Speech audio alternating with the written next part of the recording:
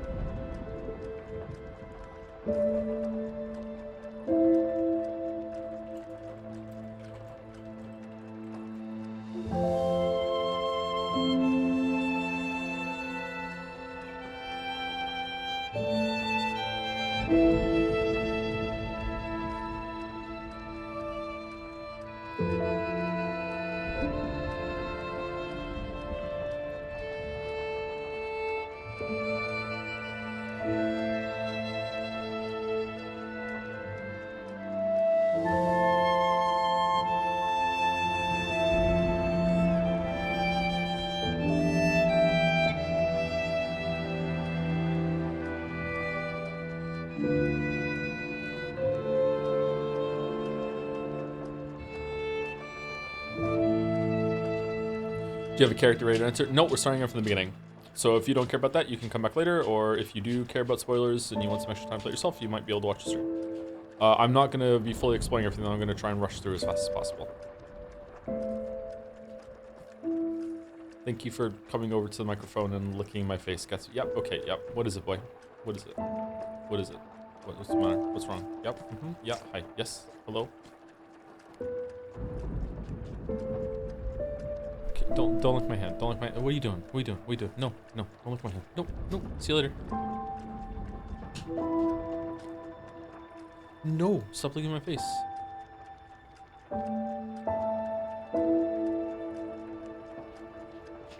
Joe has a dog. Yeah, of course I have a dog.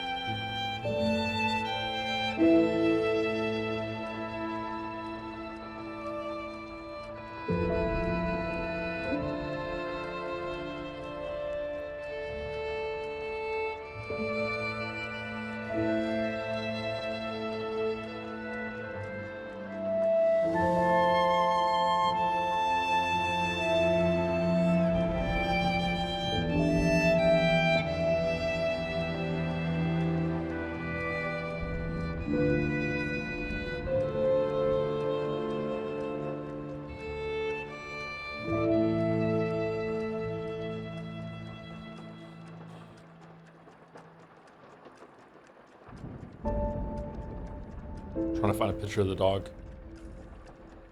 Can't find a picture of the dog.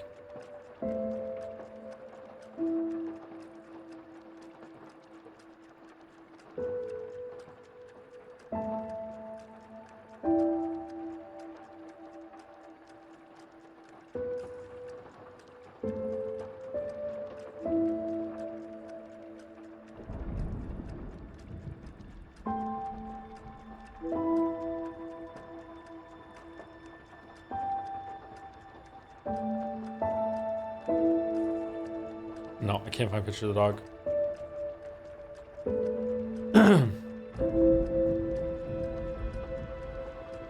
24/7. I'm sorry, Nadja. I'm sorry. Tom Sif, I won't stream Les P on Sunday, Anderson. Could it be that I live?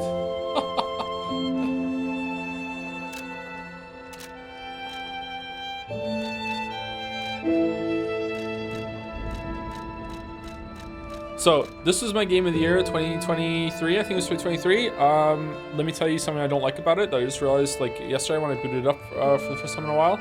I don't like that when I move the cursor up here, the line goes really far in front of the red flame thing, and it has to take a little while to catch up, and it looks kind of shit.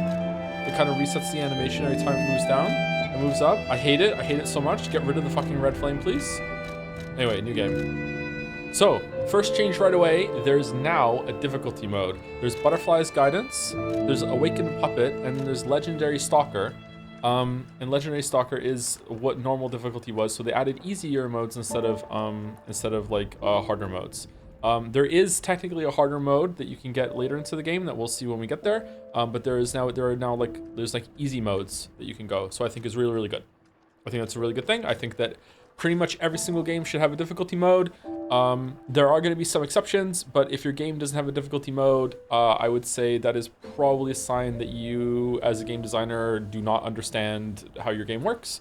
I know that may sound arrogant as fuck, but almost every single game can be tweaked in ways for different players of different skill levels. There are going to be some exceptions, but 99% of the time, every game, including Souls-likes, should have difficulty selections and modifiers, which is why Dark Souls and Elden Ring do have difficulty selection and modifiers. They already do have easier modes and harder modes. Those games already have them, so I'm not throwing shade at those games. It doesn't have to be like this. It doesn't have to be a difficulty select like this. It could just be organic difficulty that you change in those things. Like I'm not throwing shade at any of those games because they already have them. I'm talking about other hypothetical games that we're not talking about right now. Anyway, Legendary Stalker.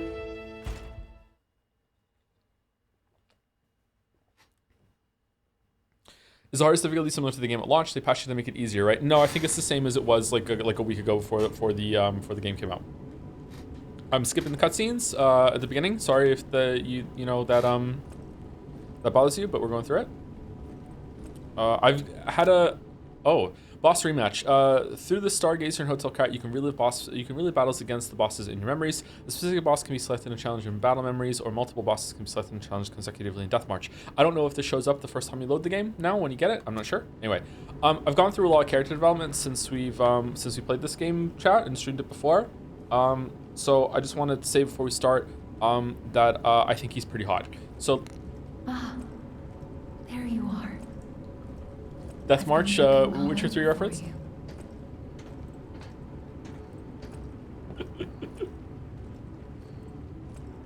I'm kidding, I'm still straight. Interact. Jiminy already start soon. I see they got Jiminy too. My name is Jiminy. Please escort him to the hotel. Use belt. Okay, so this is not me playing the first time for a while. I already played the game a little bit yesterday, and I beat all the bosses again in the boss rush mode with my level 200 and something character. I'm still gonna be pretty rusty though, so just bear with me. Rusty. But like we'll see how it goes. Why did Decision start new character? Because it's been a while since I played the game, and I just wanna see when I can access the DLC and what level I should be and that sort of thing. And it's just nice to come back to the game.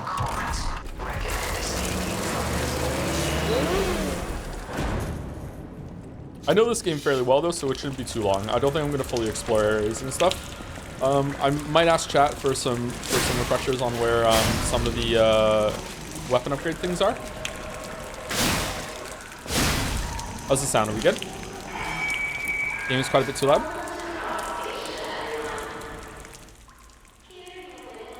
Okay, we're at negative 32 now. Let's see if that's too loud.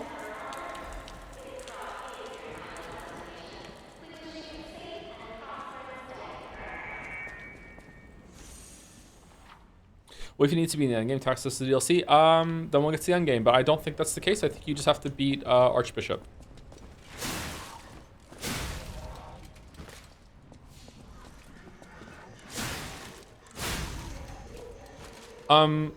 Middle of the previous volume now. Is it too quiet now? The other reason is that, can I save it? I have three characters. Two of them are in New Game Plus whatever. The one that isn't in New Game Plus, one is in New Game Plus 4. The one that is not in New Game Plus 4 is only level 80 something, and was my rush through the game as fast as possible and just do dodge only, no parries. And that character like sucks. So I guess I could just like rebuild that character with some fucking soul thing, but I don't really want to do that. Oh shit. Can't sleep. Yeah, I need to pee.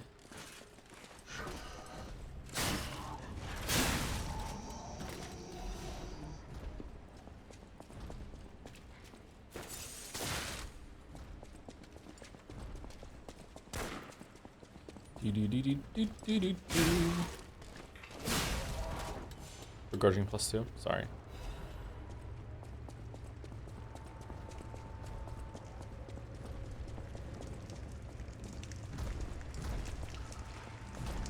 Man, I love this game.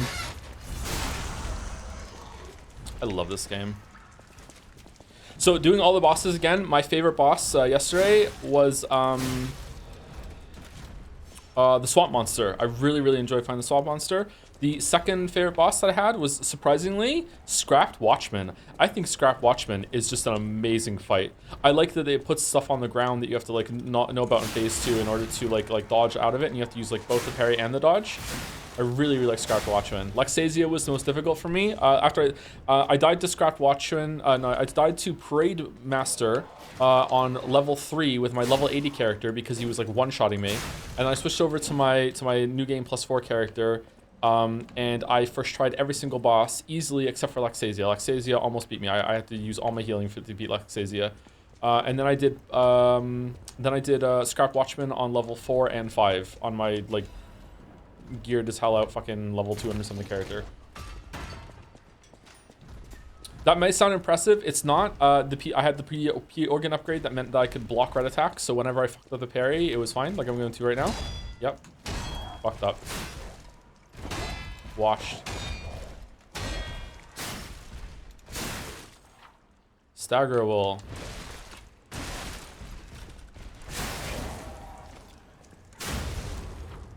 Fatal attack.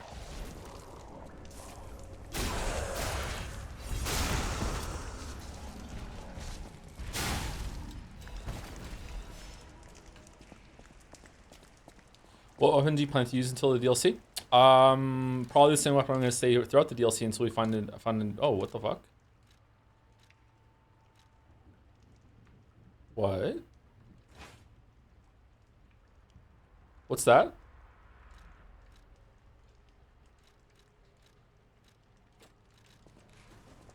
Collab weapon. Free DLC items. Okay.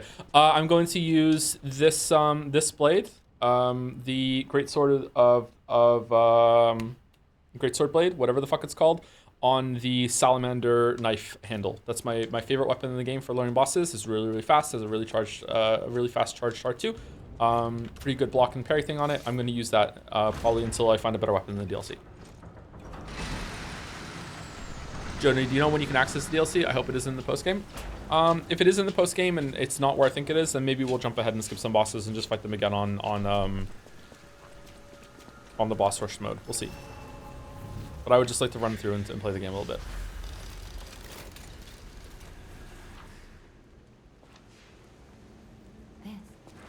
This chapter, I don't remember the chapters.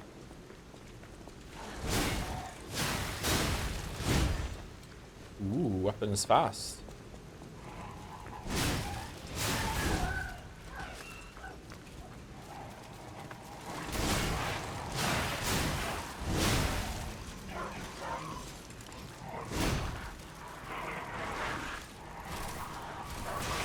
Wait, what? What's the Fable art?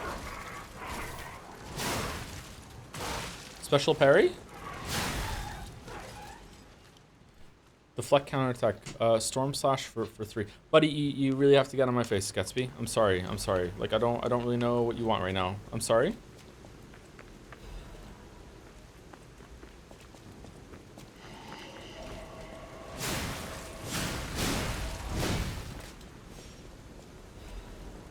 Hi, yeah, what is it? What's the matter?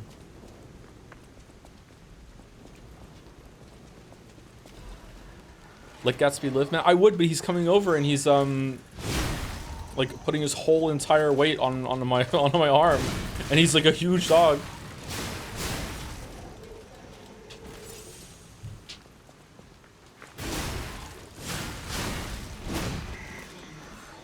Okay, I don't like this weapon.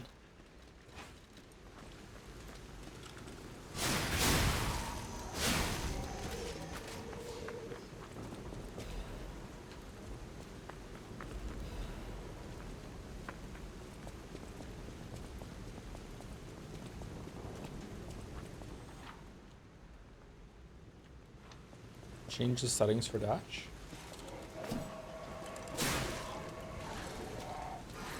Oh no. I don't remember being able to go over here. Oh, I do. Okay.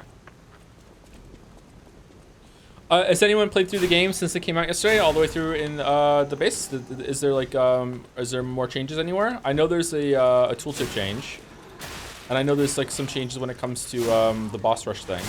Is there anything else?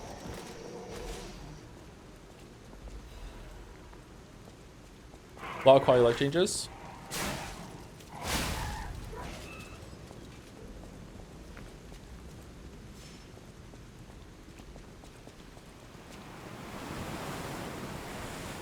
You can level up at any bonfire. You couldn't do that before? Can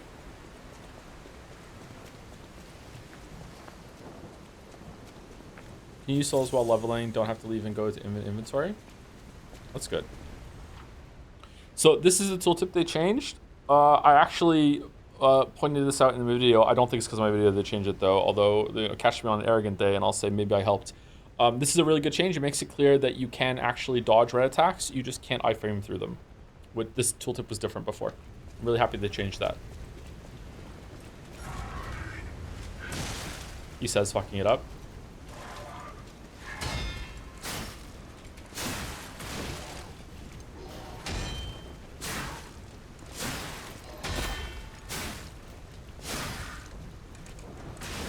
Oh no.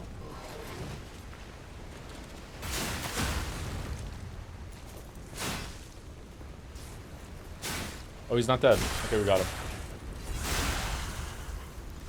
What is this gameplay? 16 minutes in Joseph Anderson Street. Yeah, should we go do Time Guesser? Mouse isn't here, so we could go do it. She's on the stream. What do we think? I'm thinking like 1900 France.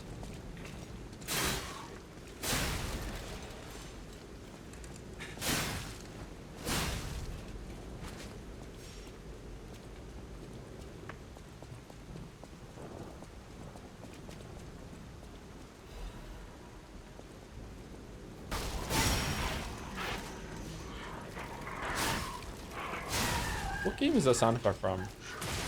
Oh man, I'm bad at parrying. Chad, I've gotten bad at parrying. Oh no.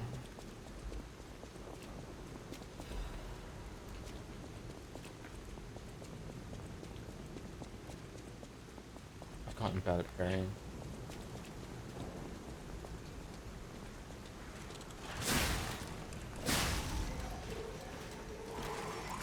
Hey, thank you, Moa, for the 10 gift subs. One for every ending of 100 line defense that we're gonna do. Thank you very much.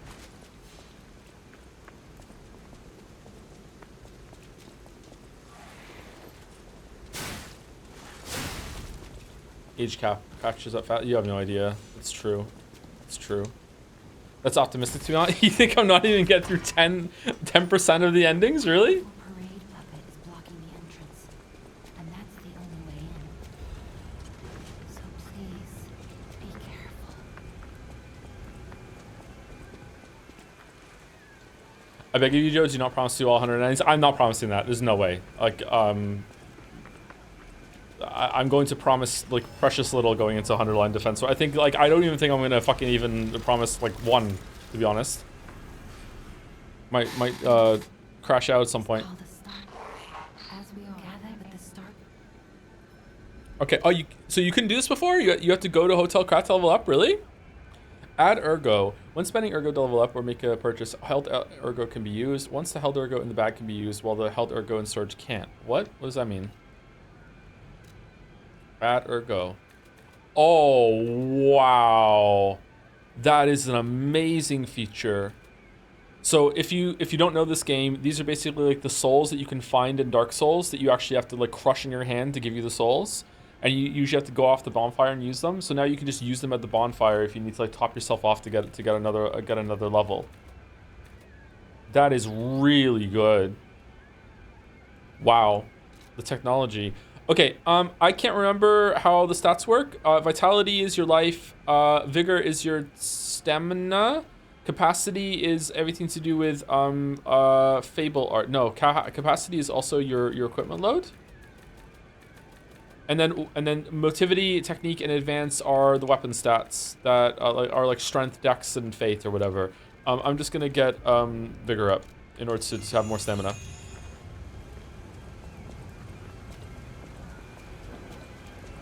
Used to be that once you reach the hotel, you need to go back to Sophia to level up before the end game. Before the end game, let you do it again. Now it just lets you do the whole game. That's good. Does it do that even if it's a brand new game?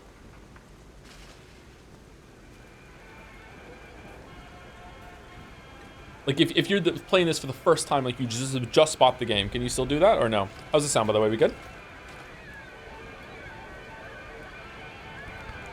Do you have any mythology we have for buying a chair for your desk? I'm a bit crazy trying to find a pretty chair. I don't. I just get to take recommendations.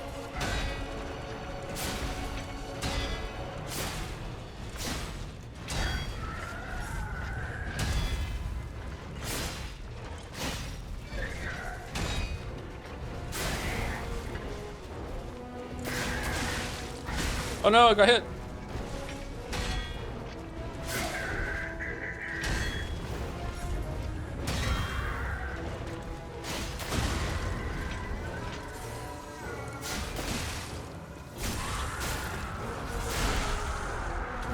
Fucking other Souls like still don't have that system, by the way, of like when you knock an enemy down to a weak point, it shows you where to stand to hit them.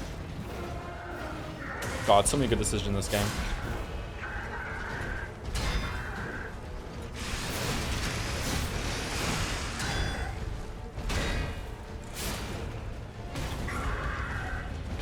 No.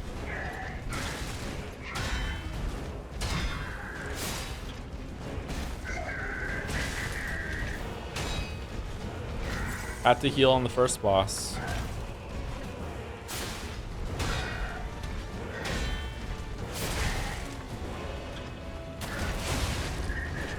See the red circle? You stand in the red circle to trigger the thing. Or near it. Really good. Really good.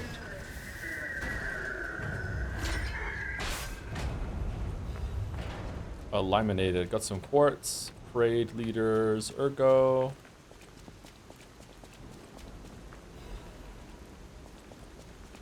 You have to make up for one shot in the final boss. That, honestly, it was a fluke. Like, it really was a fluke. When I got back there, I think I said this in the video, didn't I? Or did I? No, I didn't say like I one shot in the video. I didn't want to come across as bragging anyway.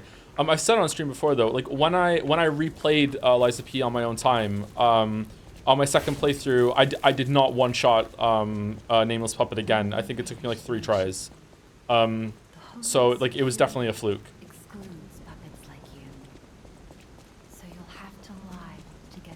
I love the way she says lie. You're a special puppet after all. You'll have to lie. Okay, there's like they like added like a weapon upgrade in this area, didn't they?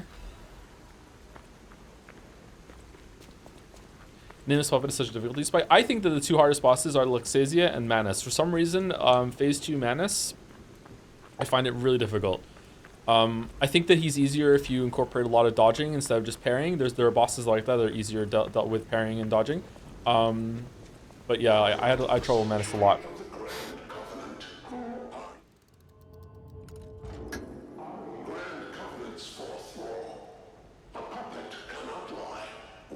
Manus is wicked hard parrying. Yeah, he has a bunch of moves. There's like this, his magic hand does this wave attack that's really hard to parry. You have to, like, it's easier to dodge through it. Yeah.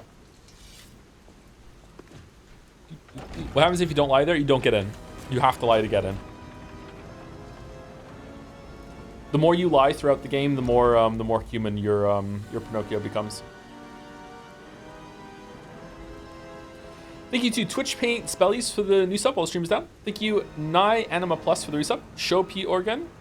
Oh, you have to pay for that. Sorry, you have to pay for that on a different website. Thank you, Axel87 for the bits. No Sleep Gang. Thank you, Snizel92 for the resub with Great Puppet. Great Puppet. Got no strings. Thank you, Kismeti for the resub. Whoa, peak hours for Japan viewers. Excited to catch a stream live with a peak game too. Thank you very much, Kismeti. Thank you, None to Spare for the resub. Stuck in VODland. Hope you're doing well. Your streams may make my life better when things look grim. With a hug. Oh, thank you, None to Spare. Hopefully things get better for you. Thank you, Enticing Ethan for the resub. Resident Evil vibes. A Saturday stream I can actually see live. That's a miracle, huh? a certain miracle. Thank you, P Master Polito, for the bits. I beat Liza P on console, but now I need to beat it on PC for the DLC. So I'll just sleep. Enjoy. I will enjoy. Thank you very much for the message, though. Hope you enjoy it when the DLC when you get to it. Thank you, Nosamil? No 7amil? I'm not sure. I never say this name right. Thank you very much for the resub. Hi, Joe. Long time without watching you live because of master's degrees. Hope you're doing well. Hope you're doing well, too. Good luck with your master's degree. There's a bunch of people that have been gone for a while, actually, because we've been streaming nothing but Baldur's Gate 3 and Umineko for too long. Oh, no. The Buppets are rebelling. Thank you, user name Dilemma, for the resub. With the dancing drums. Incomplete 3 for the resub. Finally, stream I can watch. See, there we go. DJ Squig, and Tanker Smash for the resubs with Hyper Joe, and always happy to see a gameplay game. Thanks for being a great content creator. Thank you very much for watching. Thank you very much. Thank you, Moa, again for the 10 gift subs, and Edicus for the 5 gift subs right now as well. Thank you very much, Edicus. And thank you, Lemonade Standing, for the resub also. 24 months, 25 months. Liza Peak or Peak Lies? Liza Peak. It's Liza Peak. Everyone calls it Liza Peak. Have you played AI Limit? Never heard of AI Limit, sorry. Thank you, Altion, for the resub also. Hey Joe, I forgot I have recurring subs, so you basically took my lunch money. Half joking because my country's economics suck. Love the content. Oh, I'm sorry. Is Twitch like regional pricing bad in some places? I'm sorry to hear that. Thank you for the resub of the message right now though, despite you figuring it out. The music rights in this game are so good. Close your eyes. Blue hair, woke. I'm so happy to see you. Too woke. Too woke to sleep. I am Sophia. I've been waiting for you. You must. He was last seen. Please find. In my hotel suit. Look at Jenny. I'm wait. Be careful. Okay, I'm gonna like watch the boss intros. I'm gonna skip everything else for the sake of getting through it. All right, boss rematch. Okay, so I don't know right now if I could fight a boss that I'm not ready to fight. Battle memories, you can relive battles against bosses you have defeated. Bosses and battle memories each have their own unique stats. Defeating a boss will allow you to fight against the same boss at higher difficulty. The most difficulty is fixed at Legendary Stalker. For some reason I can go up to 5 on this one. Do I have the badge because I did it on another character?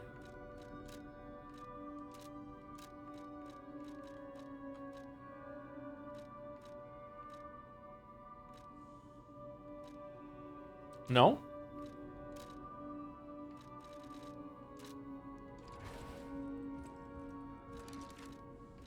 How much did you progress on Blueprints, or you dropped it? I played it for a couple days after I stopped streaming, and then I dropped it because it was getting too difficult for me.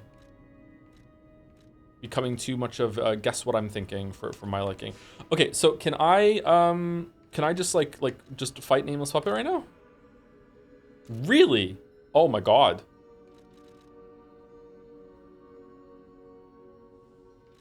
No way. What is she like on level 1?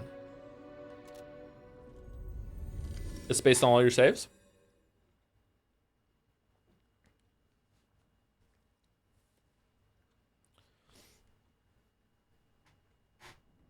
Does it do any balancing around what level you are? Okay, so this is the boss rush or the boss selection mode. A real cool thing is that it gives you a little stargazer that you can go over, and you can like change your legion arm and stuff. I don't know if it, yeah, I'm not gonna have all of it because I haven't unlocked it yet because it's a new save, but you can like do some level up, change your shit over here instead of having to go back to Hotel Krat. And then after you beat the boss, a stargazer will actually spawn next to the boss, and it will let you pick another boss instead of sending you back to the hub, which is really cool. I'm probably going to die because I'm level 3. Like, I don't know what level I am. Level 5, let's see.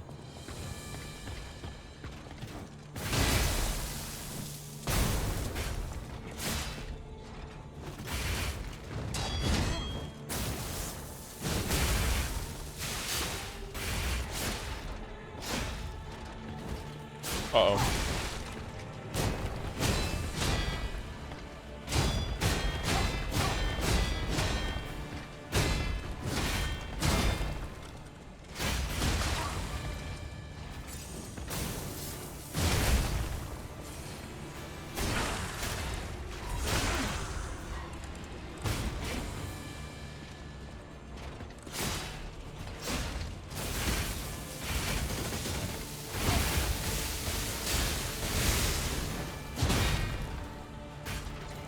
shit.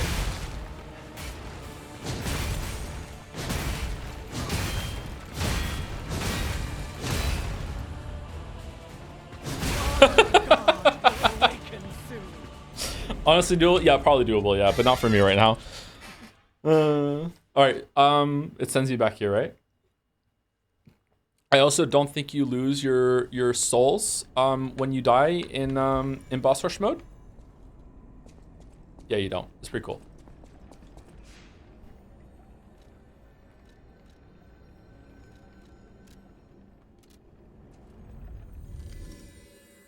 Late night gameplay heavy streams have good, really good vibes, by the way. Midnight Nine Souls streams bang. Don't know how sustainable they are for you though. Yeah, it's fun to just show up and just play a game instead of like doing story and fielding a lot of questions and stuff and just like talking to chat like just now and then between like hitting it hard.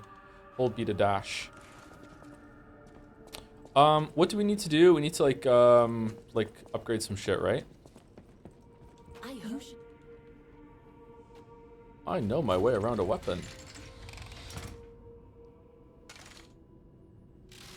The best Legion arm. I wonder if the DLC adds any more Legion arms. It's gonna add weapons for sure, right? Oh, okay. So let's talk expectations. I think this was about $40 Canadian. I don't know if it's USD 30 USD. So I don't know how long. I don't want to know how long it is. I don't want to know how many bosses there are. I don't want to know about the content. But I would be really happy if, like, really happy if the DLC had 5 really good bosses. If it has 5 bosses and like maybe 5 areas to go with each of the bosses, I'd be pretty happy with that. If it has way more than that, awesome, great value. If it has less than that, but it still has like 3 really good bosses and like 2 kind of whatever bosses, I'm like, okay, you know, it's still really good. But that's my expectations going in, depending on like from what the price is and everything like that. Oh, I forgot to introduce. I know my way. I know my way around a weapon. Okay, I'm going to upgrade this sword because I'm going to put this on a different handle when we get after past Scrapped Watchmen. Estes Variandel, 1 good boss DLC. Yeah, that was a real shame, huh? Yeah. That was my first interaction with the From Slop Defense Force that will just slurp any slop up, you know, because apparently that was A-okay. There was nothing wrong with that, and I was really a bad person for thinking that was low value. Man, oh man.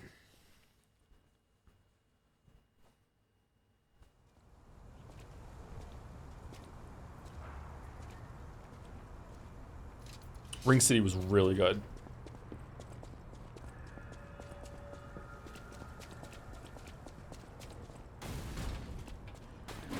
Hey, let's be more careful. It's the bunnies. The Black Rabbit Brotherhood. I hate these guys. Me too. Worst boss. Don't be alarmed. My name is Gemini. We'll talk later, where we're safe. Nihi? Have you listened to any of the original versions of the records? They're from a rhythm game they published called DJ Max and his Crazy Head. I have not. No, I did hear that though. I heard they were from a rhythm game. I think someone said that when we streamed it last time. I was so disappointed when I played Ashes at launch that I looked up and missed the entire area. Yeah. It was a regular rich people row. You wanted fancy boutiques and shops. No place better. This is a new save. But that was long ago. Before the puppet frenzy.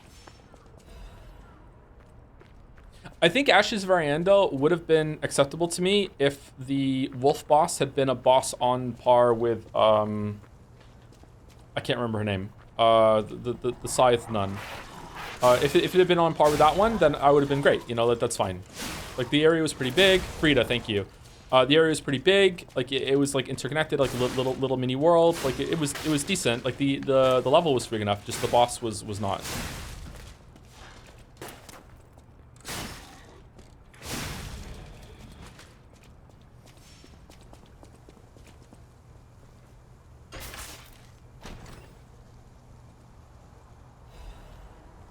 Oh shit, there's so many gift subs today. Thank you, Kenix Kill for the resub. This is my 9th month Insomnium. Ooh, Morbing. I wonder if the new Somnium game is going to be decent. I wonder, like, it feels like it's more of like a spin-off thing. I wonder how that's going to be. Maybe it's going to be better. Who knows? Thank you, Haydener, for gifting out 10 gift subs. Thank you very much, Haydener. Thank you, Jacob says hi for the resub. Oh, I'm going to die. Thank you, Jacob says hi for the resub. Thank you, Lirugetta, or Irugetta. Not sure if it's a capital I or an L. Thank you very much for the 10 gift subs as well. Holy fuck. Thank you, Nadja, for the resub too, and sorry for the extra work, Nadja. Just came here to celebrate 69 subs, 60 nice subs. Back to the edit mines. 69. Nice. Thank you, Nadja. And thank you, Ipsen13 for the resub also. Finally a stream I can watch because I'm catching up to Umi VODs. Been loving the streams all year. Hope things are well. Heart you chat. Oh, the chat support message. Thank you very much, Ipsen13. Thank you again for the gift subs, everyone. Holy fuck.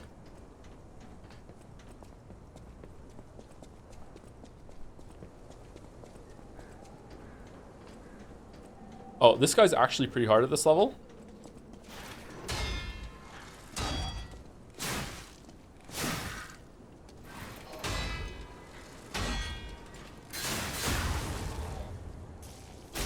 Not doing much damage to him.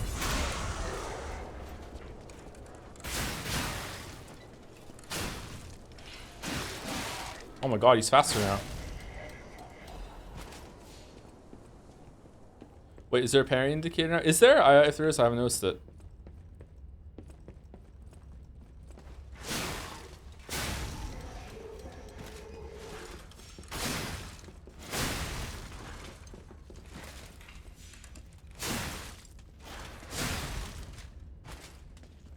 You seen that The Expanse is getting a Mass Effect style game? It looks pretty good. Oh, is it? Oh shit. Shit. I always do this every playthrough. I don't know. Chat has shamed me into thinking that Expanse isn't very good, and I'm worried that now it's like I'm wrong to like it. I don't know. I'm pretty secure in my book opinions and my game opinions. Apparently, I'm not really secure in my TV opinions. Ignore what Marek said. It's not Marek. It's a lot of them. It's Balder. It's Marek. Is it Jelly? There's a bunch of people that don't like The Expanse. The Expanse goes crazy. Yeah, I really liked it too. Like, there were times when I was watching The Expanse, I was like, this might be my new favorite show. Like, oh my god, I like season. Is it season 2 or season 3 combined? Like, I was like, oh my god, it's so good. I agree that this has some flaws and a lot of stuff to do with the detective guy in season 1 is kind of cringe. But like man, oh man, I really like that show. Did you watch Severance show? Despite being white, no, I have not seen Severance, sorry. I keep meaning to get to it, but, you know, I just don't really want to get another service. I just don't know, Sorry, that's a joke that I saw somewhere, I can't remember where.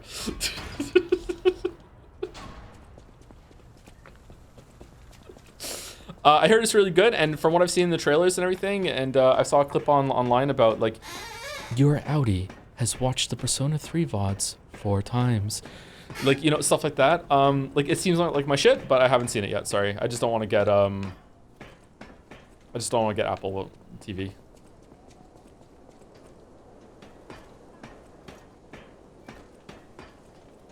Usha. Your Audi understands the story of Signalis. Really?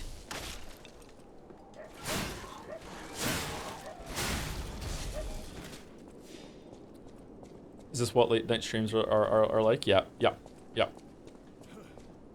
Just pirate it, Joe? I don't like pirating.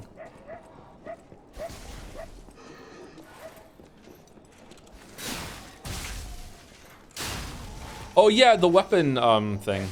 Shit.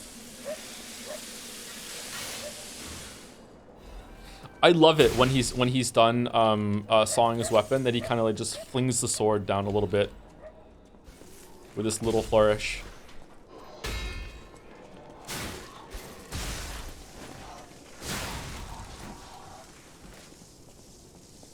Oh yeah, this part is actually pretty difficult because it's a long like gauntlet of enemies, and you might run out of healing.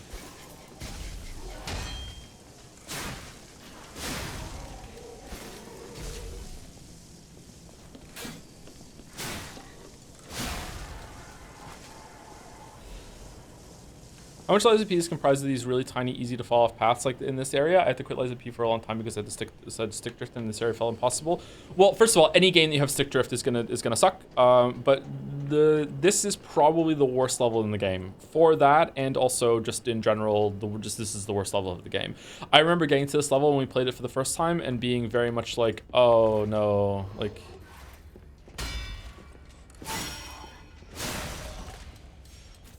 There is a couple areas later on. Oh, there's the tower. Yeah, Chad's saying the clock tower. There's like a Sen's Fortress later on that's kind of like this a little bit. Have you thought about playing Kazan? Yeah. I don't know when, but like, yeah, any other game that's like this, I would like to play. I liked when Holden was like, it's expanding time and expand all over whoever was the villain expands. Haven't watched it. There is no villain. It's Witcher pilled. There is no bad guy. Just the lesser good guy.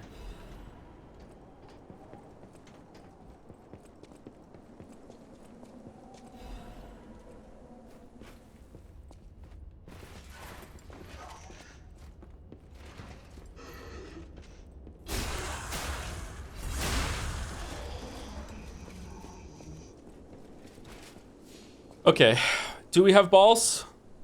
Do we run past and get the Stargazer, or do we fight him?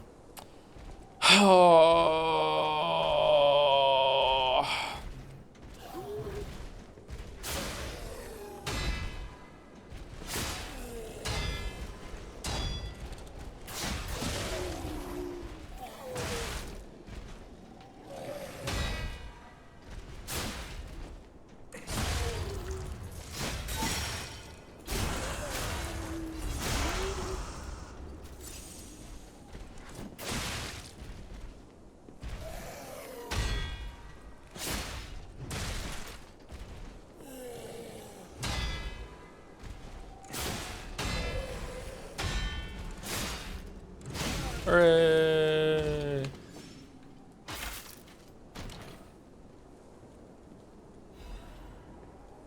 Just unlock the DLC. Have fun in the nerdy and cringe base game, nerd. Aw, I'm a nerd twice. Is it good? I don't want to know. Is it good? I don't want to know. Don't tell me. Is it good though? Is it good? Is Gus gonna go bosses? Don't tell me. Don't tell me. Don't tell me. But is it? Like really? No? Yeah? No? Good? Mario? Okay. I can't remember what my weapon scales with, so we're just gonna keep putting points into vigor and vitality until we get the weapon or get to 20 of each of them, and then we'll like make a decision. Why, hello. Don't worry.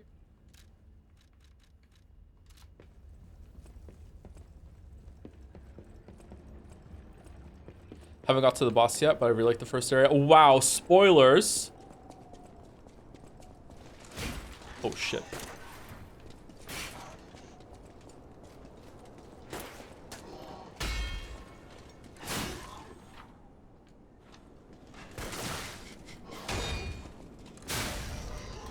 Streamer thought he was being slick by doing a dodge there, and he just dodged into damage. Is this the harder difficulty of the base game? There is no harder difficulty of the base game. This is the hardest difficulty of the base game, but the hardest difficulty of the base game is still just like what normal difficulty was when the game first came out. They didn't add hard modes, they added easy modes. I'm gonna get hit by electric thing. No, we're good. All right, yeah, that's my understanding of it. Yeah. It says that the hardest difficulty mode that they have is like it said this is the way the game was intended to play or whatever. Like I don't know. That's what I'm taking it to mean. I think it's a really good thing.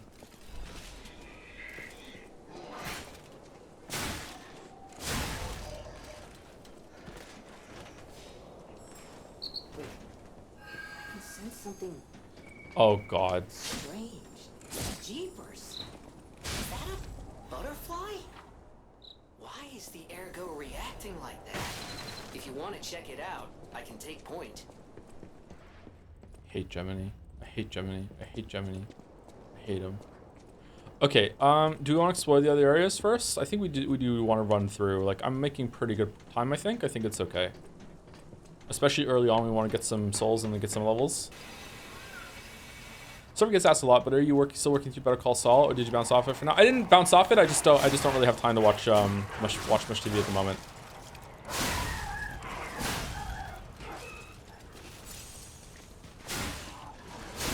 I would like to get back to it. My biggest time for watching TV was when I was having food, and now I'm just eating a little bit faster, and I just watch some YouTube videos, like usually some of the workout stuff. Like Renaissance Periodization or whatever. Oh shit, I'm dead. I'm not dead?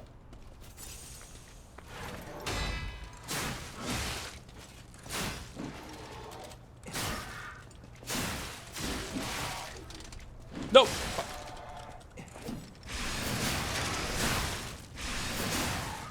Wait, what the fuck? No! Why did he get knocked down? Did I have to do like the number 2 of the Fable to kill him?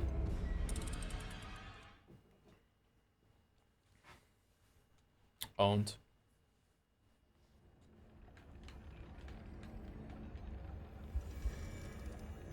It's the 3rd attack this stagger. Is it really? I thought it was the 2nd attack. Fuck.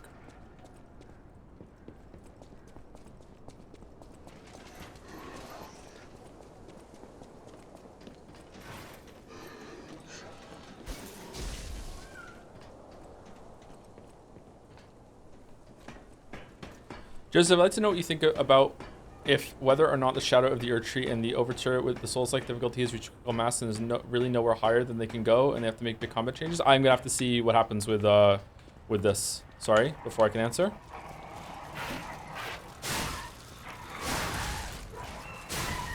I thought, in terms of FromSoft, I thought we were already there with Elden Ring, and then Shadow of the Erdtree proved me wrong. So, I don't know.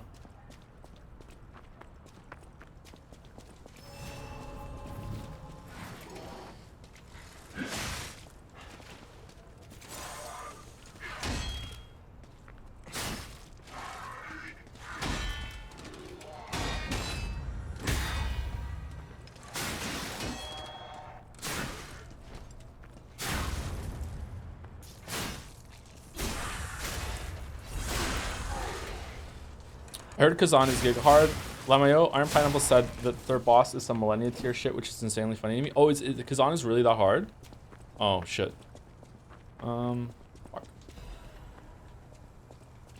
Where does Nine Souls rank in terms of like the meta of difficulty at the moment in video games? Because I found Nine Souls to be really challenging. So I wonder if I'm just getting like kind of slow in my old age. Liza P was pretty hard at launch too, wasn't it?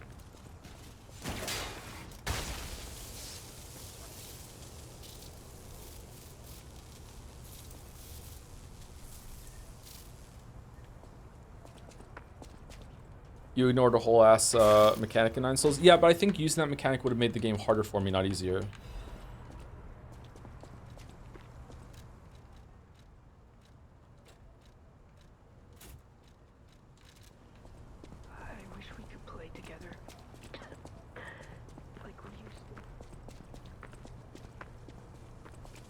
Yeah, on launch like 4 bosses had higher health.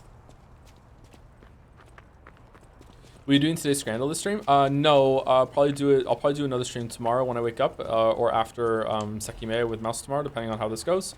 And then I will do Scandal then, probably. I do like doing Scandal. I think I'm done with Time Guesser though, chat. I think it's taking up a little bit too much time at the beginning of streams. I am gonna keep doing Time Guesser on my own time, I guess, but I think that it's run its course on stream.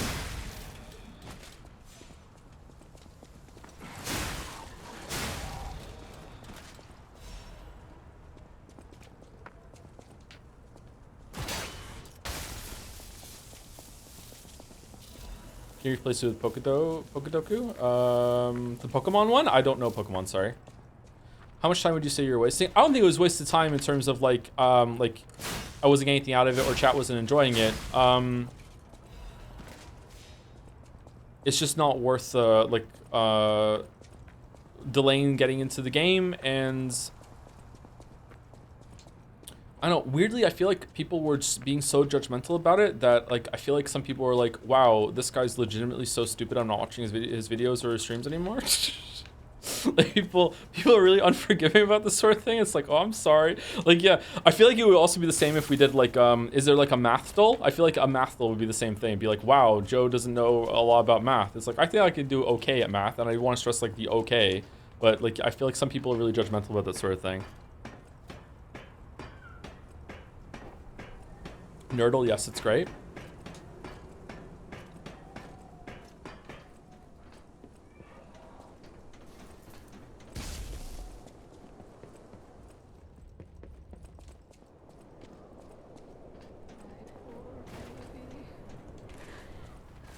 Oh, fuck. Okay, well, wish me luck.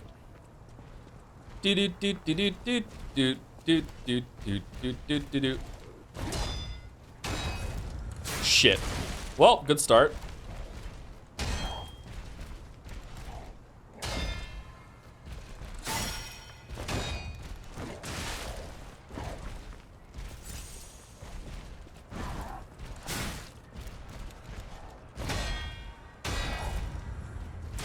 shit.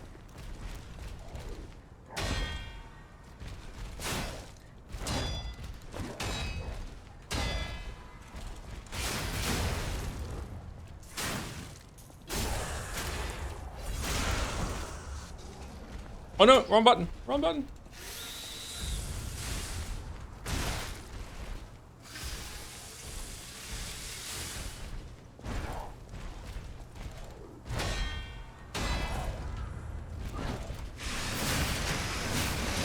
No.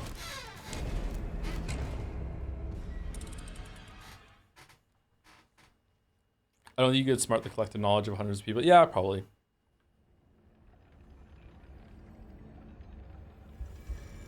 Well, not probably, absolutely. It's not that I can't outsmart them. It's that people are weirdly like, how could you possibly not know that? Like it's strange. People are really judgmental about things that other people don't know.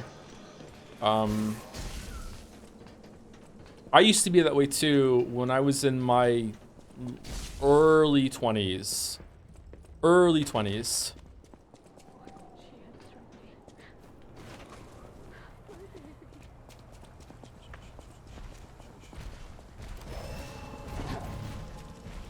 So when you were a child, yeah. Are you 40? Yeah, I'm 40 this year.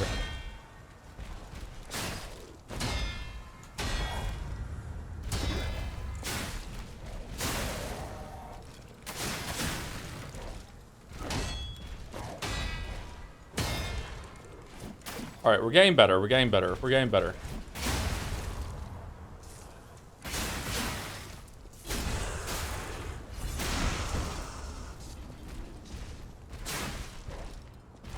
Can we call you Unk? Yeah, if you want to. Yeah, you can call me Unk. I prefer Unk to Daddy.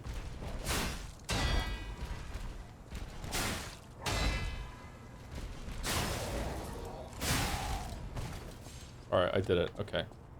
Just nervous I had no healing, I guess. Will there be an Xbox Game Fest watch along? If I am awake for it, yeah, we'll do it.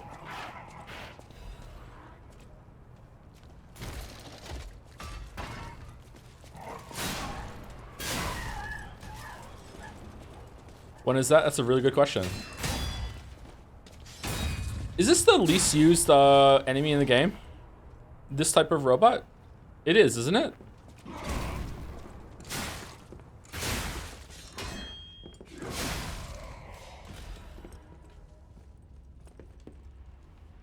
They're at the museum? Oh shit, I just punched the microphone. I'm sorry. Lift the lever, P.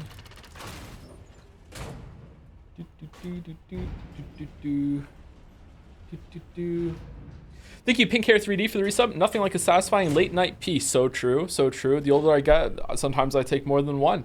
Thank you to Laughing Squidly. That was too much information. I'm sorry. Thank you to Laughing Squidly for the resub. Thank you for the streams, Mr. Streamer. I don't have a game related question, so instead, what is your favorite cheese? It's a simple take, like it's a basic take. Normie take. I just like a marble. I like a marble, which is like a mozzarella and cheddar mix. I just like the I just like them. That's my favorite kind of cheese. Sorry, I use it for most of the things that require cheese. I use a marble cheese.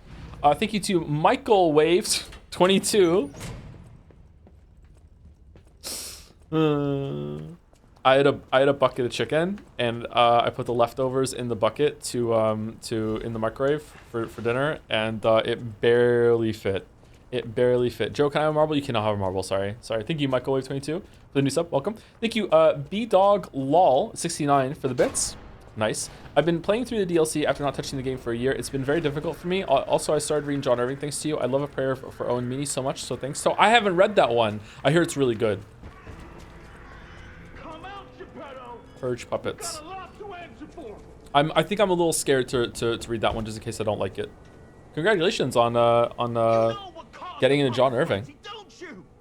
You're their maker, practically their father. You and the Alchemist. What's your... Wait, you can't sneak past me. Die! Think you can take me?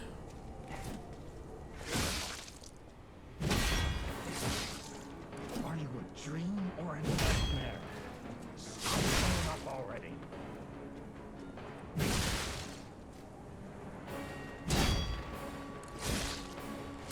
Oh shit.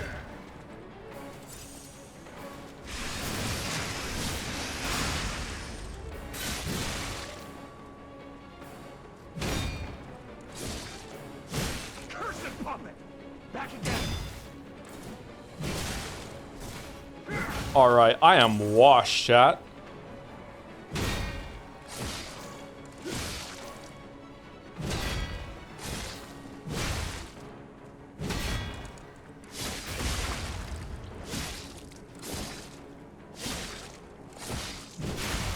Oh, I thought he was gonna do the critical. Shit.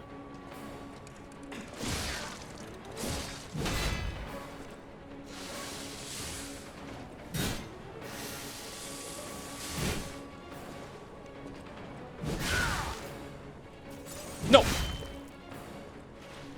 you a dream or a nightmare? Stop showing up already.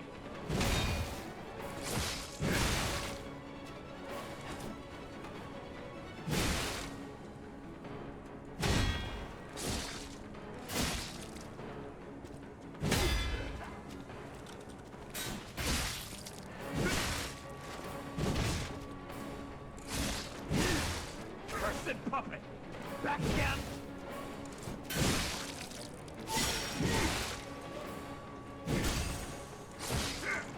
I don't remember this guy being so hard. Oh, you can backstab it. I demanded the truth. Now I feel bad. It's a dream come true. Seeing you, I understand.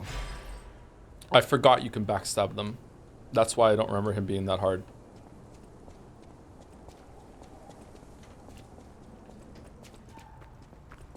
Hi, Dad. It's Unk. It's you're talking to Geppetto. Oh, my bad. Sorry. Parlez-vous français? I just ate. Thanks. Thank you though for the offer. Thank you again, BDogBall69 for the bits. Yeah, I'm a little afraid that I'm gonna get fucked up by the DLC. That's why we're kind of playing through the game again, so I can warm up a bit. Thank you, Tran Maestro, for the resub. Hey Joe, excited to see you play through the Eliza P DLC. In my opinion, these rare late night streams where you play whatever you feel like are some of the most enjoyable ones. They're definitely really enjoyable for me on my end, so thank you for that. They don't seem like they go down a treat with most of the audience, but for those that do, like them quite a bit, so that's good. Okay, I'm not going to assemble any weapons. I might go back and get upgrade my weapon though. Thank you, Tran Maestro, and thank you, Zorgox, for the bits. Hi, Joe. Funny message or something. Love the VODs. Sad that they can only mostly be background noise because too busy to actually watch. But ayo, looking forward to more Sekimea, especially. Oh, Sekimea Sundays go hard. I am also looking forward to more Sekimea, which is a crazy thought because I was not really enjoying the VN that much at the beginning. Oh shit, we're fucked.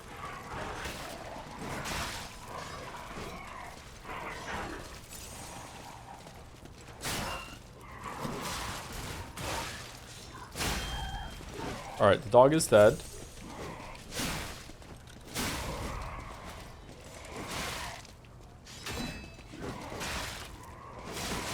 Oh, fuck.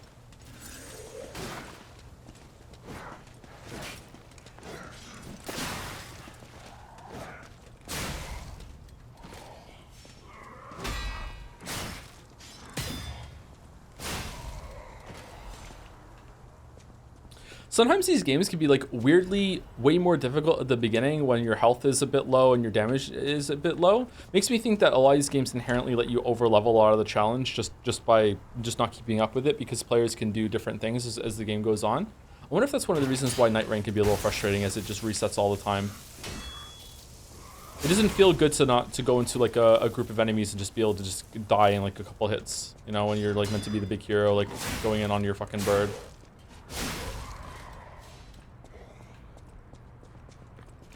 Elden Ring is the same. It gets easier the more you get your build settled. Yeah.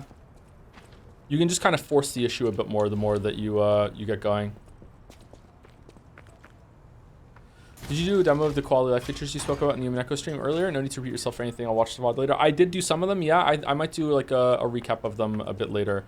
There was a couple I didn't even know that you can now level up at bonfires, and also you can use your ergo, like the souls that you don't lose on when you die, that you have to like crush in your hand. You can now use them at bonfires in the same menu without having to leave the bonfire UI, which is really cool.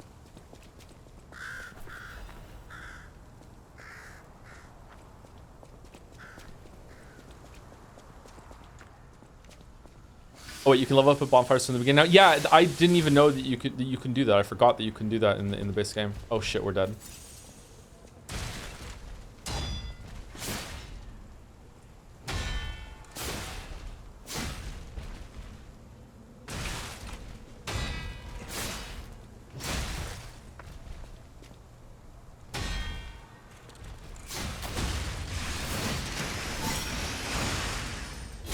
The greed paid off. Whoa. Have you been playing Night Rain? A little bit, not a lot. I've only killed one Night Lord. I fought a second one. I've only been playing it solo. I think I've done maybe 12 expeditions total, not sure. I think it's a really cool idea. It's really interesting. It was way too much money for what you got. If I was playing it with co-op, maybe I would say differently. So like I'm not thinking that my opinion is like really important or really like well-founded or anything like that. I'm playing it by myself.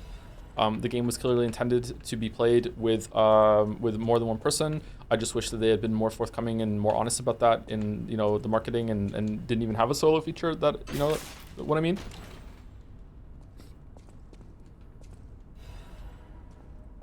Puppet Destroyer's amulet. Oh yeah, the amulets.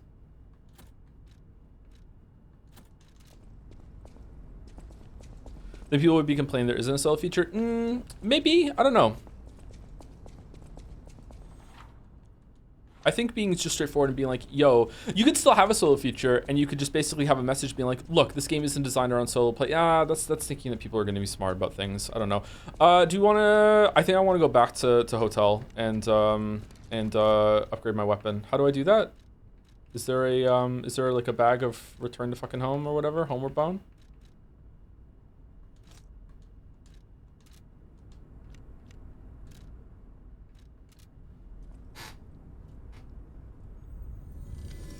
Xbox conference is at 10 what? 10 PT 1 ET. 1 Eastern time, 10 AM Pacific time, so it's 2 PM my time. All right. Well, that's going to be a hard one. Speaking of quality of life stuff, I still can't believe the From Stuff still thinks it's a good idea to have you pick up your wallet where you died in the boss room when literally every other Souls, like since Neo 1 just puts your wallet outside the door or in front of the door, or it's auto picked up upon entering. Yeah.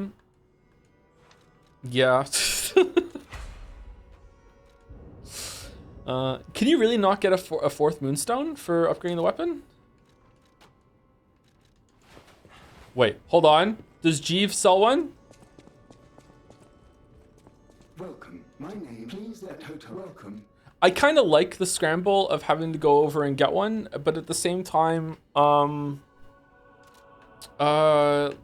it is kind of annoying that you have to start the fight off with like this mad dash to get your souls back, and if you mess up on the way there, that you might just lose all that stuff.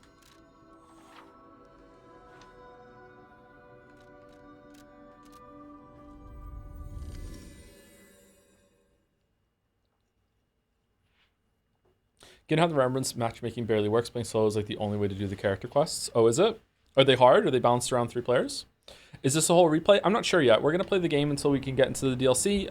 If it's really later on, after I like do some warm up, I might switch to a different character. I don't know if I have a good character for this, but I'm enjoying rushing through the game right now, and we'll see how it goes.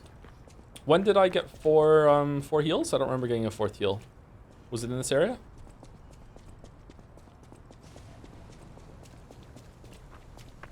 Geppetto gives you one? Oh, does he? Okay.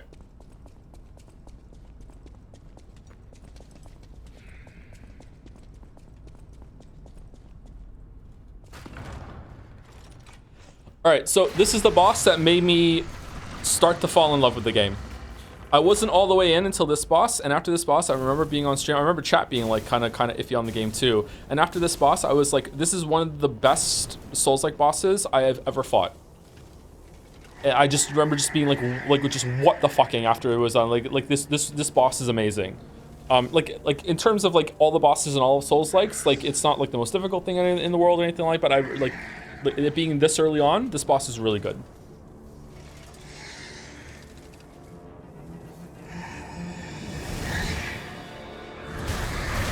It's Wizapon.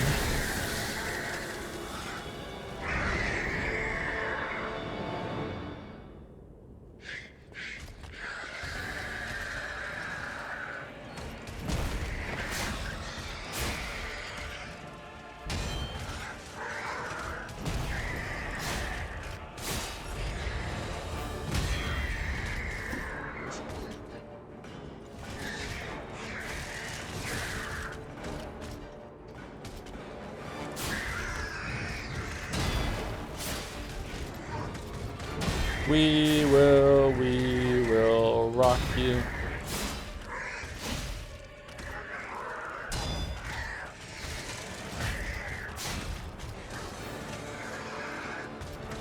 No, I fucked it up. No.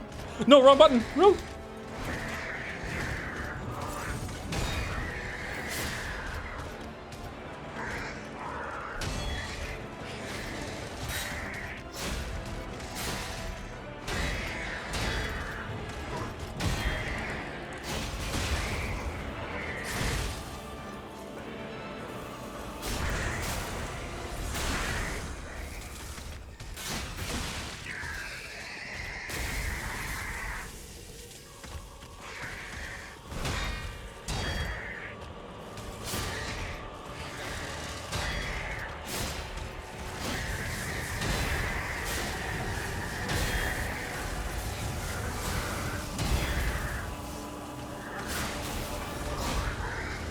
Shit.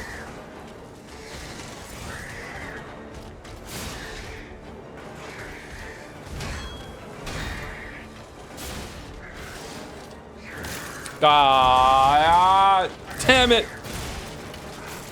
I hate grab attacks. I hate grab attacks so much.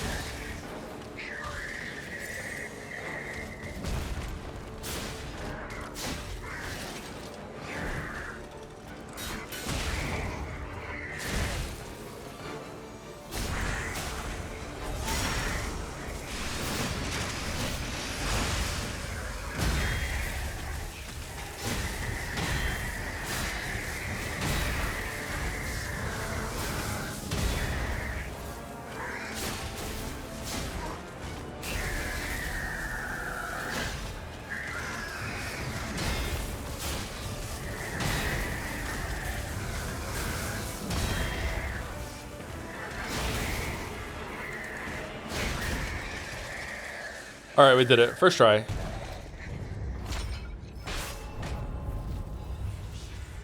Overcharged storage battery, broken heroes, ergo, core, quartz. Okay, so just in full disclosure, like I fought this boss a bunch yesterday on different modes and everything like that. So like this is not like me coming back to the game like fresh and one-shotting this boss, okay? Yeah, this boss is kind of easy. It feels like I think this boss is actually pretty hard. Like I was struggling there at this level, man.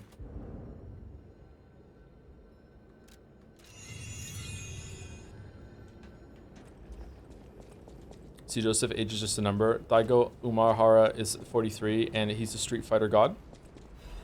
Is that a character from the game?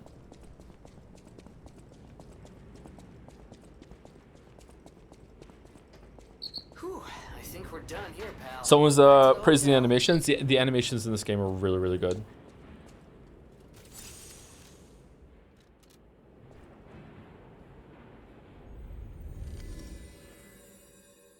The way they like weave together and like the combos will always feel like really fair and smooth, and the fact that like he has these windups that add like this little lightning thing that goes on the ground. You have to dodge away. You have to incorporate like both the parry and the dodge this early on in the game.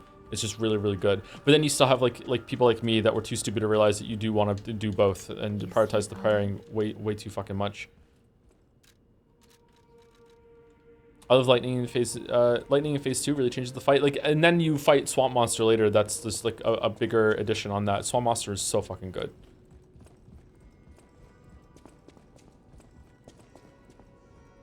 You can parry lightning. Can you really parry the lightning? I didn't know you could parry the lightning. Always, my friend. All right, time to play with our P organ. P organs are the source of your powers. Remember, be. Okay, what do we want? Fable slots, stagger window, link dodge. I think we want this one. Increase stagger duration, enhanced charge stagger attack. Enhanced fatal attack, And I think we want that one for sure. And then can we put another one in? We can't. Do we need another quartz for that or what? I can't remember. How do we get these? You can only put one of each type in? Something like that? Yeah, one of each type. Okay. Survival type, guard, enhanced guard, regain recovery, low damage. Some of these are really good, aren't they? Perfect guard, fable, charge enhance, weaponry ability, recovery speed, increases ergo upon eliminating enemy. That might be pretty good in order to get our level up as fast as we can. And that's the quartz. Oh, could I have gotten another one over here instead of spending my quartz there? Whoops. You can get from City Hall to the factory with the key. Can you give me ideas for a writing prompt I have? Probably not. You can give it to me and I can see if I see it and I can riff off the cuff like while I'm playing the game. Sure, I can try, but I can't promise anything, sorry. I've never been into this game. How does it incorporate the Pinocchio theme? It's based on the book, not the movie. I haven't read the book, so I can't tell you. Have I read the book? I haven't read the book, so I can't tell you about it. Apparently, it's actually quite a thoughtful link to the book. It's not just window dressing.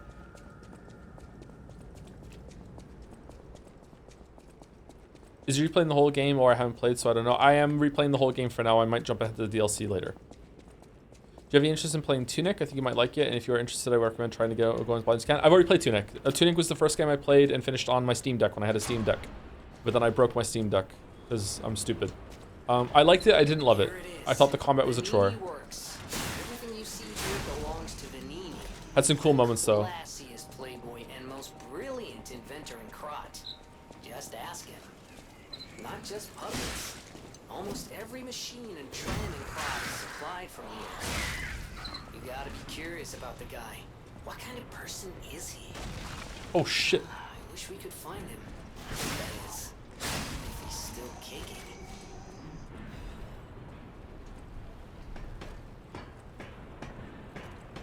Loyalty in the face of betrayal, or betrayal in the face of loyalty? Loyalty in the face of betrayal.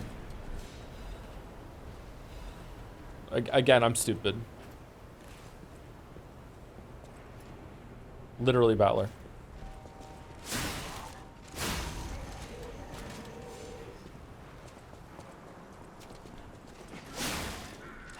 Did you expect the Switch 2 to be less or more powerful than the Steam Deck? I expect it to be less powerful. Is it? Or is it more powerful?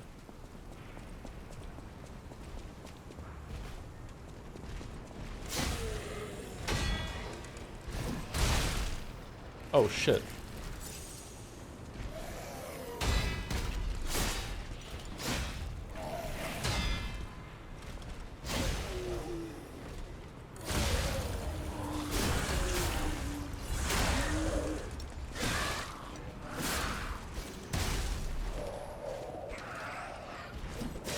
Whoops.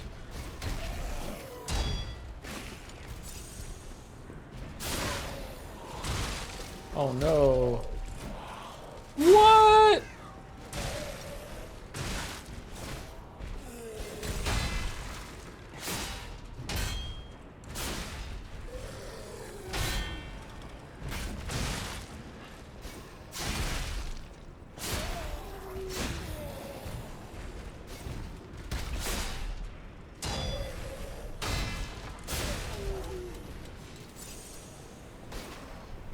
Do you prefer this game's guard regain or Bloodborne's rally? Oh man.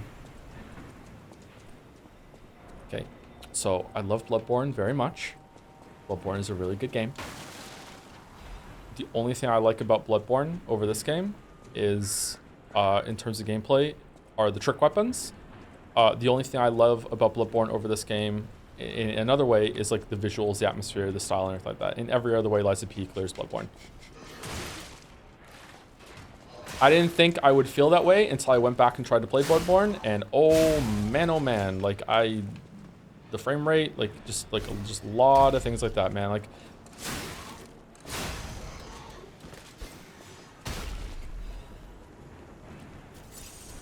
even level design. I would say level design is probably around even.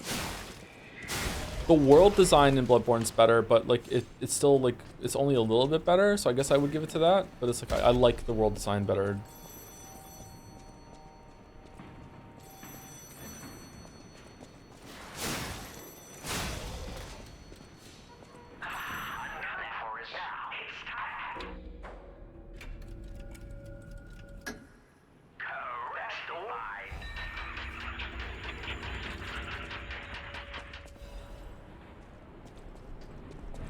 feel like in Bloodborne that light breeze kills you. Does it? I don't know. I think Bloodborne is starting to show its age, or was when I played it again like a couple years back.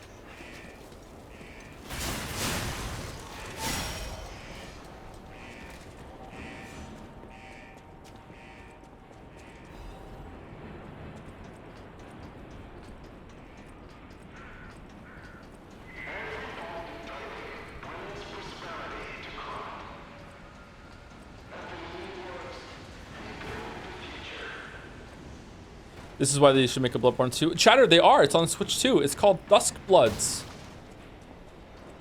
It's a battle royale with your favorite FromSoft Bloodborne characters like T-Rex Raptor Man and Blood Person and kind of a vampire.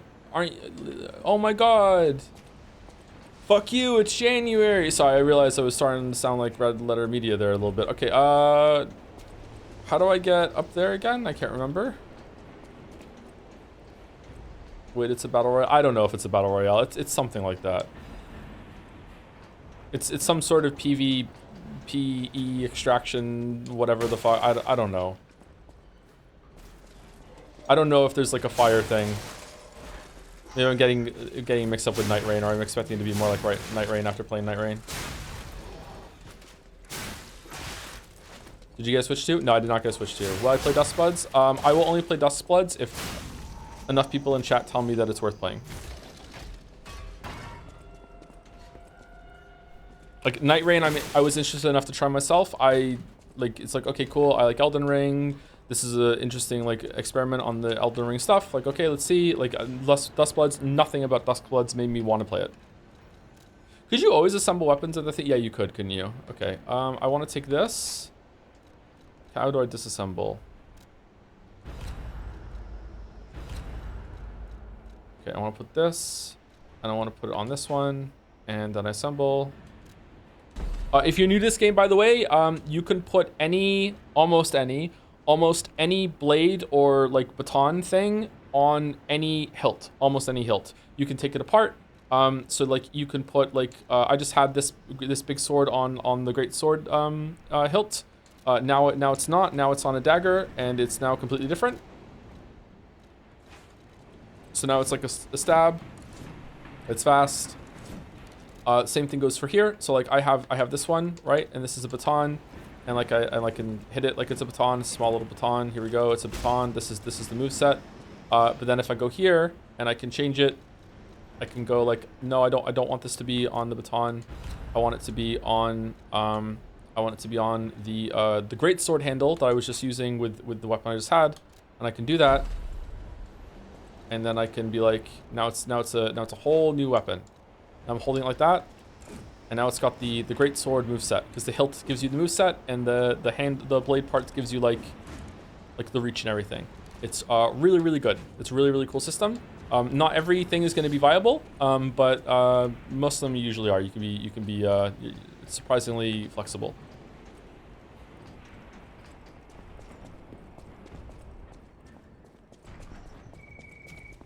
This place gives me the creeps.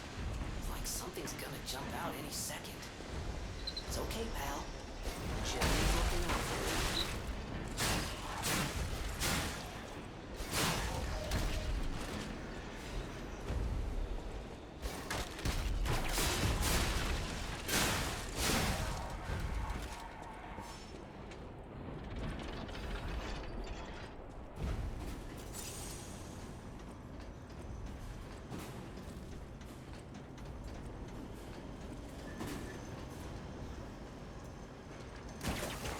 Aww.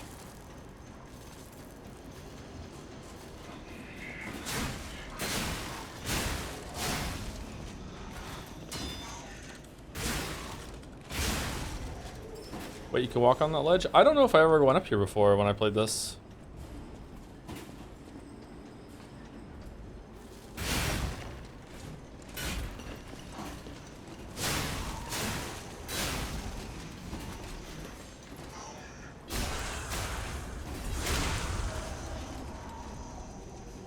I just made a part of the DLC where things happening. The knowers in chat will know. Wow, spoiling that things happen in the DLC? What are we doing?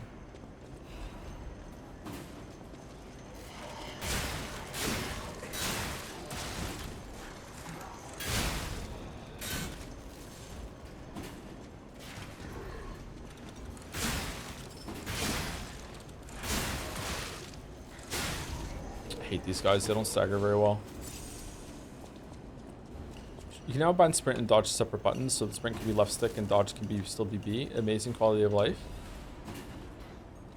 What? How can you do that? How? How can you do that? Tell me how to do that right now.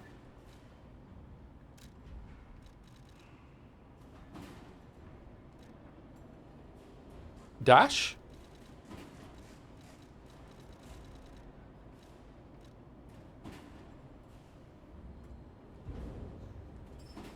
Unable to set. Unable to set.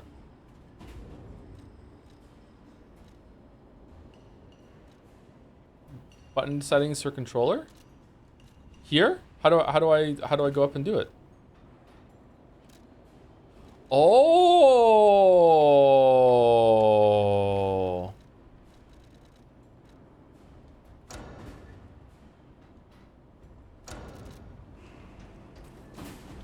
I didn't lock it in. I didn't lock it in. I didn't lock it in.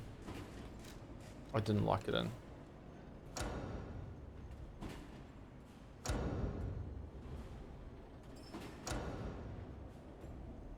Okay, is it locked in now?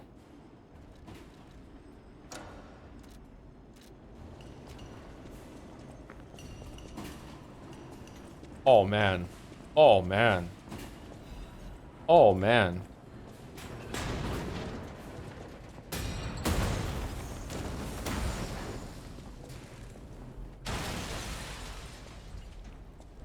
How do I jump now, though?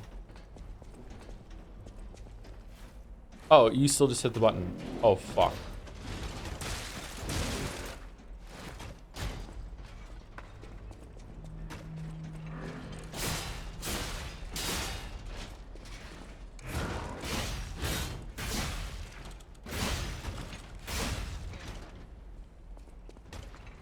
Worst enemy? I think I usually just use the electric shock legion arm in these guys. Oh, I'm stuck.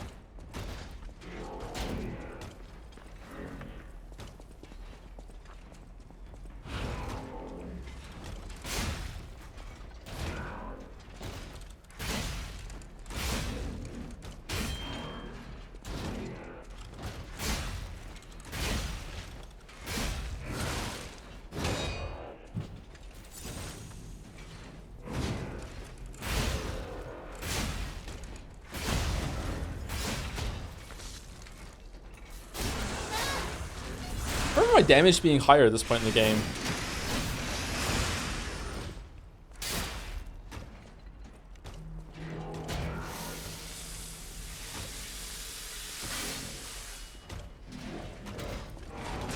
Oh shit. Oh shit. This is all the New Game Plus runs I did.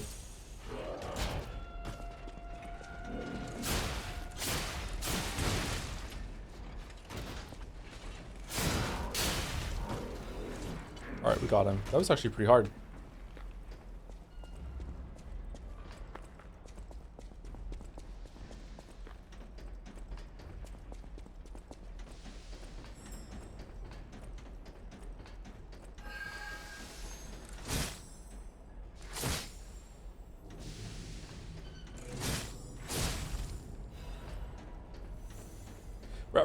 Rapier just does a lot more DPS. Maybe used to that. This is the weapon I settled on. I liked it. I like the poke. I like the R2. I like the block that it had. I did use that weapon, the Rapier, a little bit, but I prefer this one, I think. Maybe it's because I haven't put any stats into my any souls into my whatever the fuck it is. Motivity. What does this scale off of? Advance, really? Wait, I can change it later, can I? I guess I'm going advance.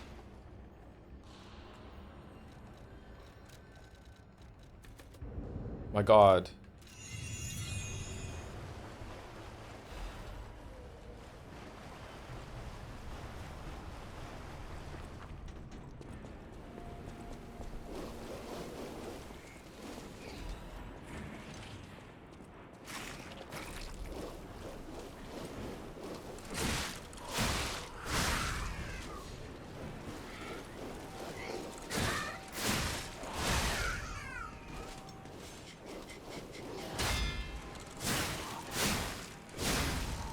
Getting used to the L2, L1 being the sprint.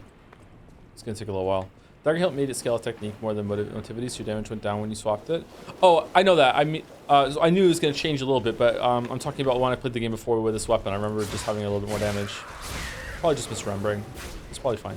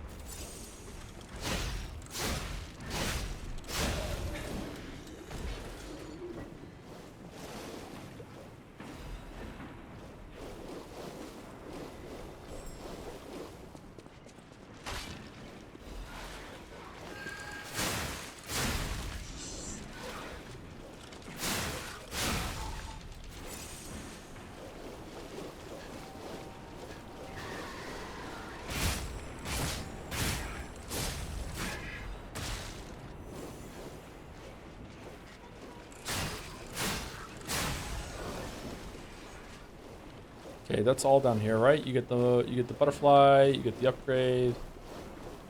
Yeah, okay.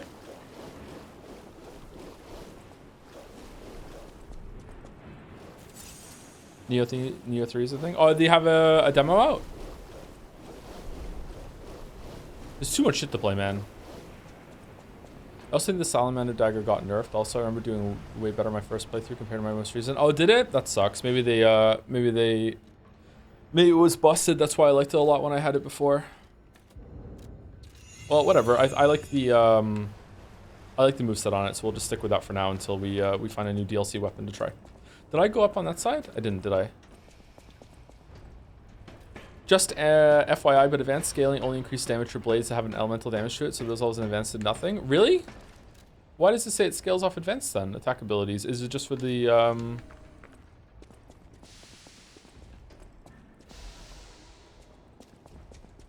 Fable art?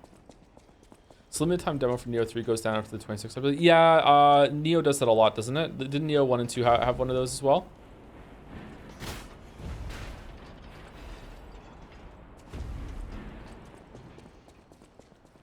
I don't know if we can open this.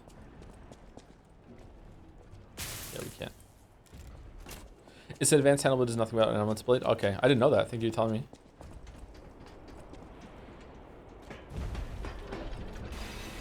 Going to bed, shut the VOD later. Hope to see you at Xbox, but understand if not. Have a good gaming. Thank you. I'll do my best to be there.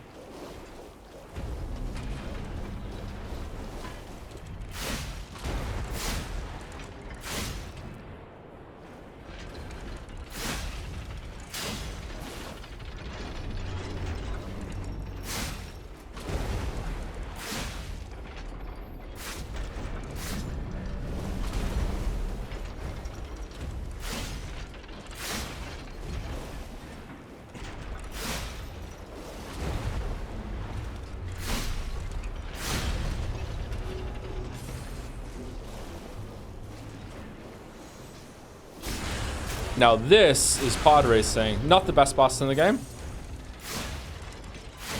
If it's even a boss. Shit. Oh shit.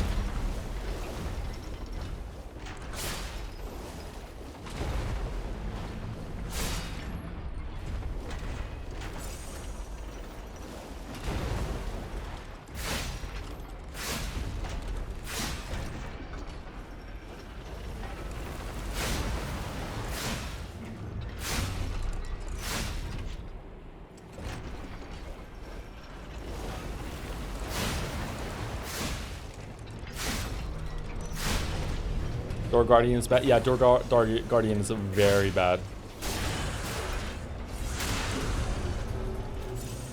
Probably the lowest point of the game. For combat, at least.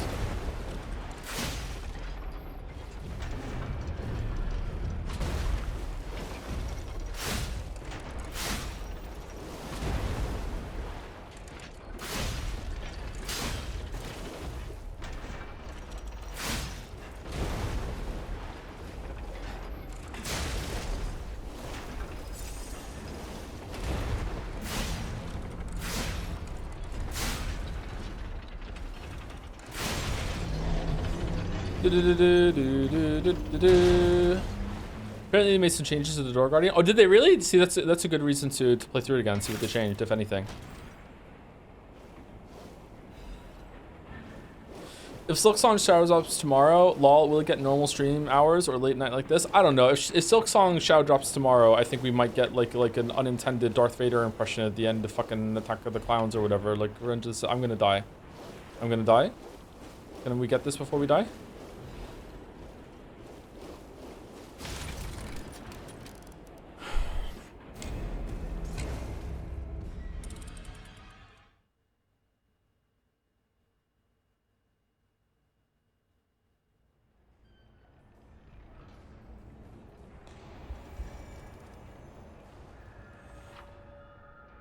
Corruption occurs when corruption damage builds up. Yep, that's true.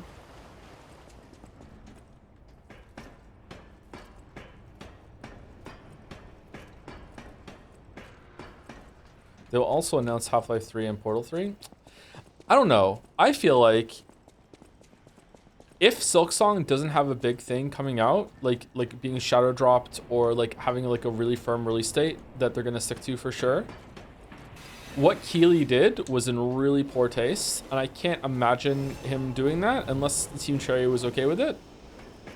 Would Team Cherry be okay with that? I don't know, man. That was kind of messed up. And for Deadpool to interrupt it of all things, like, weird.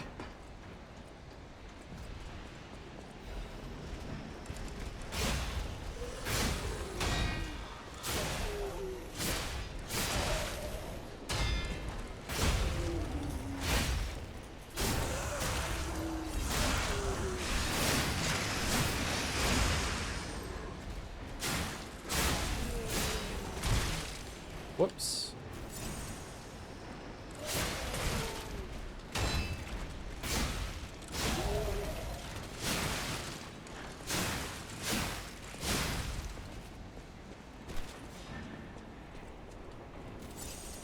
I'm lost. Where do I go again? I have to go the long way around through the fire tunnel in order to push this thing down. But I can go back there and I can go up the I go back to the Ergo thing.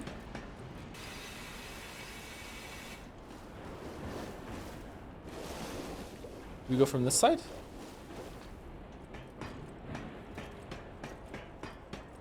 I don't think anyone outside the sub cares this much about the release date. I don't know. Maybe.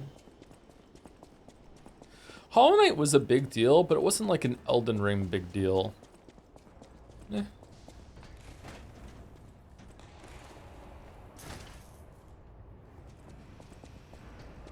What did Jeff Sayre do? He said that he was about to announce like a big thing. Like he was really happy to make this announcement. And then someone walked off from off stage and said, "Jeff, your mother collapsed." And after he said that, he was handed a red envelope. And the red envelope was basically like, you know, sorry to interrupt this Silksong release date trailer, but you have to do the Deadpool trailer instead. And then he did the Deadpool trailer instead. What do we want to do? Attack is going at what? 103, 102. Yeah, you're right. It's not doing anything. I guess we get motivity.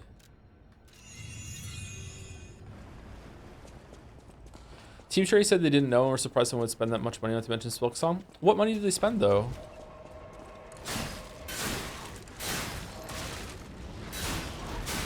I don't think it cost them anything to mention Silksong if they didn't know about it, right? They didn't pay for it.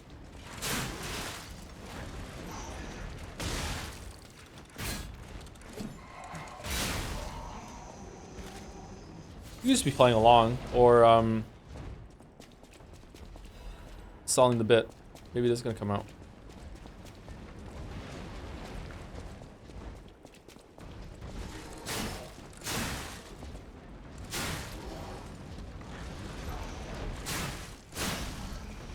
To be honest, it's really easy to say this when it's not in front of me, so maybe I would change my tune. I'm not really that excited for it anymore. And the reason for that is not because it's taken too long. It's like I'm fine being patient. It's just that I just can't imagine it's going to be better than Nine Souls combat. And I really like the combat in those games. I'm going to enjoy it, but it's not going to be like, oh my god, you know, like best like fucking time with the combat with a 2D Metroidvania, like, which is what I was expecting from Silksong after Hollow Knight, because I really like Hollow Knight.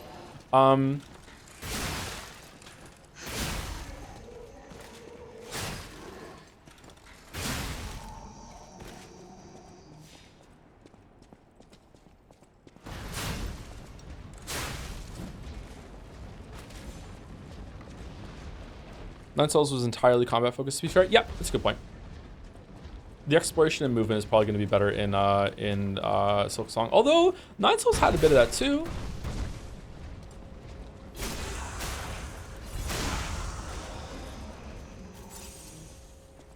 I just know, man, like if I could hit a button right now and I could release Silk Song or 10 Souls, I would pick 10 Souls.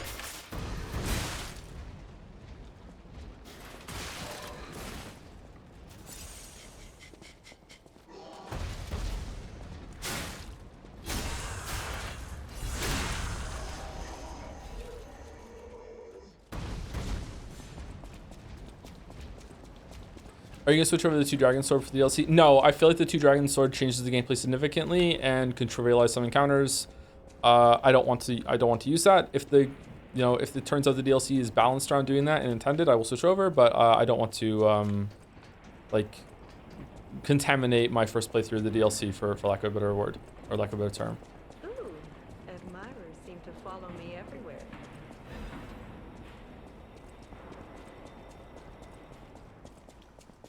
I feel like the Trident trivializes stuff more. Really? You think the Trident's that good? Because of the long range poke? Or I really enjoyed the Trident when I played. Where's the short? It's over there. Wait, this is a side. Let's just unlock the shortcut.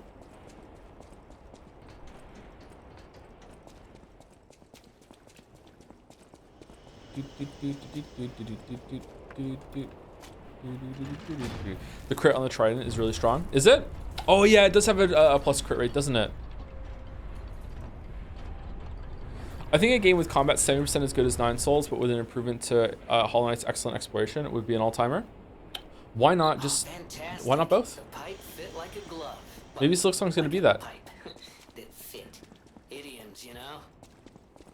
Idioms. Let's go to work, Rip. Have a nice stream chat. See you later, RC Lemon. Thank you for stopping by. Joe, could you do me a personal favor and use the fire axe, please? I don't like the fire axe, sorry.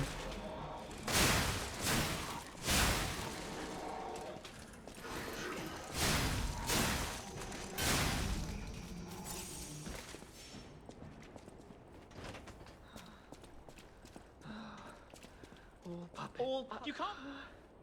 All puppets must die. Kill the puppet. I wish I had run away.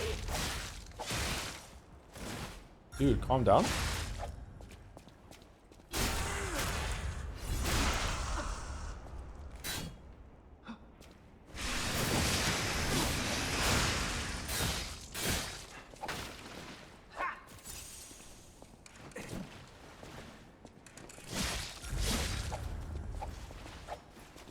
Did I just say I frame that? I wish I had run away.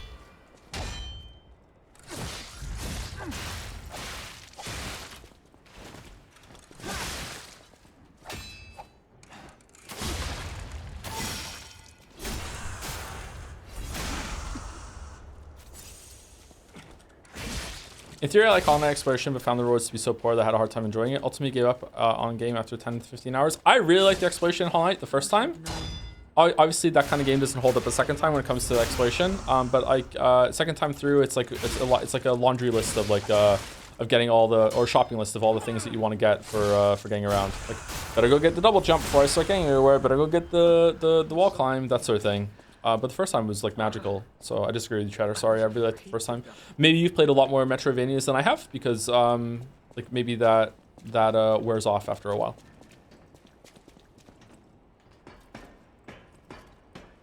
Unpopular opinion, I hated the compass drawing map mechanic. I liked the map mechanic. I didn't like having to spend a charm slot on being able to see where I am on the map.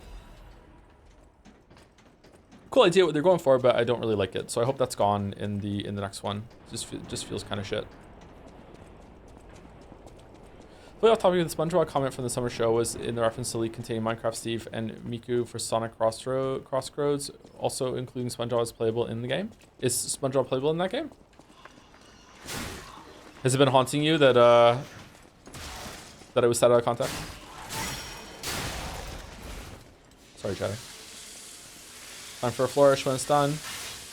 Woof. Yeah.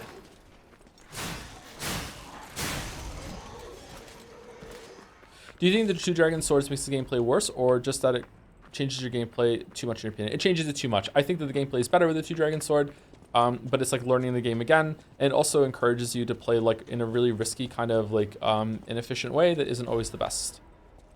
But like Nine Souls proves that it can be incorporated. Nine Souls has like a has the same system on its like charge parries, and it worked really well. But the game is based around that. There's a lot of attacks that you cannot do without that. Whereas this is not the same. That sword fucks, it really does, yeah.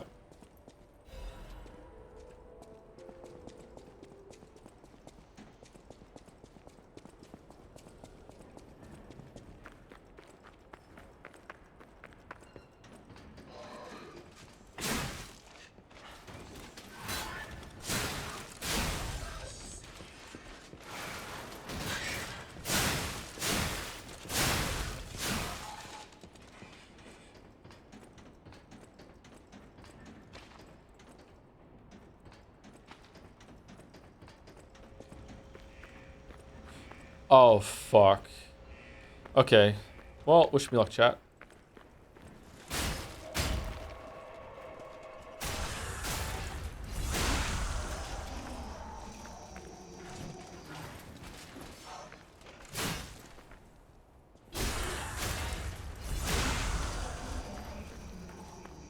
I remember once I got here on a run, and I tried to open the door before fighting the guy, and he ended up killing me and trapping me in, but I did get the door open. Are we gonna try that again, or no?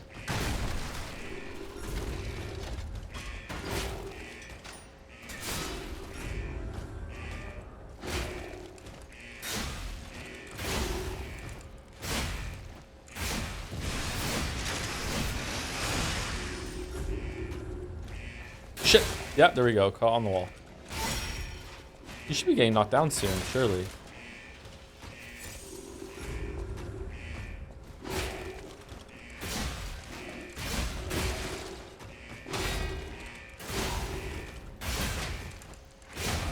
There we go. Wait, have you used the Wolong Guan Yu glaive in Liza P? Yeah, I was surprised I had it. I didn't like it very much, but I didn't really get a good chance, to be honest. It was a bit too slow.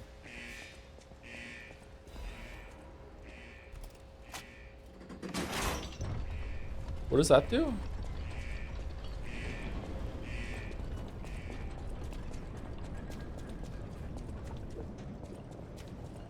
I can't remember what that does. What does that do? Does that get the poison away from the... Oh, it drains the poison. Fuck. Okay, we didn't even need to fight the guy.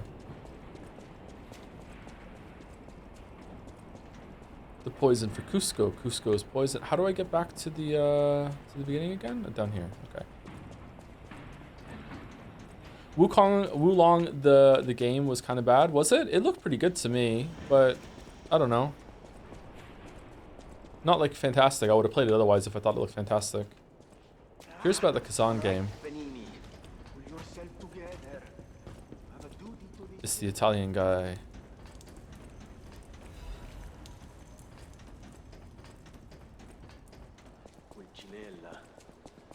I hope he's all right.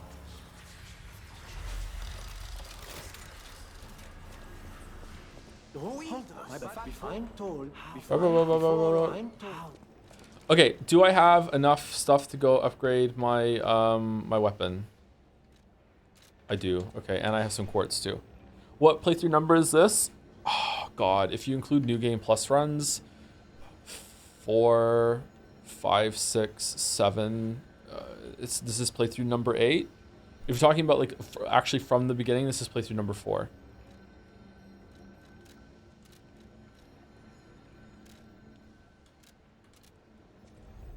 Haven't played it again since the video though.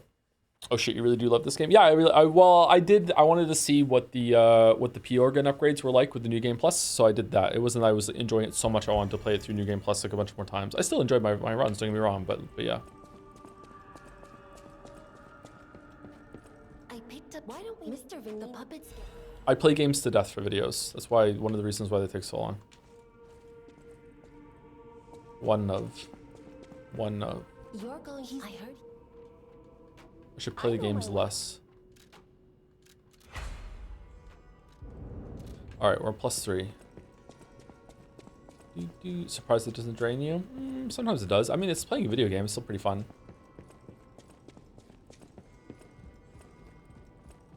Thank you, Turtle Jesus, for the resub 19 minutes ago. Sorry it took me so long to see it. Thank you very much, Turtle Jesus. And thank you, Numbonic X, for the new sub.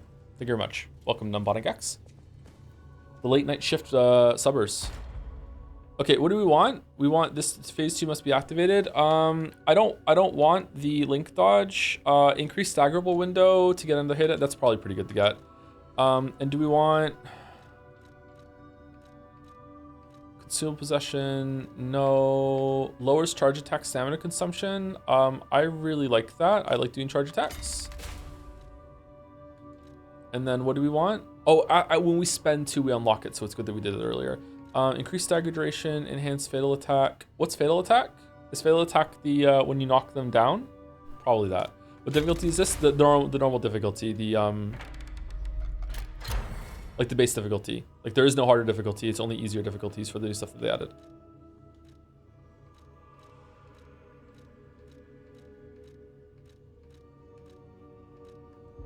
Not enough quartz. Too much clutter. Some of this is already mentioned in your video, but what do you think of the weapon assembly mechanic? Do you think it can be improved? I feel like most people didn't engage with it. I think it can be improved. I'm not surprised a lot of people didn't engage with it. Like you need to like want to engage with that system, but like the game is perfectly fine even if you don't do that. Oh, there's some quartz there. Should we buy it? Let's do it.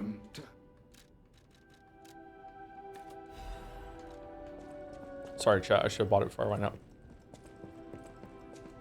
It can be a bit confusing and overwhelming. Gamers have, I have this too. Gamers have this disease that is that they don't want to be creative. They just want to make good decisions, especially in a hard game like this. So it's not, they don't look at this and go, ooh, what's a fun weapon I could do? They're like, what's the most viable thing? I must make a really good thing. I don't want to be behind the meta. What does Reddit think? Like it's that sort of thing. So I understand where they're coming from for that. But to me, I have gotten over that a little bit in recent years, and I just like make something cool and just play through it. So I don't blame people for having that though. Retain guard regain upon pulse cell use. That's really good. With more pulse cells though, we want that. All right, what do we want? Is there another get more ergo?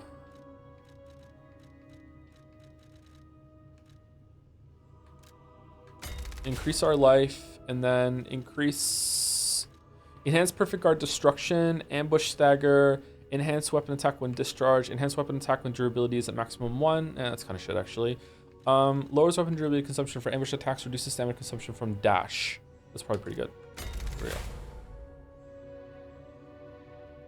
I hate being overpowered. I want the struggle. I don't know. Like my favorite thing in games is when I feel like I'm doing something the game wasn't prepared for, that I'm breaking it a bit. That's what I like doing. Even if it means that it's making the game a lot more difficult for myself, I enjoy like feeling like I'm doing something out of order, or like cheating my way through like some early power by doing something that the game doesn't really want me to do just yet. Like I enjoy that. We know, yeah, I know, you know.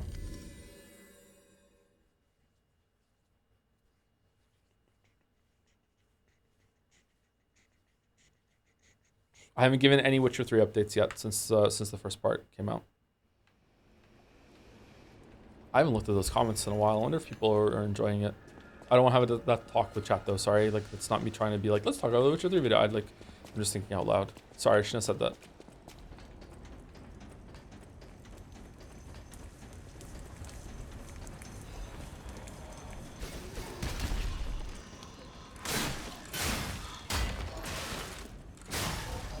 Okay, the second worst boss in the game is no.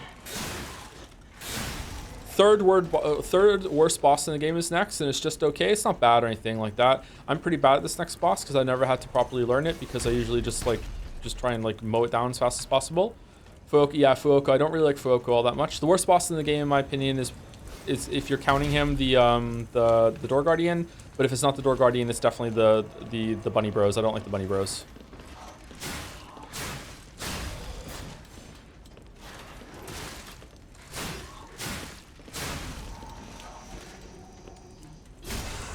What about White Lady? If White Lady counts, then White Lady's up there because White Lady has like can just parry you whenever she wants. I don't know if there's a tell for that. If there is, I never found it. I think I spoke about it in the video. But that's more of a mini boss to me. The Door Guardian is also more of a mini boss to me too. So I don't know if that should really count as a boss.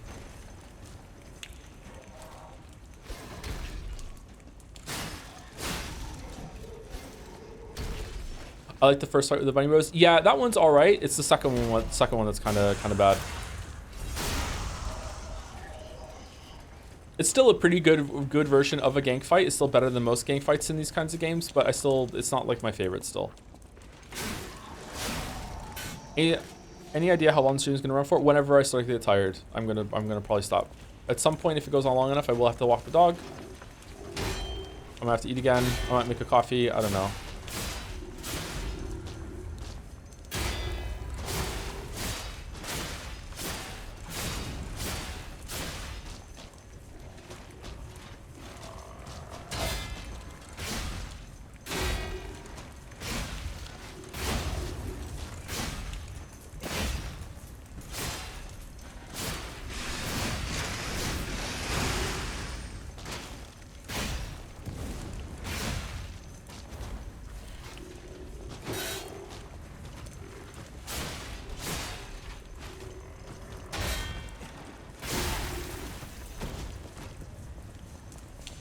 Shit, can you use that to level up the weapon? No, it was Crescent one that we wanted, right?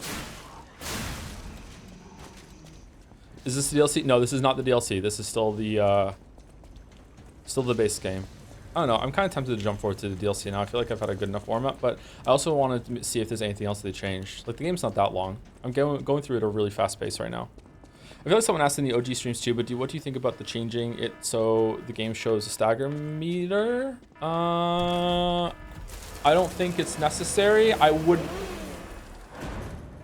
like to see how it feels, but I feel like it showing up out of nowhere and being like, wow, and then you try and go for it would like add some more dynamism to the combat. But I would like to see how it feels. Like it's definitely not a set in stone thing.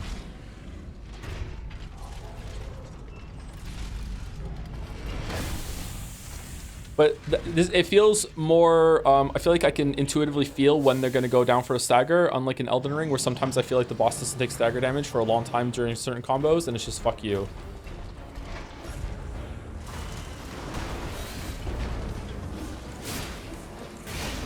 Oh, God.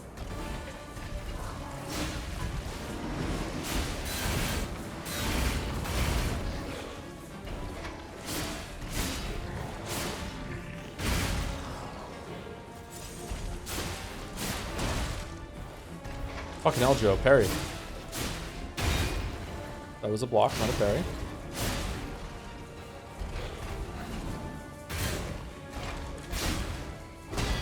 There we go.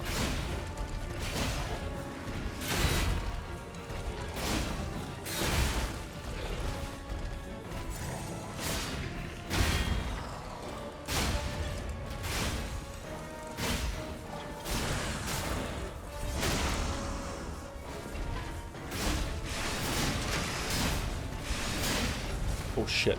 Shit.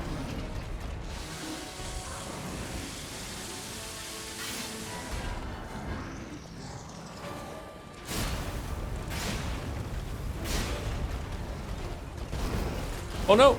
No!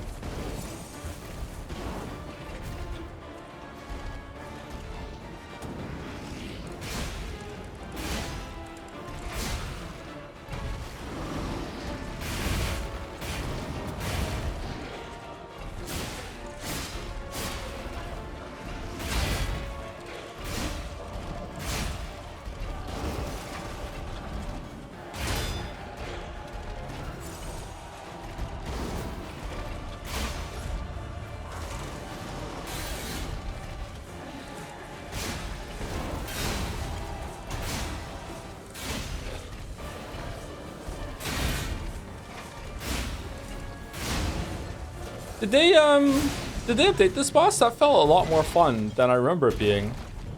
Does he move a little faster or something?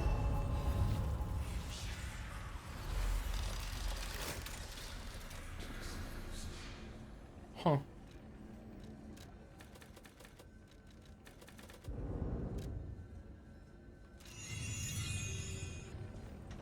I think the dev felt the same way. Maybe just used to fighting him now or something. I don't know. That What felt do we that felt have different. Here? A broken butler puppet. Now, I seem to remember someone on the second floor.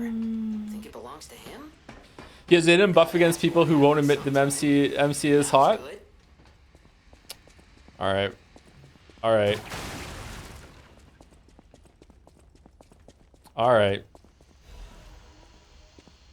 You got me. Caught emote. Caught emote.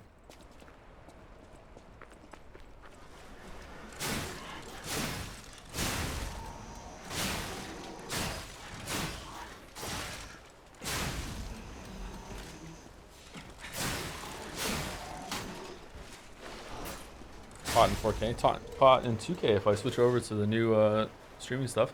Thank you to FredBet96 for the resub. 96 backwards is... Thank you very much, FredBet. What's up? How's it going? Just playing my video games.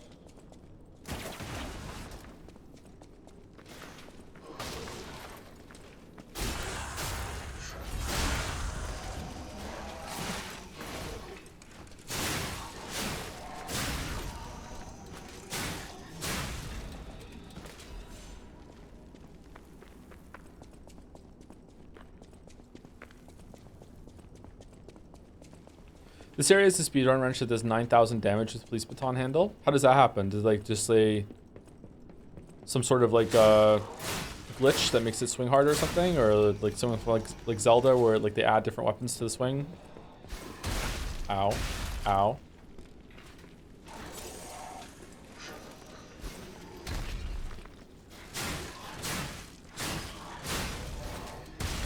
Ow.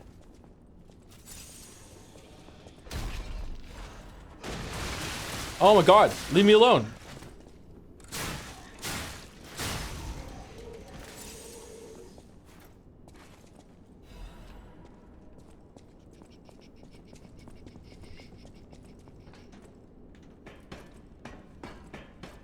Your video game? Oh, how's your game development journey going? It's on pause at the moment, unfortunately. I don't know when that's going to be resuming. Hopefully sooner rather than later, but like, yeah. I still need to talk to some people about that, actually. Fuck. Oh, sorry. My life is really bad right now. Fucking chaos. Try not to talk about it. Mr. Anderson? Mr. Anderson. Big pipe wrench. It's comically big, isn't it? Has a huge handle, doesn't it?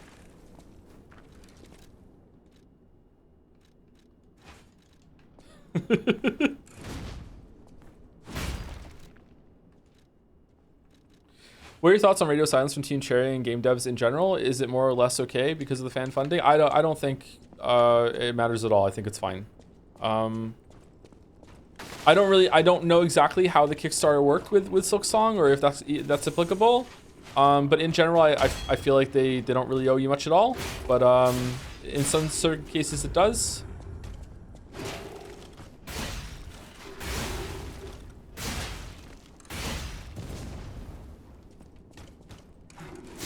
It depends. Shit. Shovel Knight disagrees.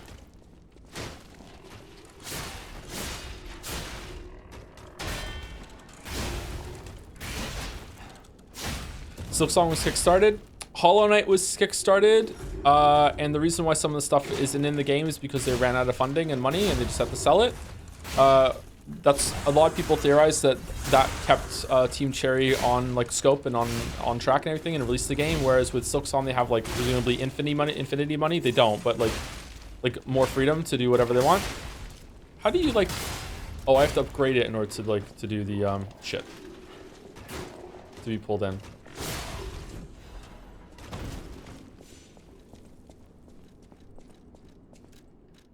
Anyway, Hollow Knight was Kickstarter or whatever, and I think Silksong was meant to be DLC for it, and then they turned it into its own sequel. But I can't remember if the DLC was meant to be a stretch goal that was realized, and like still all this time later, Silksong showing up as a as a game is still somehow tied to that Kickstarter. I don't know. Someone in chat's probably gonna know. I have no clue if that's true or not. I just remember people saying that before, or I know that it was meant to be DLC. That's for sure. But Hollow Knight got a lot of DLC, so I think it's fine. Bodies. Could they be from Moonlight Town? Whoa, did puppets do this?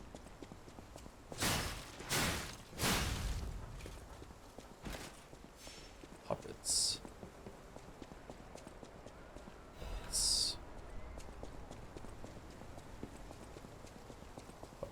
All right, we're at 2 hours and we just got to a fresh area. I don't know, chat. I'm kind of enjoying playing the game again. I know some people want to see the DLC, but I'm kind of just enjoying just blasting through it. I think we can continue at least until the next boss, and then we'll see how it goes. So I'm gonna go back to the hotel, and we'll upgrade our weapon again, and then we will put a record on the jukebox because I assume that they're shared with different accounts. I'm gonna go use the bathroom, and I'm gonna get a drink.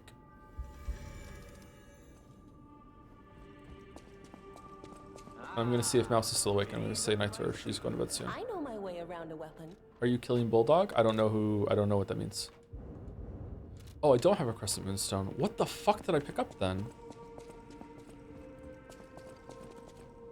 This way you can be serious that the DLC as early as the devs feel players will be able to do content. Yeah, that's part of it too. I want to see what exactly what it's expecting me to have when I go in there. What was I gonna do? Weapon? I didn't get it? Yeah, it's okay. Alright. Is there... Oh! What? Alright, sorry.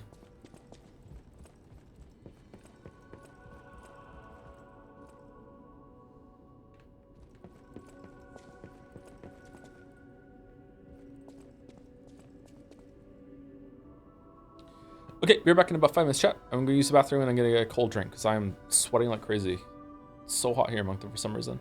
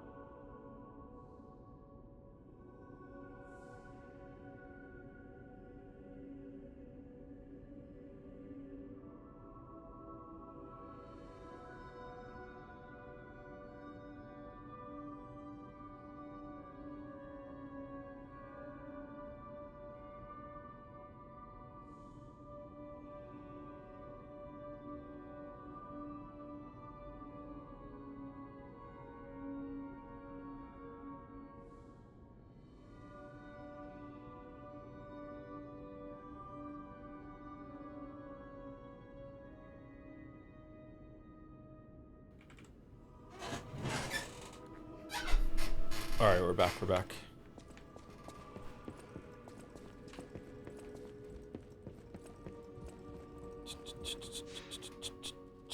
Do we want to use our do we want to use our souls?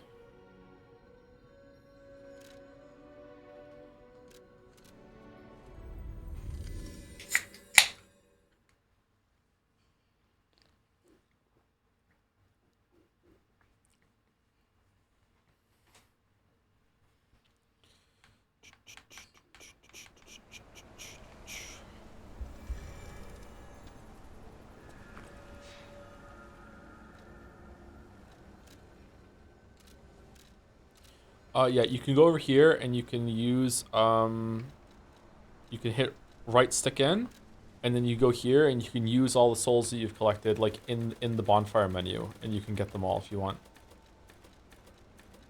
And it shows you how much you're gonna get. So I'm gonna get 13,000 right now by doing this. So I did it now, and now I have them. What do I want? Do I want motility up? Do I want to get more stamina and some more life? I kind of want damage, actually. There we go. That's such a great quality of life feature. Holy fuck. This is why, like, competition is really a good thing. Like, FromSoft, like... Obviously, FromSoft doesn't need to learn anything from NeoWiz. It's just that because there's not much else in town that's really competing on their level, they don't really have to. They can just rest on their laurels. And just be like, ah, fuck it. Who gives a fuck? Like, they're doing other shit instead. But, like, who the fuck am I? Maybe I don't know much about game development. Night Rain has a lot of really bad quality of life decisions, so maybe they're just bad at that. Maybe they think that some amount of frustration is good game design, or I don't know.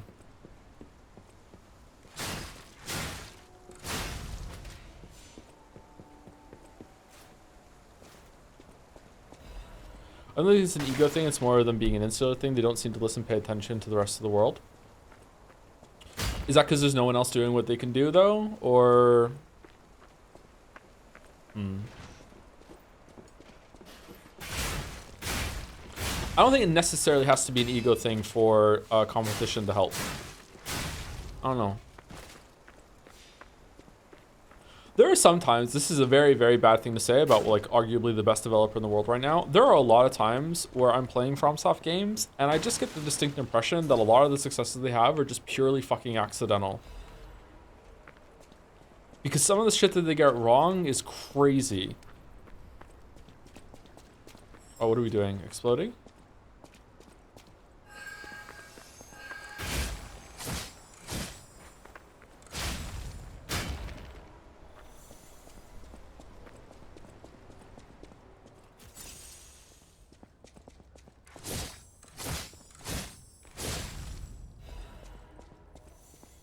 I feel the same way as Nintendo as a company.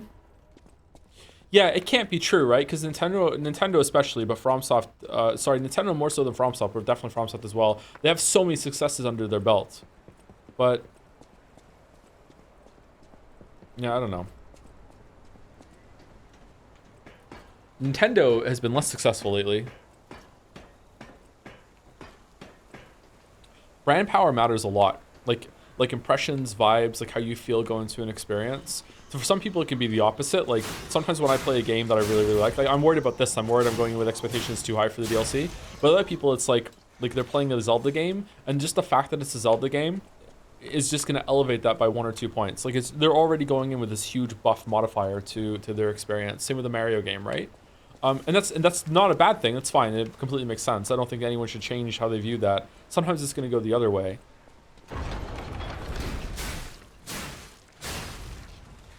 It gives people a benefit of the doubt a lot too. I think a better example of this is probably Kojima.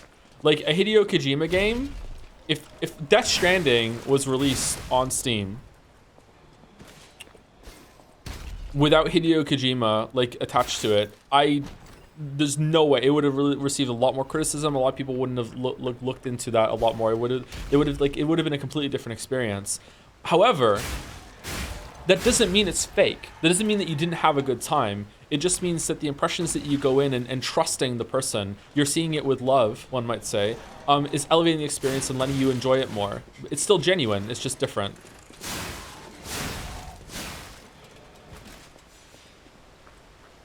And again, I want to stress, I don't think that's a bad thing.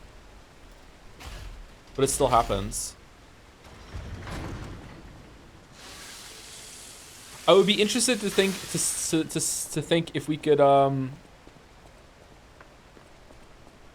interested to say if we could think of an example the other way. Is there a game that if that's right now it's like, you know, middling, like 6, 7 out of 10 experience, if it was like rebranded with Zelda or Mario, or Hideo Kojima made it, or FromSoft made it, would it automatically be like more beloved, and would people be enjoying it more?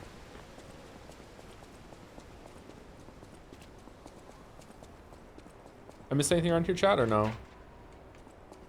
Do you want to go up, child? The cathedral isn't the sanctuary it once was. I still don't know what happened. If you're determined, are you? Give the stalker's greeting. No, I'm not a stalker. You've been warned. I am a sinner who could not, even if it hurts, Uh-oh. Child, only the worthy may pass. Uh-oh.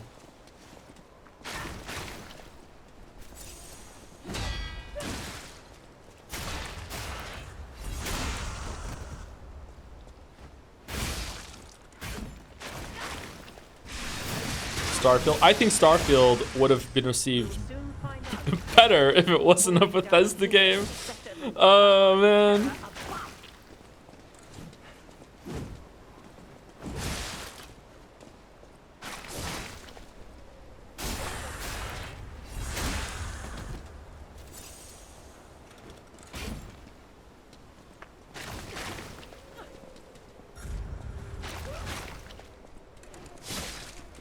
You'll soon find out. Falling down here is better than devouring terror above.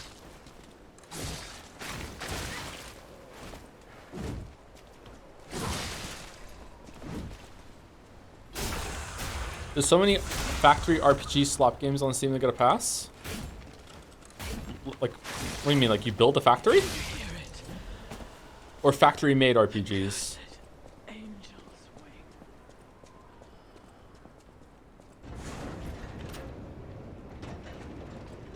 Like factory chicken kind of thing? Like it's just like they just churn them out, the RPGs, stuff like that? How much of that would you say is wanting to see a creative evolve with their works, knowing what the work Kojima did with Metal Gear Solid, I think adds something to the Dark Souls experience, or is that big? No, that's definitely real. Yeah, for sure. The Pilgrim's Cable Railway. Now, those of you who joined us in Moonlight Town, we hope your preparations for the Pilgrim's journey are well underway. Fascinating town, Moonlight, just fascinating. Back in the day, the only way to reach the cathedral was using a rope and pulley. So, thanks for building it on a cliff, Saint Frangelico. I kid. Frangelico, wonderful saint, wonderful. Anyway, next stop, the Bridge of Atonement. While you atone there, don't miss a magnificent view of beautiful Krot. It's been my pleasure, friends, and enjoy the rest of your journey. I've been your captain on this ride, Gemini! How do speedrunners deal with this? Well, not bad, huh? Oh, I really am good at this. When in doubt, let Gemini be your guide. You look annoyed. What I do? When in doubt, Sure, it's fine. ope it out. Let's get a move on, pal. Anyway, sorry. How much would you say that wanting to see a creative evolve with their works, knowing the work Kojima did with Metal Gear Solid, I think adds something to the Death Stranding experience, or is that fake? No, it's absolutely completely real. You're going on a journey with the artists, and as they grow, you're growing too. It means a lot to you. Like, no, that's a complete part of it. That's probably a big part of like buying into like this idea and giving it more of a chance, or for some of the people giving it less of a chance. Like we were seeing with Bethesda, like if you lose trust or gain trust. Like again, we can link it back. Oh, this is what like Umineko has a lot to say. Sorry, just Umineko's on my mind because we were just streaming earlier today.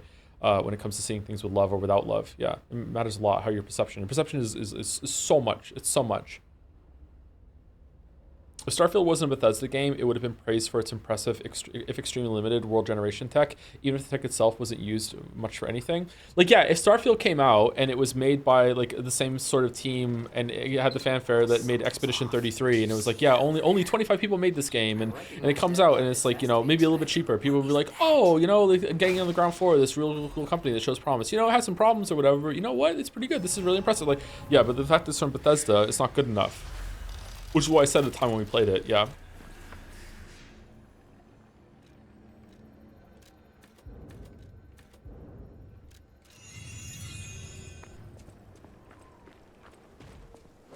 It's time for zombies.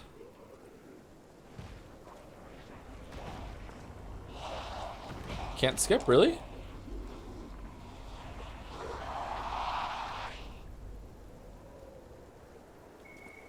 Only people would have given a shit about Starfield if it wasn't from Bethesda. There are some people that are still really big Bethesda heads. That's true. But I think overall, for people who discuss games and are really into gaming, you have to remember the fact that you're watching me stream like this right now and like you take part in online discussions means that you are in like the top echelon of people who engage with gaming as a hobby. Like most people do not do this sort of thing that play games. Okay, so most people who are like discuss games, Bethesda is a debuff. For most people who play games in general, I don't think it's a debuff. So I guess it doesn't matter for sales, but that's a whole other like thing, right? So maybe it doesn't matter what we're talking about right now. Like, ironically, the people who discuss games, maybe it doesn't even fucking matter anymore. Or never did to begin with.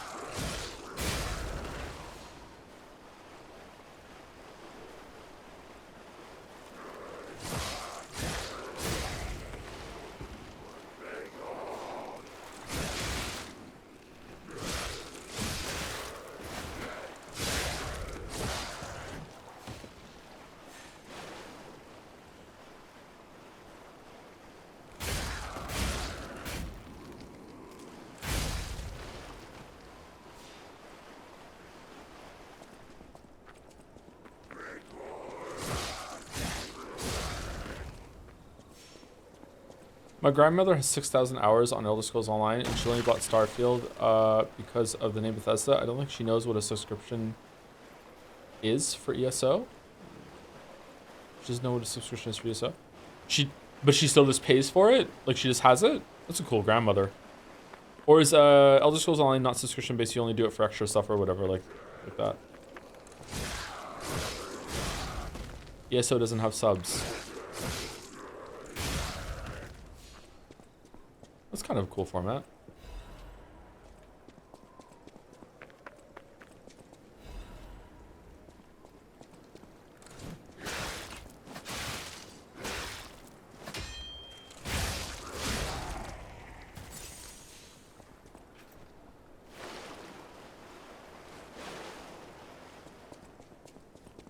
I said I wasn't gonna fully explore the areas, and I still am. Shit.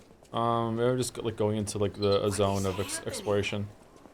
What's their problem? Wait, their bodies are strangely altered.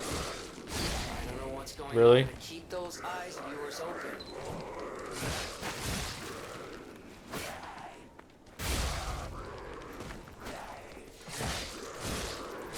You know what? The more I'm remembering the game now, yeah, Bloodborne has to take it for level design. You're right, Chatter. Whoever said that a while back. Yeah, Liza P does have some interesting areas as it goes along, but most of them are more kind of corridory. Yeah, you're right. I said it. Oh, it was Sony, bro. Of course you would say it, Zangi. Yeah. Defending the Sony exclusive. Of course. Do we want to get the cube?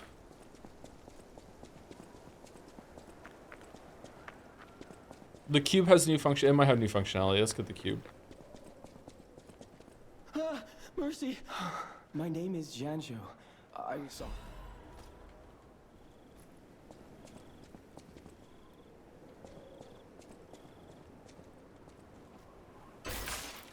I think Bloodborne's world is more interesting overall, but P has some cool specific areas. Yeah, I agree with that.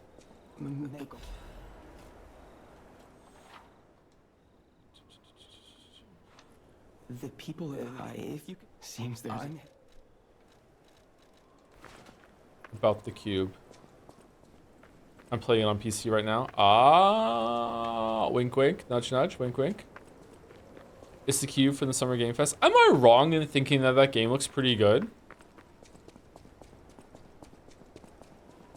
I was like, huh, that's kind of interesting. I kind of want to try that out.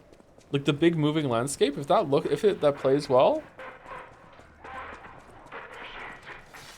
Which game? The cube, Atomic Fall or whatever.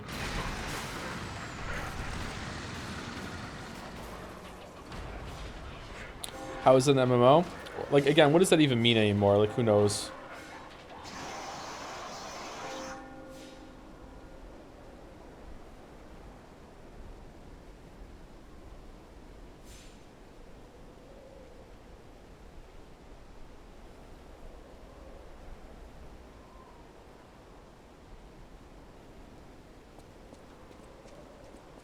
I get big extraction shooter vibes from that. Yeah.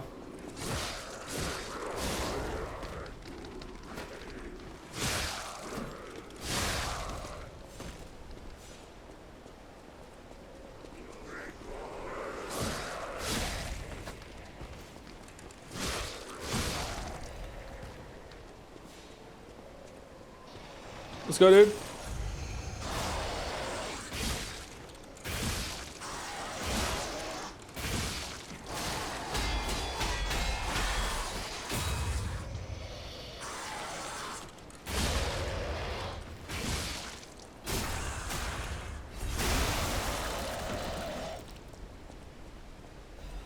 I've only air quotes played Bloodborne by watching countless let's plays of it, and I think it has better level design, atmosphere, and Lies of P. It definitely has better atmosphere, although Lies of P doesn't have nothing in terms of atmosphere. FromSoft is kind of, that's like probably the thing they do second best. The best thing they do is these moments of like reveal and stuff like that, and second is atmosphere. Like they're so good at that. They're really great at other things too. That's not me like putting everything else on a lower tier. They're really good at those things. They're definitely purposeful, and nothing is an accident there when it comes to that sort of thing. Level design, yeah, I think I have to give it a Bloodborne again, yeah. I don't know, this area is pretty good in here.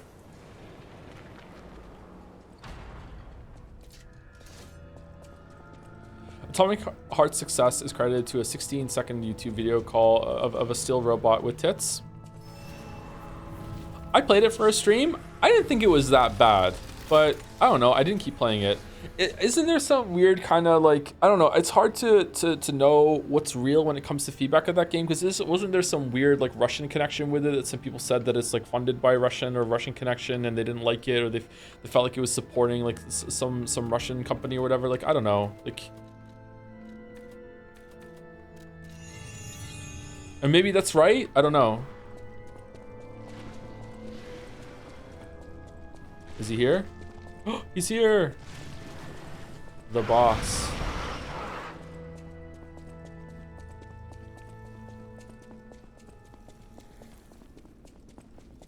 Rare late night tow. Yep. We're really towing the line of our stream time, huh? I don't know if we should stop soon. I'm not really tired, so I'm not going to go to bed for another hour or so at least. This game feels designed in a vat to be smooth and playable. I like the coarseness of FromSoft games better. All right, you know what? I'll take that take in good faith. I think you're being honest, although someone else might use that as a joke or be like false like flagging a FromSoft fan. I think I can see where you're coming from a little bit, but like even FromSoft has smoothened their games as they've gone on. Like Dark Souls 1 is fucking hella rough. Elden Ring is decently smooth. I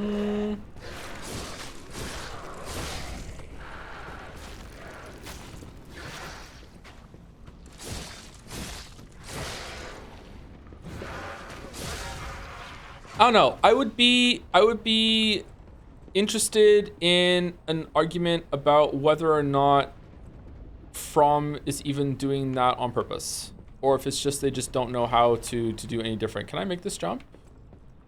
How do I get over there? Well, okay.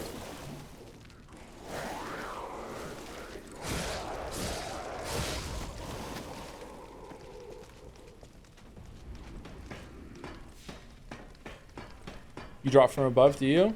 That's what I thought, but then it looked like, oh shit, I hit the microphone again. I thought I could make the jump maybe.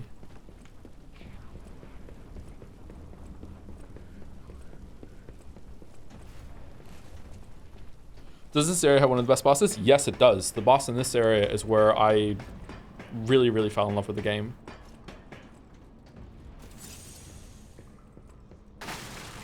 Oh, here we go.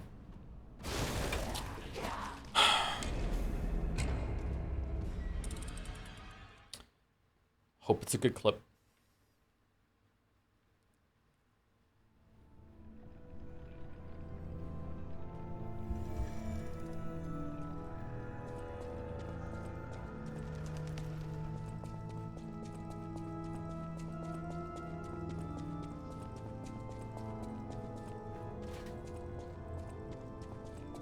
Crackly? Really? A Crackly event? It's been so long since we've had a Crackly event.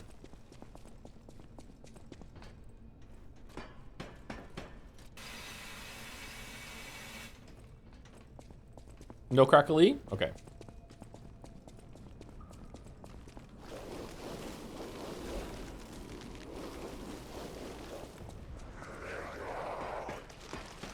I don't really like the stat appointment systems in games. It's always a toss-up between maxing, putting equal points to everything, and being the most effective way to use it. Yeah, I know where you're coming from. Yeah, I don't really like it either all that much. It's nice to have some choices.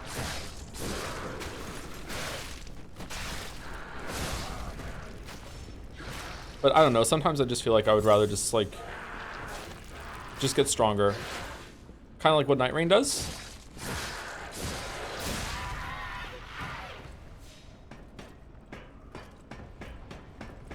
It's a nice way of having a difficulty system in your games though.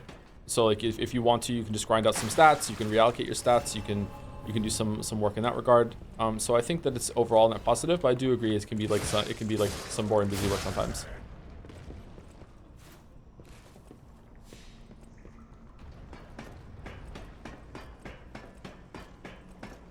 Oh, for fuck's sake. Is that worth it to get? What if it's like the upgrade that I want? Oh, it was some Ergo. Okay. It was some Ether from Final Fantasy. So you hate RPGs, got it? Kinda, yeah, a little bit.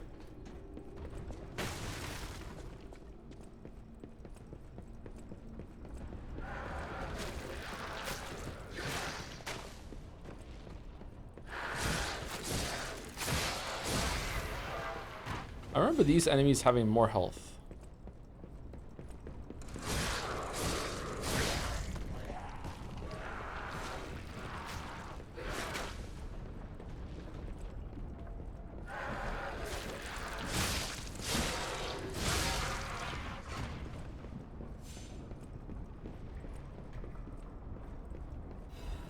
Imagine this, Mario Odyssey with Elden Ring combat. Whoa.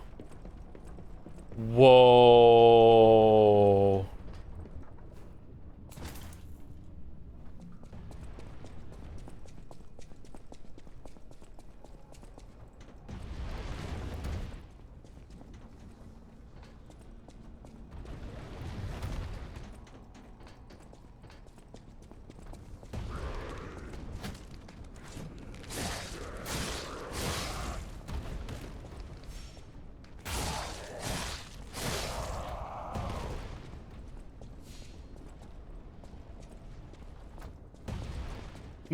With a pint.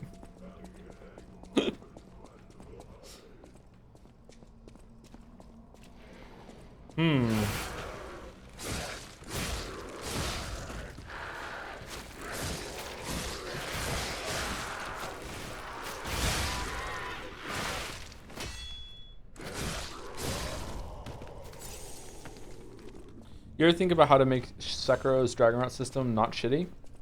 It does feel really shitty, doesn't it? Again, I think it's a cool idea. Sekiro is probably the FromSoft game with the least amount of coarseness, right? That is designed to be played. I think Sekiro is like, what does that shadow think about Sekiro from FromSoft? There's hardly any coarseness in Sekiro.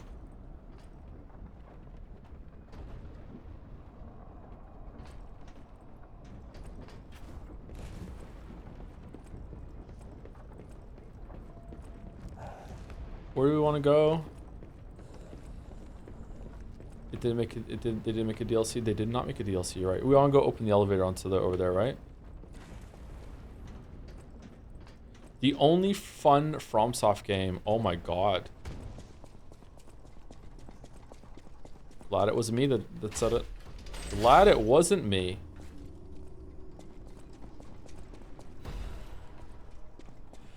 Isn't there a bonfire down here after the mini boss, and then we can come back up, and that's faster, right? Because we have a bunch of shit we need to get up here. We can go up here and get it. We can go over there. No, it's fine. We'll probably get it right now. Sifu just had hand-to-hand combat. Toad, just saying, Toe.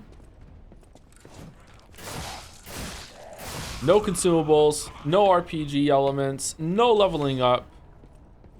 Just you, your fists. Are we supposed to go down there? What's down there? Is that where we came from? Did we run around there? I think so, yeah. When I played this game on stream, I did not find this secret that we're about to do. It wasn't until later that we did it. Not, I found this one, this other one. There are two here. Dead. Opinion on Mario Galaxy's focus on level designs and unique mechanics and limiting Mario's moveset to relative to 64, Sunshine, and Odyssey. People tend to hold Galaxy in immensely high regard, so I'm curious what you think. I have a whole video on that. Chatter? You haven't seen my my Odyssey video?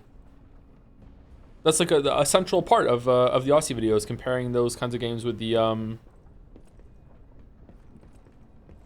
freeform ones. Yeah. It's been years since I've seen it. My bad. No, it's okay. I'm just surprised because like people don't usually like to hear me talk about that because they don't really agree. That wasn't a like fuck you. You should watch my videos, bitch. It was like a like I'm surprised that anyone cares about my opinion because I've said that and everyone hates that fucking video.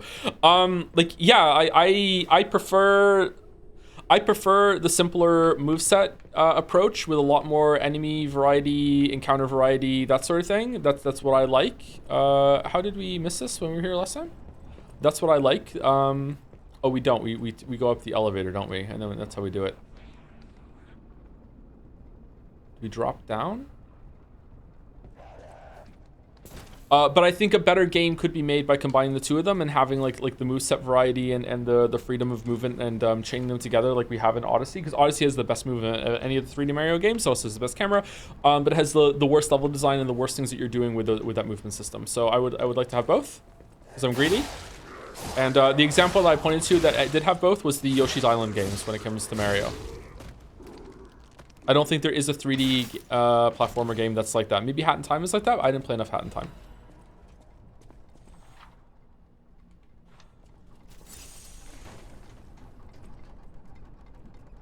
Yoshi's Island, my beloved. I love Yoshi's Island so much. That's one of my all-time favorite games.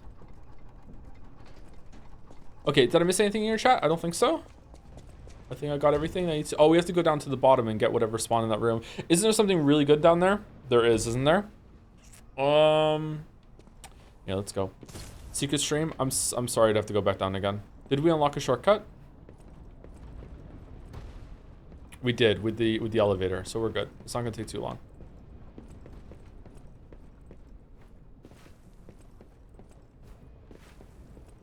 I should have done this when I dropped down just now.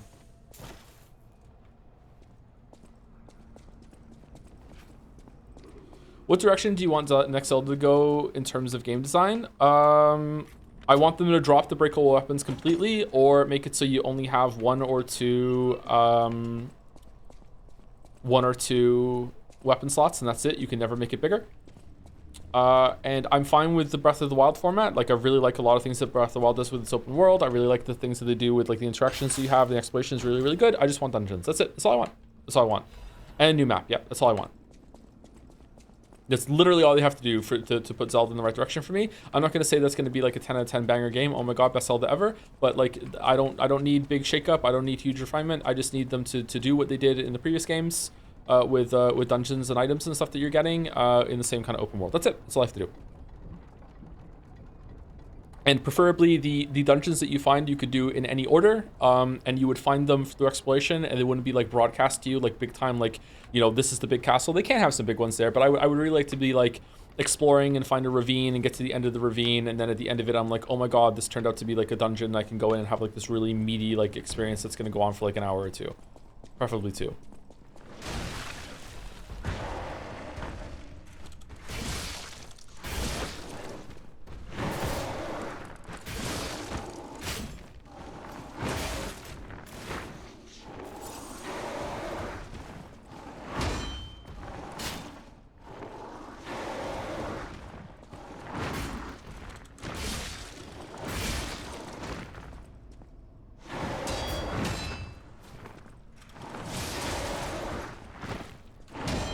God, I'm washed.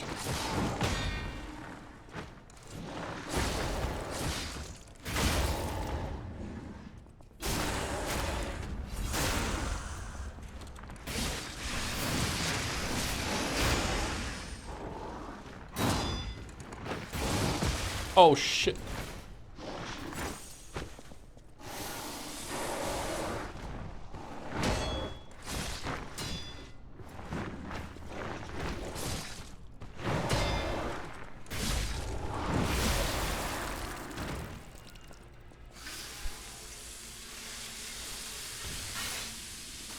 What, I remember you being stuck here for a while. Yeah, there was it took me a while to kill that enemy. It took me a while to kill the boss downstairs too. I think it took like 15 tries or something.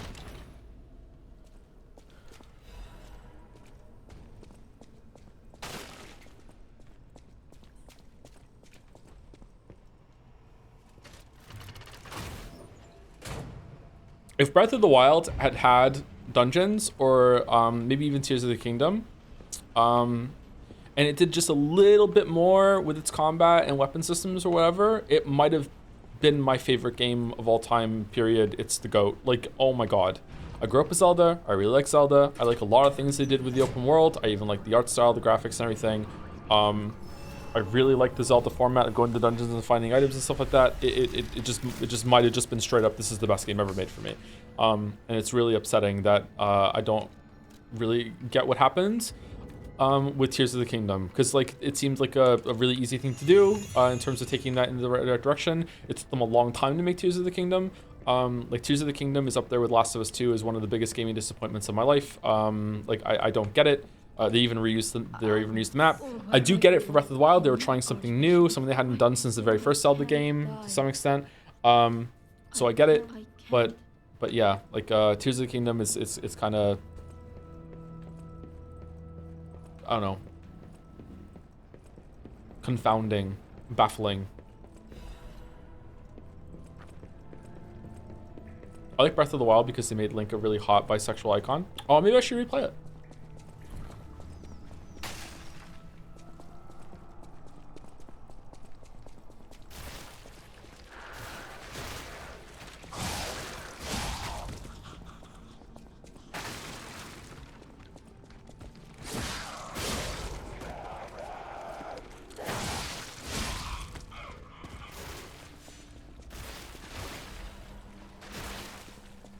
They wanted Zelda to be more like Minecraft to get more social media attention. Do you really think that's why they did the Ultra Hand shit?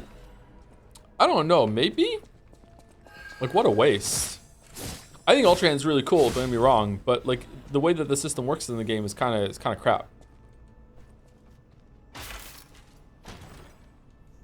Probably because of the Switch limitations.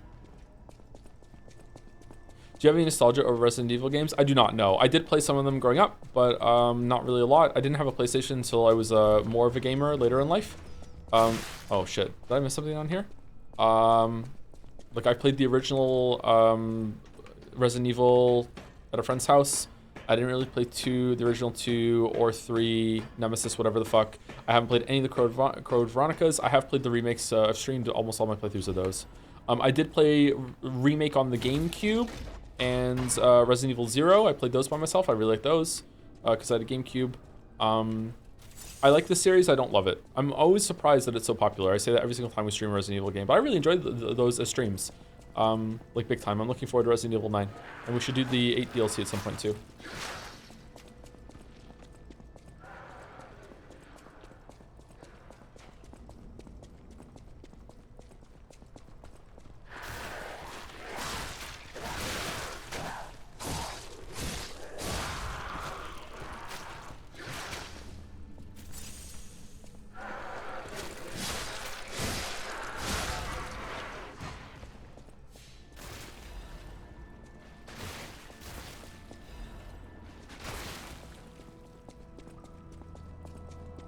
Besides Breath of the Wild was the best Zelda in 2D and 3D if you hold them in different regards. Of the 2D top-down ones, the best one is definitely Link to the Past. I love Link to the Past. That was one of my favorite games growing up. I played it to death. I was really excited when I got that game. I even have like a core memory involved with getting that game. Like it was one of my first trips to America. My parents got it for me on the way back, and I was like really looking forward to getting home so I could play more Link to the Past when I was from our American trip.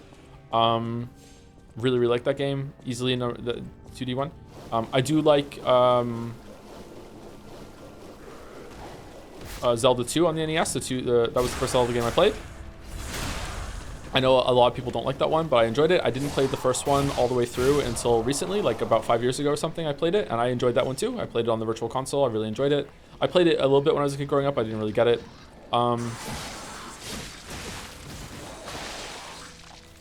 3D is probably going to be Majora's Mask, but I heard it doesn't really hold up all that well. So probably gonna give it to Ocarina of Time.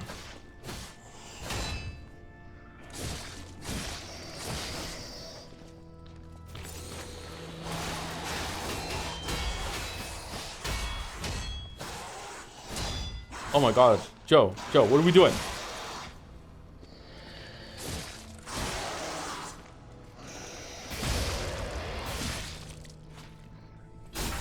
In future, please stay out of America, you filthy Canadian scum. I'll try, chatter. I'll try, sorry. I'm not Canadian, by the way, but I'll try. So Ocarina of Time is probably my favorite because of nostalgia. I played it when it first came out. I was really excited. I got a day off school to play that game when it came out. It was the first 3D game of that type that I played. Like I played like Mario before it, Mario 64. That was the first like 3D like run around sword action combat game that I played. That is definitely going to be like nostalgia. Like it probably even beats out Majora's Mask, but I really like Majora's Mask a lot. But I'm worried that it's not going to be good when you replay it. Yeah. Damn it! I can't find the way out. Ocarina of Time playing that at release was like an incredibly magic experience. Like, oh my god, it was so good. But playing them now today, I don't know. It might be between one of the more recent 3D ones, Twilight Princess, maybe Breath of the Wild. I don't know. Sure, I don't need to know. I'm looking. You know. Oh, since you're so helpful. Okay, do we have anything to get from him? Enables dodging even with low stamina. Increases weapon attack in proportion number of fabled slots. Oh, that one's really good. Upon successful perfect guard, temporarily increased damage inflicted by weapon attack. Also really good. Do we want the Dancing One's amulet? Probably not.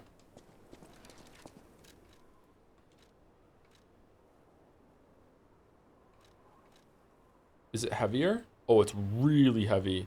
Now we're going to be slightly heavy if we put that on. Slightly heavy. What if we put Carrier's amulet on and then we can put one of these on? Yeah, we can. Which one do we want? Probably the Fable slot ones? Because I always forget to use my Fable slots.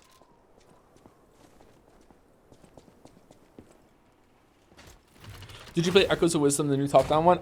No, I got it for my birthday last year from my kids, and I haven't played it yet.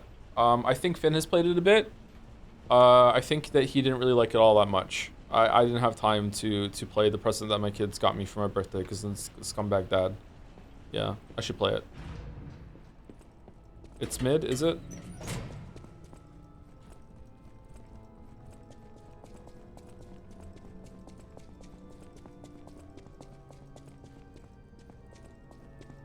It's my second favorite after Link's Awakening. So you've played 2 Zelda? Sorry. Link's Awakening is actually really good. I would like to play the remake of it. I have that too. I got it for the kids.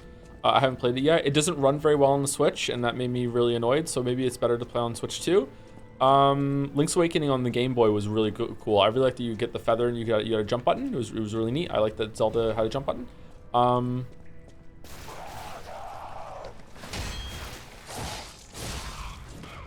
Did you get a Switch 2 by the way? I did not know. But I'm sure I'll get one when a killer app comes out. Are Lies of P DLC streams going to become a regular thing? No, we'll beat the DLC eventually. Sorry, we'll see how it goes. I don't know when we're gonna do it. I don't know if I have more of this in me.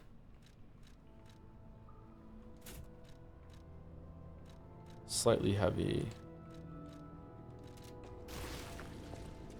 Switch 2 doesn't have any launch titles, right? It has the Donkey Kong Bonanza coming out in a couple weeks, and it also has Mario Kart World, whatever the fuck, that people seem to really like. I like Mario Kart 2, but I don't like it that much. I like playing it with my kids. But there's no way I'm getting 5 Switch 2s to do that.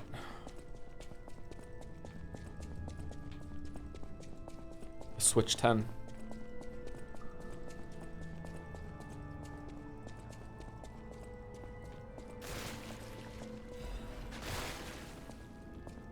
Seriously, Switch 2 doesn't have a launch title? Yeah, it does. A new Mario Kart game, yeah.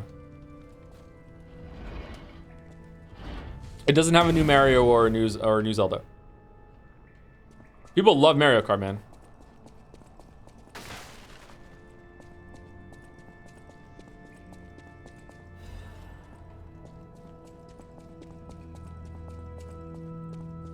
They got rid of local co-op for Mario Kart. I don't know if they did or not, but playing local co-op with the kids is not really all that great. And even if we could, I don't know, could you do 4-player split screen?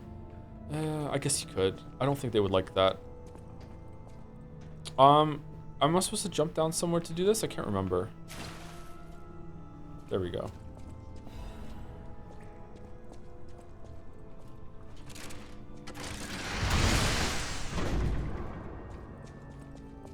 I don't know, to me Mario Kart is something I play split screen with people over. When I play Mario Kart with the kids, like they have Switch lights and we all play it together with our own Switches.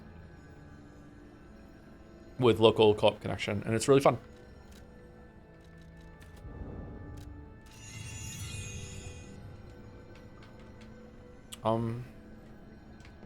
Just lost my controller for a second there.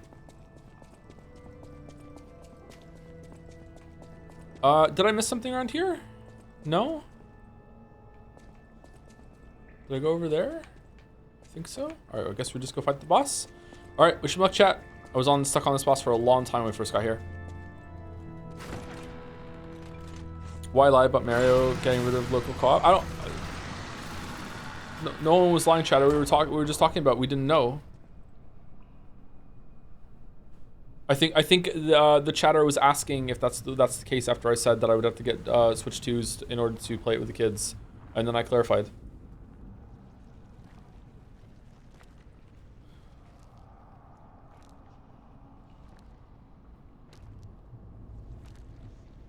Thank you to Doubt Degree for the resub. Something again to you while you are going through one of my favorite games of recent years. I'm just tuning in, but also just started a fresh save because I don't know how they balance the DLC. Yep, that's my thought process too. Hope to catch up to watch when you get to it. Thanks, Doubt Degree. Hope that you enjoy it. I hope that we both enjoy it. Lies of P Bros. Thank you very much. And thank you, Zenovial is my waifu. Clap, clap for the 2-year resub. Thank you, Zenovial. Hope you're well. Welcome to the 2-year club. This boss kicked my ass. It kicked my ass too, yeah.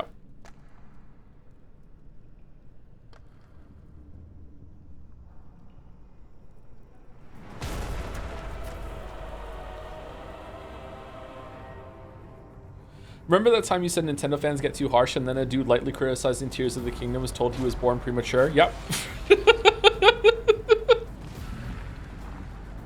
Yep.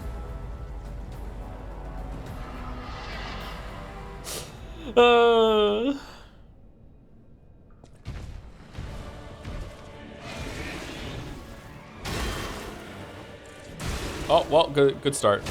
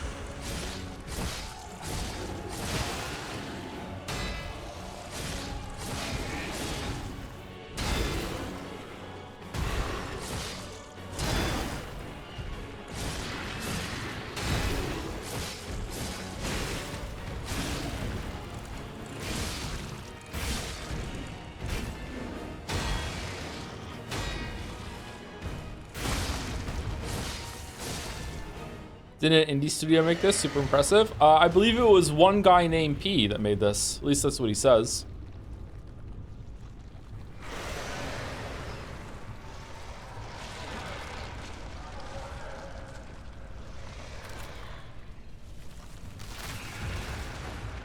Is the combat that's basically Sekiro meets Dark Souls? Yes, without a jump button. Yeah, it's you can dodge. I'm focusing on parrying, but you can dodge, and dodging is just as viable and in some ways better than parrying.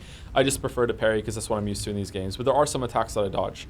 Part of the difficulty and the fun of this game is working out what bosses have strings that and attacks that you need to dodge or parry or just avoid from, that sort of thing. It is a very good combat system. It feels really good.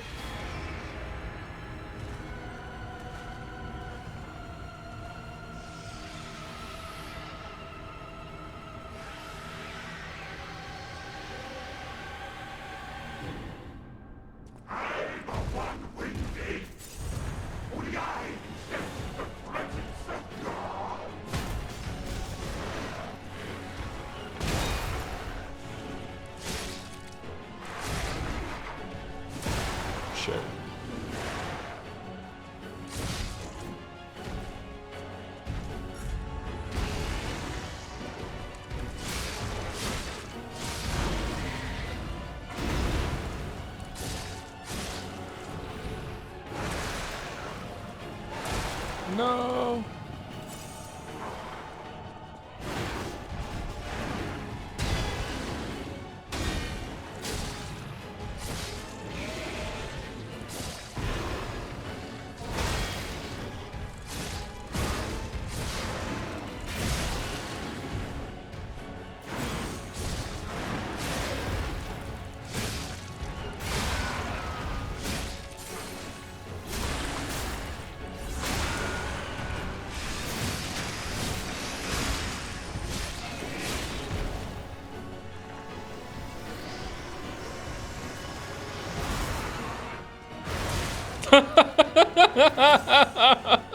I learned no lessons all those fucking 3 years later still. Fuck.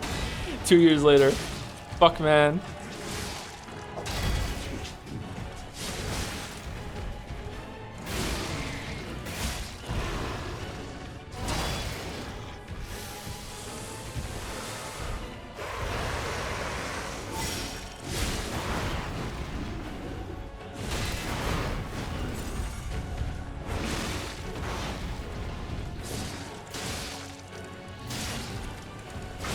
Alright, first try. Sloppy as fuck, but first try. First try.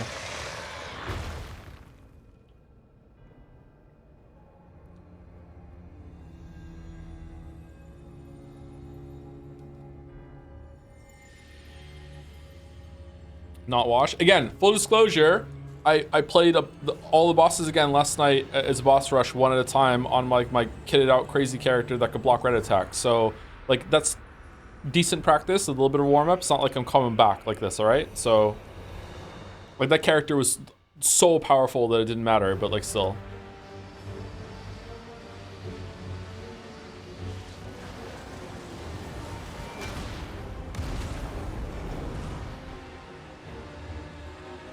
Haha, finally.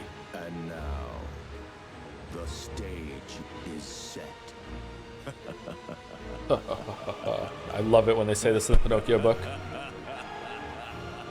Hey, I want to ask how you deal with the bias of the game reviewer. I know you sometimes explicitly say you don't like a certain kind of game. Is it better to keep that information implicit and not bother just presenting your perspective? I feel like trying to account for your own bias is a fruitless endeavor since you can't always 100% unbiased, and the viewer can actually feel your biases even if they've seen enough of your stuff. This is a very complicated question. Back to the old Grant. What? The old before the green overtook. Thank you for your comment. Cures be natural. Yeah. Do you want more stamina? Probably. Let's get him to 20 and see how it goes. Okay, so Mouse was just telling me this about Umineko earlier. How you say something is more important than what you say most of the time. There are certain people on YouTube that I won't talk about, but even like not even like I'm not talking just about accents, but just even like your cadence or your cadence. Is it cadence? Just the way that you present yourself can lend itself to being seen as more of an authority, or more that you know what you're doing, or more comforting even, you know, like it like a lot of that's how something is said is more important than what you're saying. So trying to counter your biases can sometimes like backfire and make you look like you're trying to be this enlightened motherfucker that's just sniffing their own farts and being like, oh, I'm not biased because I'm admitting it. But so it depends. It really depends on your personality. I don't know. I find that I have a problem when it comes to streams and on YouTube that I feel like I try very, very, very, very hard to like remind people that it's just my opinion. I'm just a person. I don't really know like a lot of these things. Like I'm just like talking, giving my feedback. This is what I think. You know, this like sometimes it's first impression. Sometimes it's like I dug into something and it's not saying anything is objectively bad. And it feels like the more I do that, the more angry people get and the more accusations I get of trying to come across as objective. Almost as if like by acknowledging that I have more authority. I don't know. This is where the DLC starts, right? Before Elysian Boulevard was built, this place literally was all there was of Krat. But when some in the city prospered, they left the old town behind. Through isolation and I'm waiting for Gemini to shut up, sorry. Krat's first incarnation became nothing but dangerous alleys and desperate slums. On the bright side, I guess, the whole city of Krat's pretty much like that now. The old town caught up with the new. It's true what they say. A receding tide sinks all boats. Yeah, anyway, but you are right that biases are implicit, but so is like subjectivity. Subjectivity is implied. I know some people disagree with that. Unfortunately, they're just wrong. Like you can't have an objective opinion. That's what opinion means. That's why we have different words. They mean different things. If you're disagreeing with that, you're disagreeing with the dictionary definition. If you want to say that you want supported opinions, I agree with you. Supported opinions are way more interesting to me than, you know, just pull it out of my ass, this is how I'm feeling because I didn't have breakfast, like opinions, you know what I mean?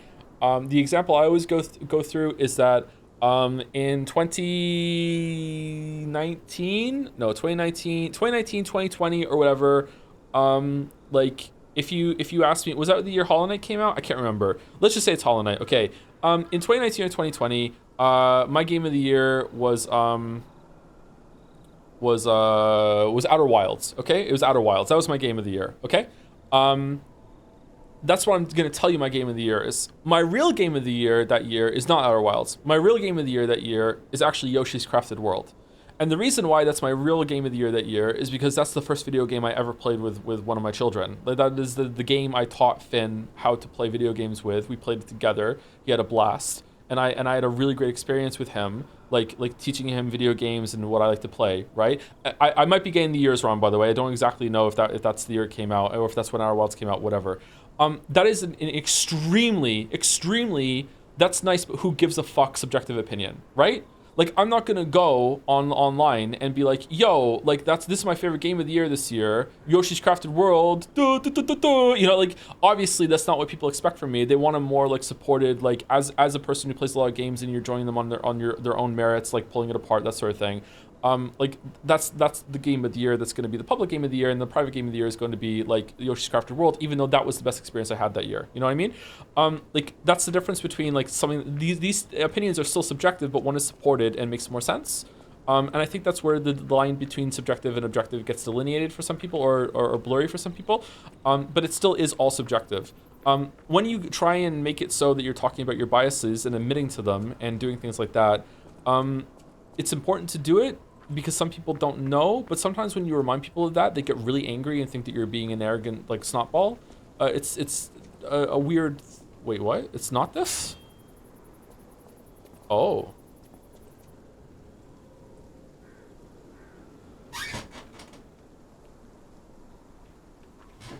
Oh, okay.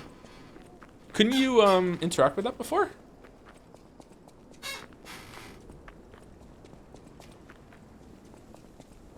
You have to go to get the hotel invasion first? Oh, okay. Let's go further then. Let's see how it goes. I feel like we're getting through it pretty quickly. I wish I could remember where all of the oh my god, we're dead. I wish I could remember where all of the weapon upgrades are, so I could just get them and keep running through. Joe, you have to keep in mind that the negative comments about why you're an arrogant snotball are just no word for engagement. Yeah, they might be, but like, it's still kind of engagement I don't really like.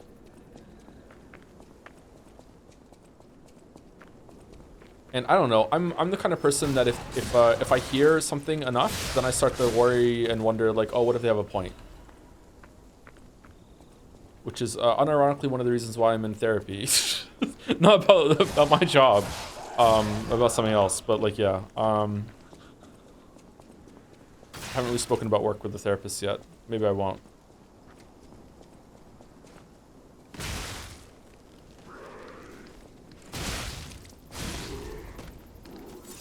I think it's some kind of defensive-ness. You saying it's my opinion and it's okay if you don't agree can bother people who are really passionate to the point where it annoys them when you don't agree. You really can't win against someone who just wants to argue their points. I never do that. I never do that. Yeah, maybe. Is this the little line at the top right there, the amount of souls we need to level up? Underneath the soul amount?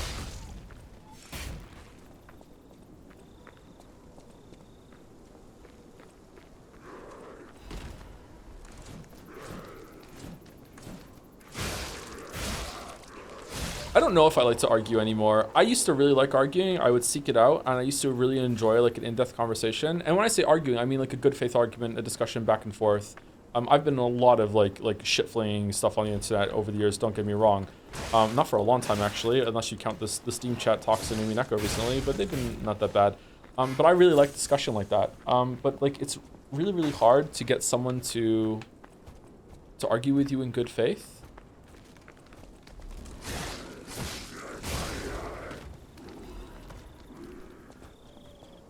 I don't know. And also, I don't know if I'm in a great place to do that anymore. I don't think I really enjoy it all that much anymore.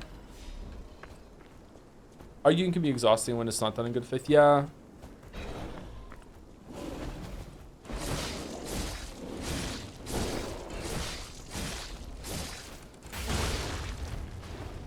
Oh man, this is going well. Bear Bro is usually difficult.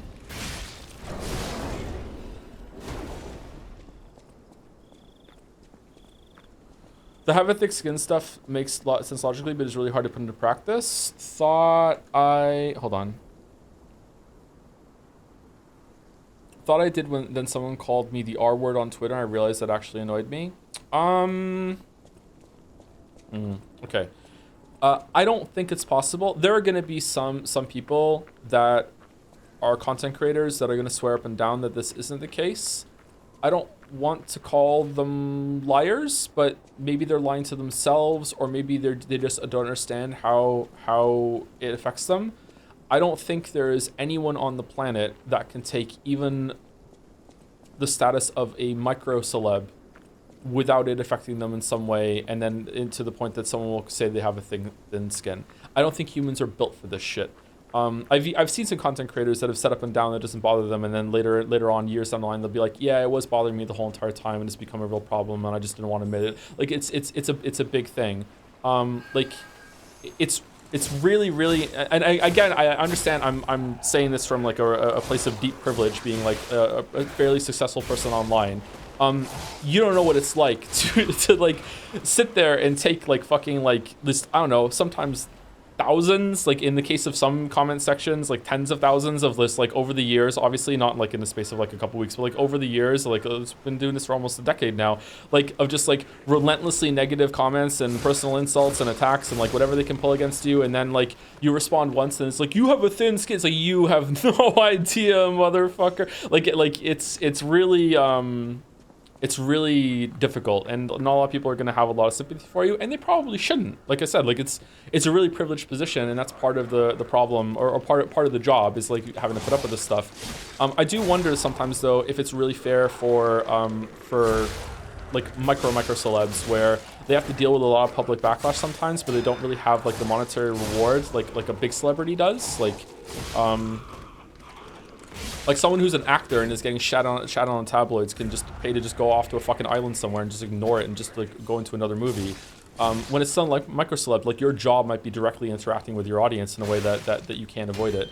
So yeah, I don't know. Like I consider my community to be pretty good, and sometimes it gets to me still.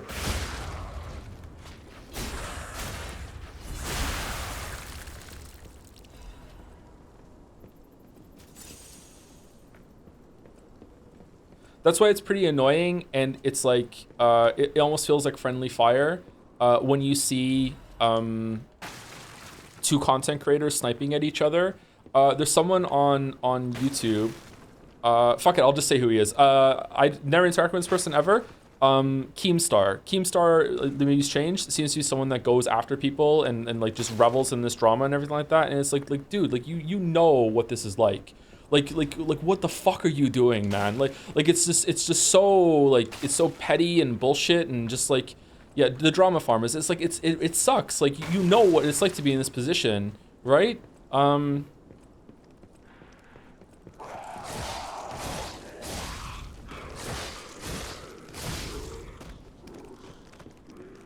You prefer streamer making videos? I don't know if I have a favorite anymore. For a long time, my favorite was making videos. Streaming is sometimes easier, sometimes it's not, depending on how my sleep disorder is making it so I can't sleep very well. Videos are definitely more fulfilling, but there have been some streams that have scratched that itch for sure. I really like interacting with my audience. I really like talking. It's also a social thing for me, which is why sometimes when I get some backlash from chat, sometimes I feel like it hits me a little harder than it should. So yeah, I don't know. I think it's still probably videos. I wish I had more time to do it, but that's life at the moment.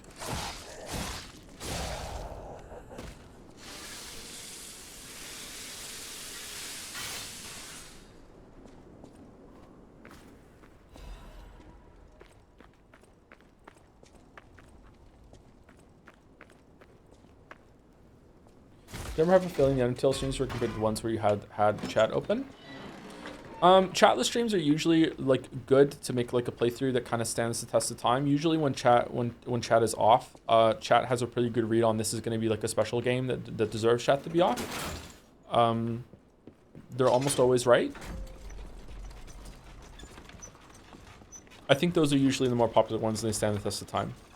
I hope you do Expedition 33 chatless. There's no fucking way it's too long. And I wanna stare into chat's eyes when I criticize everything in that relentlessly over and over again and tell them that their beloved game of the year fucking sucks. And then after stream, I'm gonna go to Mouse and DMs and say, hey, why is everyone so mean to me? I don't understand. I'm the nicest person ever. Why does it happen to me? My life is so hard. No, I think I'm gonna really enjoy it. I think I'm gonna like it. Oh shit, Mouse is here.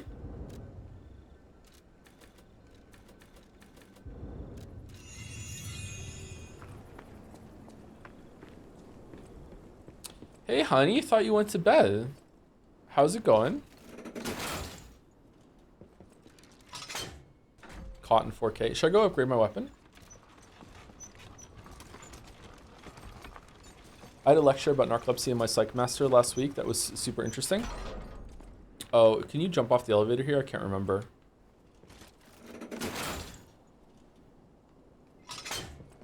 There have been some improvements or developments in narcolepsy that I think there's a new drug in trials that are in human trials that's meant to be really, really effective. I don't know how I'm gonna get my hands on that, but I really want to try it. Fewer side effects and it's a lot less hardcore than taking Xyrem, which is not good. And also I'm pretty sure like the stimulant that they take during the day is like one of the more intense ADHD ones. But I probably also have ADHD, so I should probably go check that out. I don't know. Drugs? Yeah, drugs. Mouse went to bed, time for some serious streaming. Liza P. Liza P. A gamer's game.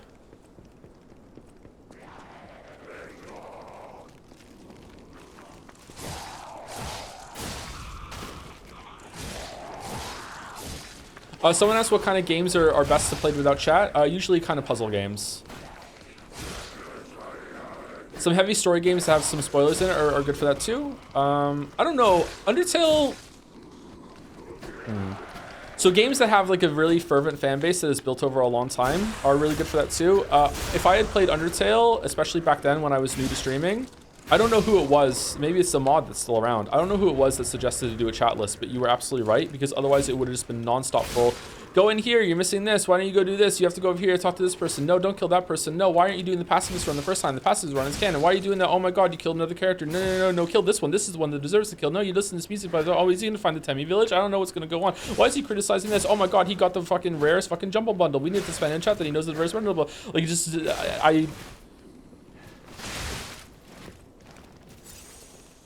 would have ruined so much shit about that. So like that kind of game.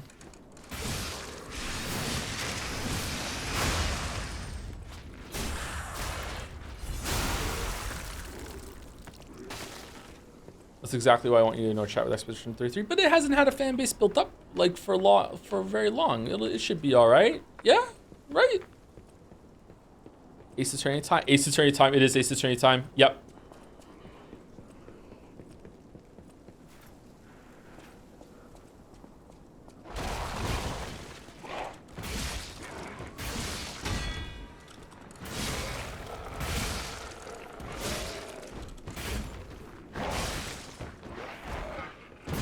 Oh my god.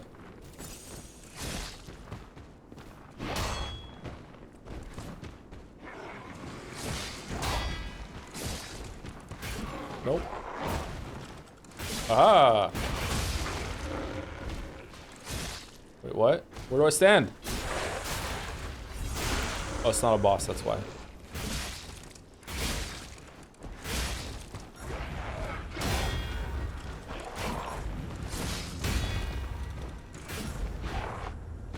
Fuck.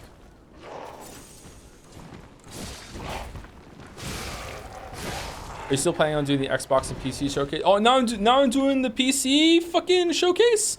I'm trying Escape Academy, and I'm happy to tell you that if we stream a co-op stream of the sequel, chat will definitely be entertained. Oh, is that good? All right. Should we... Mouse, did I say it? Should we lock it in? That's a streamer's bond. If you say lock it in, it's locked in. Except if it's a weird anime game that you just set on a whim during one of the game showcases about being trapped in the subway 3 years ago. Let's be clear. Now, I didn't say it's good. I said chat would be entertained. Let's be clear. Oh. All right. I'm picking up what you're putting down. Yeah, oh, you understood it was Eternites. Okay.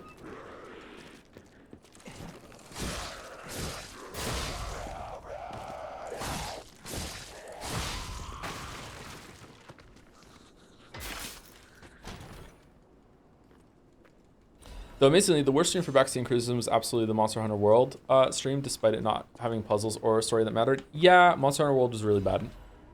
That was the worst chat experience ever, still to this day.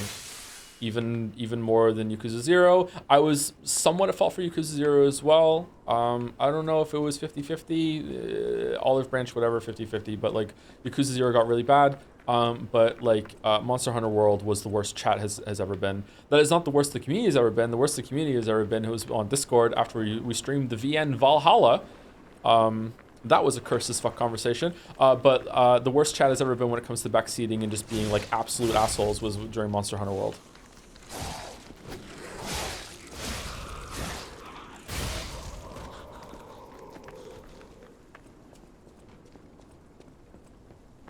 Yakuza 0 chat was absolutely out of pocket. I'm actually kind of afraid to go back and see what chat was like back then. I haven't watched that one back. Usually, eventually, I watch the streams back to see what it's like. Although I haven't done that with any of the streams I've done this season so far. Haven't had the time. What happened with Valhalla? There is a controversial character in Valhalla that the community liked. And a lot of the community realized that they probably shouldn't have liked them that much as the story went on, but a couple of people got really dug in and had some really fucking yikes takes, some of them on stream and then others on Discord afterwards. That's all I'll say about it because I don't want to rehash the thing. But yeah, chat was the worst when it came to Monster Hunter World. I wonder if Undertale or Outer Wilds would have been worse if we had chat on compared to Monster Hunter World. I think it might have been. Undertale 100%? Yeah, probably, yep. Have you played the Factorio DLC? If so, did you like it? I have played the Factorio DLC. I didn't finish it. I loved it. But I also played the mod Space Exploration beforehand. I loved that too. I would like to see a combination of both. The DLC has gotten some cool like extra planets added. There's one where you're in a submarine. I want to try that out. Mods are really easy to add to Factorio, by the way, if you are interested, but kind of scared of them. It's all done within the game main menu.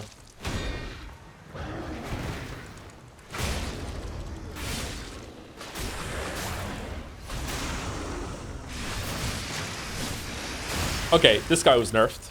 What the fuck?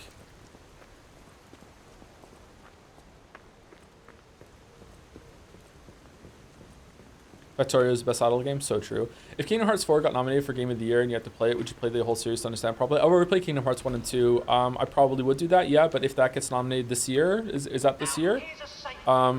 Is Kingdom Hearts 4 even out? Was it just 3 that they made? I wouldn't have time to do it.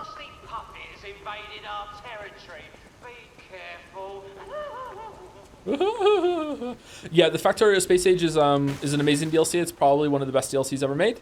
It added so much content. It's almost like Factorio 2. If you have not checked it out, I don't know how you couldn't have at this point, because if you like Factorio, then like you were addicted to it at some point. Maybe you're afraid to go back to it. If that's the case, don't play Space Age. It's a negative recommendation now. You're gonna get hooked again. Space Age is amazing. It's absolutely incredible. Really, really, really, really good. Except for Gleba. Gleba sucks. I'm a Gleba hater. I don't care. I know that's a normie take now. I know a lot of people love Gleba. I fucking hate Gleba. I've been punished for it in the game now. I fucking hate Gleba. Reddit take? Yeah, I know. Thank you, Altopa Wee for the resub. Not oh, we're here? Oh god. Is that the first time I've ever died on that tower?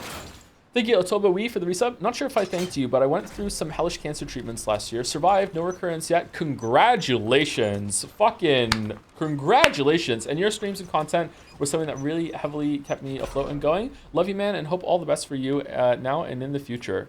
Fucking let's go. Exactly what I was saying. Fucking let's go. You're very welcome. I'm glad I could help you with that.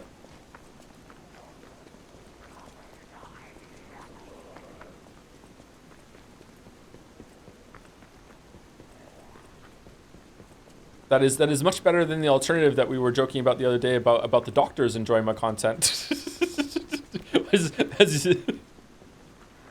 as you're passing out. Can we choose it? Yes, please. Congratulations. Congratulations.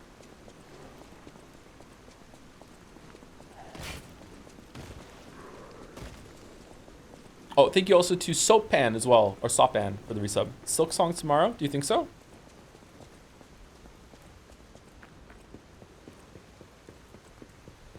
I spent like 2 days making Gleba builds in editor mode before implementing them in real game. I got my own thing going, but it was just to get some research done, and I left and I never went back.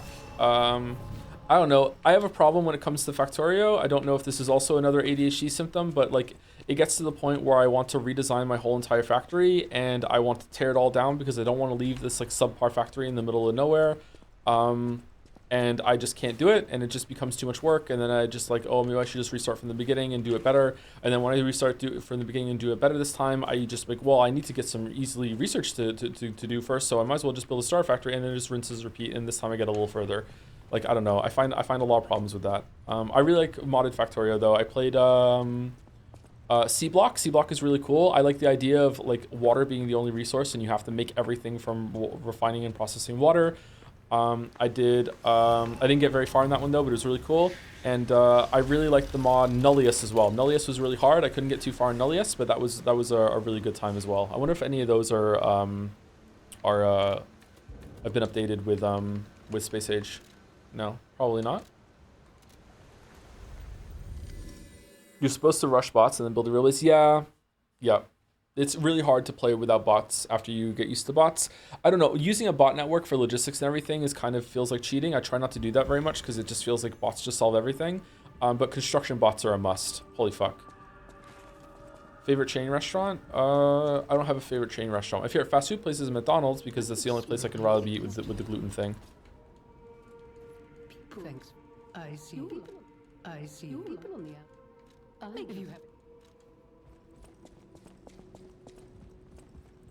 Oh, however, it's up to you. Has a chance of them being consumed when using pulse cells. Okay, we don't want that. When I play Factorio, I was kind of disappointed with the combat. Do you feel the same way? No, I don't really need a big combat experience from Factorio. If you want something that's a bit lighter. It's a supply box, officially approved by the city of Krat. Oh, did my thing just break? If you want something that's lighter on the Factorio elements, but better with the combat, might want to try Rift Breaker. It's like a more arcadey version of Factorio, but it doesn't have the depth at all. So don't go in expecting it to be like a really deep experience or anything like that. Apple? I can't remember what the apple is for. Was it McDonald's that made you walk through the drive-thru? Was it Burger King? It was Burger King. It was Burger King. I walked through the drive-thru. You know that stalker? Wow, I haven't. You're not my look, but my family. But that's, I suppose.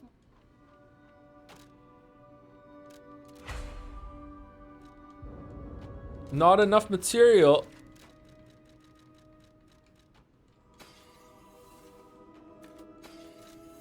I know my way.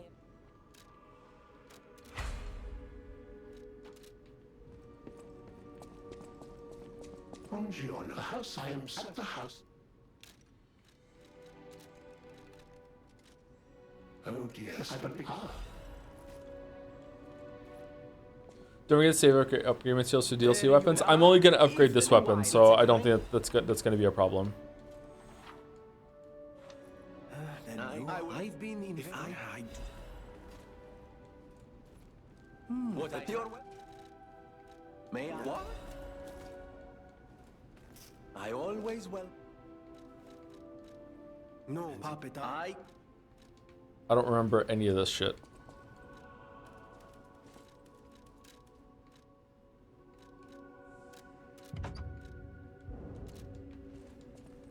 You ever played Manhunt? I've not played Manhunt. I feel like I was in the middle of answering someone's question and I just kind of lost track. Sorry.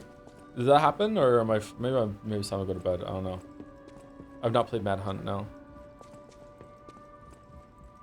Is the parry timing easier now compared to when you stream the main game? It feels the same to me. I don't think did they loosen it up?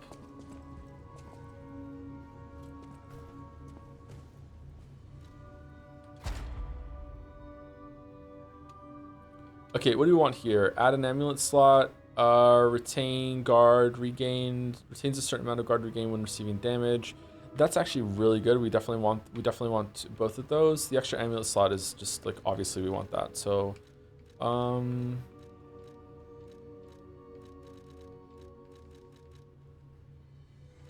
lower star consumption when discharged. Lower weapons lowers guard regain reduction. Attribute resistance. Yes, got that one. And we probably want attack type. Perfect guard destruction, I guess. Enhanced weapon attack when discharged.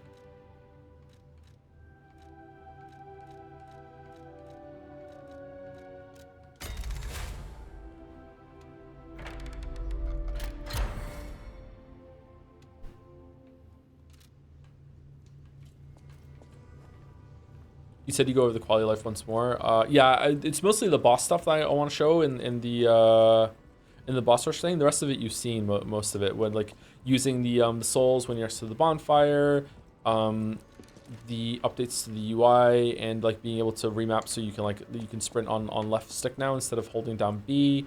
There was another one too. What was the other one? Oh, you can now level up at bonfires instead of having to like go here and talk to her. Maybe the more I know air without gather more in but as you And everything to do with the boss rush mode is really, really great. So like here, you can go here and you can just select which one you want to do, and then you can just go in and fight them again. And then you like you can select the difficulty mode. It goes above the base difficulty. It goes up to 4 and 5. I already beat it on 5 on another character. You can also make your own like gauntlet of bosses that you can do if you want to do that with limited resources. That's kind of cool. And when you go in, you have your own little bonfire in there to like change some things. You don't have to come back to the hotel to do it. And when you beat the boss, there's a bonfire that spawns that you can use to pick another boss instead of having to come back here, going through a load screen, going to this fountain, and then using it. You can just pick another boss right afterwards. It's pretty cool. I like it a lot. Are you entering the DLC once you unlock it, or are you going to complete the base game first for the DLC? As soon as I unlock it, I'm going to go in and see what it's like and see if it's doable for me. By the way, you mentioned playing Yoshi's Crafted World with your son earlier. Would you ever consider doing a video on a more casual co-op oriented games like that? I feel like there's some design challenges with those that are not really discussed online very often. Maybe. I don't think I'm really all that equipped to do that, to be honest. I'm not sure.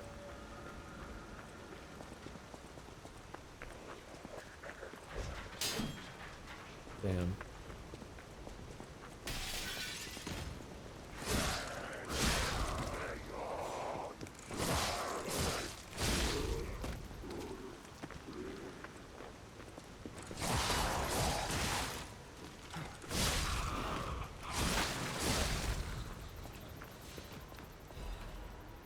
What's been really interesting is that I have 4 kids, and all of them play games now. Even Mila. Mila just got a Switch for her birthday last month.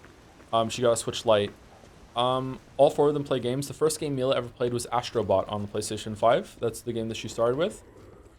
An interesting thing about the kids learning how to play games is that like it's just really like laying a little foundation, and then they're just gone, and then they'll just learn themselves. It's like such a like self-perpetuating hobby. Like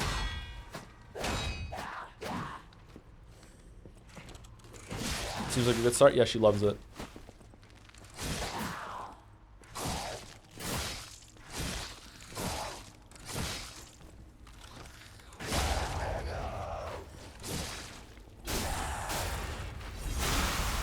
And that tastes really kick in really early.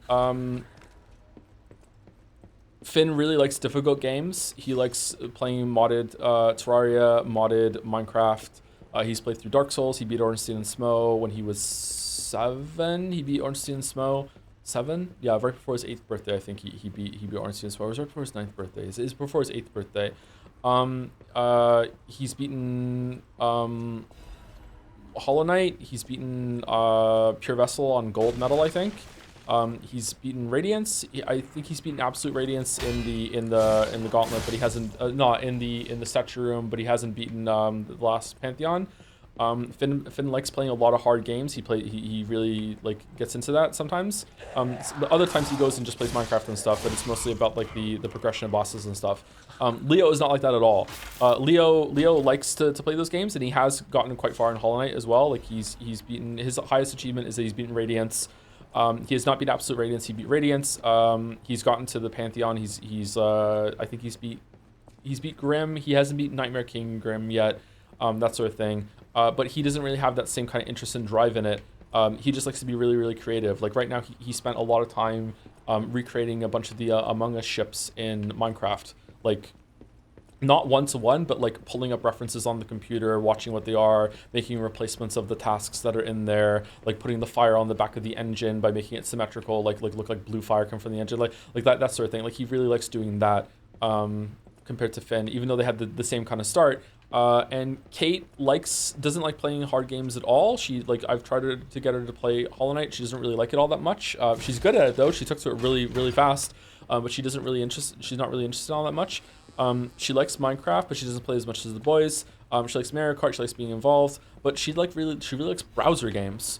And Astrobot. She also likes Astrobot. Like the girls are more into Astrobot for some reason than the boys are. Like the boys were just playing it because the girls were into it and they didn't want to feel left out.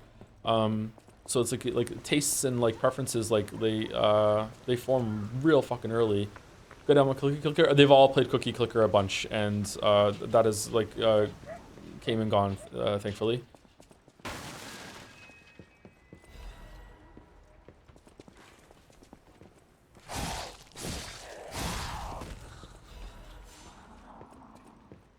But yeah, I thought for a long time I would have to like sit down with them when they got a new game and teach them how to play it. But I can just sit down and just watch them, and they just do it. They just take to it. Oh, this room's really hard.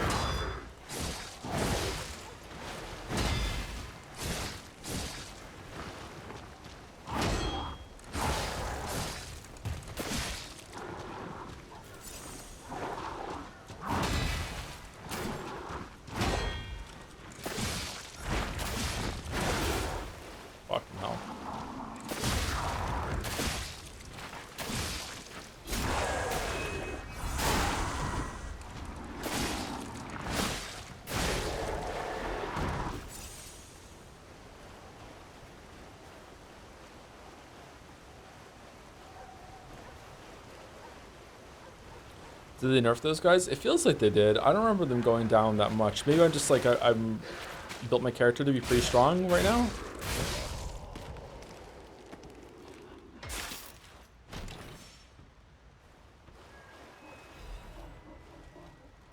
We also have another one of these right now. Do we want to put this one on? That's going to make us slightly heavy. Mom Spaghetti. Okay, stamina recovery speed is always good to have. Glen Thieving is my favorite.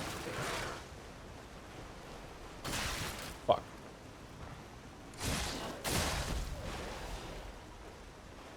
Honestly, I grew up playing whatever my brother did, so I never really learned anything on my own until like Skyrim. Yeah, I worry about that. I think that I've kind of made that okay for a while. Like Leo would follow his older brother. I don't know why I'm talking to the kids about the kids.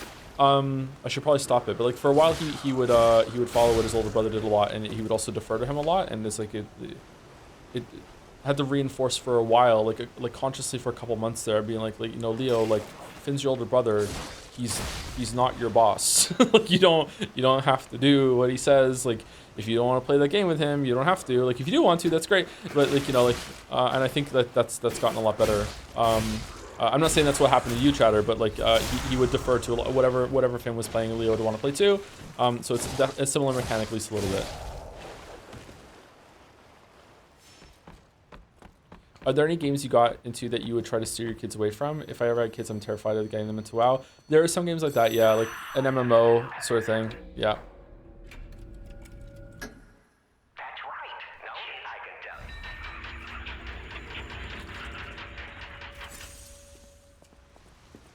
I don't know. I try not to think about that too much because I don't know if it's a good thing to try to micromanage. I didn't play Minecraft. I've never really seriously played Minecraft, so that's a question mark to me. The kids have played it, they love it, they play it to death. It's their favorite game. Like they just play it over and over and over again. I don't want to sit there and be like, hey, you must play the classics that I played when I was a kid because you need to have the exact same childhood and re-experience those kind of things. It's like, okay, let's see what they do, and when they're ready to play some of those games that I really liked, if I put them in front of them, that's great. And if they don't like it, they don't like it. Yeah, I don't know. But maybe that's wrong. Maybe I should try and get them to broaden their horizons a little bit. I had lofty goals when I first became a father that I was going to like start them off on NES games and like move them up the tech tree, and like they were gonna like not be these kind of kids that would like really care about like modern graphics and everything, and then they were gonna play the old classics before they played the new games, and then it's like, no, that didn't happen. And also it wasn't necessary because they play games on the virtual console and they're fine with the NES games. They're like, yeah, it's fine. Like the graphics don't turn them off at all. So yeah. Joe, it's a bit cringe. Yeah, I know.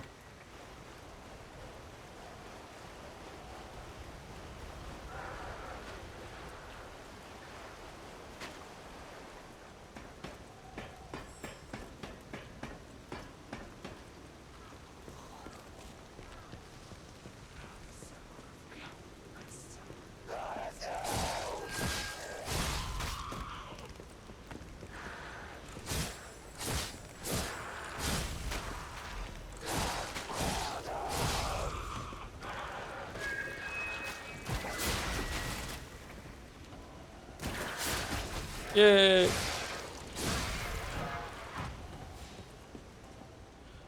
Before you play Fortnite. Oh, okay. So there are some experiences that I don't let them play. Sorry to answer it, and I'll stop talking about my kids. I know it annoys some of you. I won't let them play Roblox. Because I think that it's like exploitative. And I don't know exactly like if it's safe at the same time too. I don't know a lot about Roblox, but I did watch something about like how it's not a good platform. I won't let them play Roblox, and they want to. Unfortunately, they've seen some people on YouTube play Roblox. So, no, that's not really a point of contention because they're good kids and they listen. But I wonder if that's going to change as they get older. I also would not let them play Fortnite. I also don't like that they play anything that has a voice component, or that they're talking to people like, and they could talk to the same person over and over and over again. The only multiplayer thing that they do is Among Us.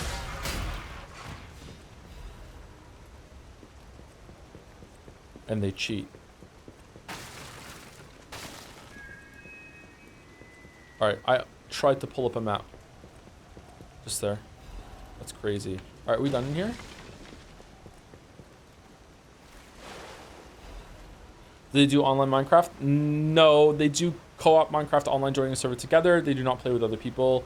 One time, someone joined their Minecraft thing on the Switch, and I had to like figure out how to turn it off. I thought it was already turned off, but no, it wasn't. But that was a really easy problem to fix.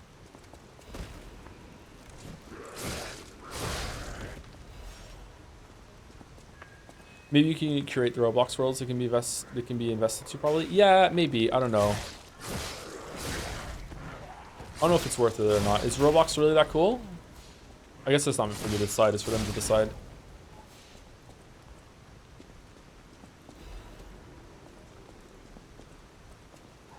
Fortnite is fine, to be honest. Yeah, but I don't want to see my kids do the stupid Fortnite dances.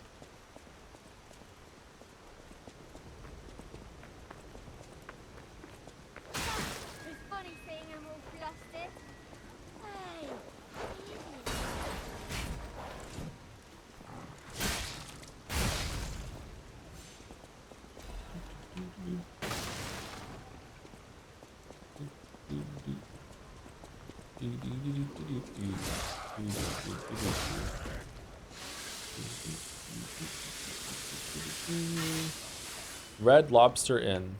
Boomer take. Yeah, it is probably a boomer take. Yeah, I'm sorry.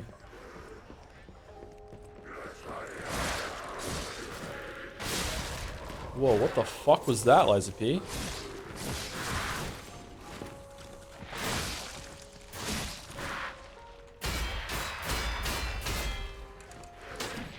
Whoa, what the?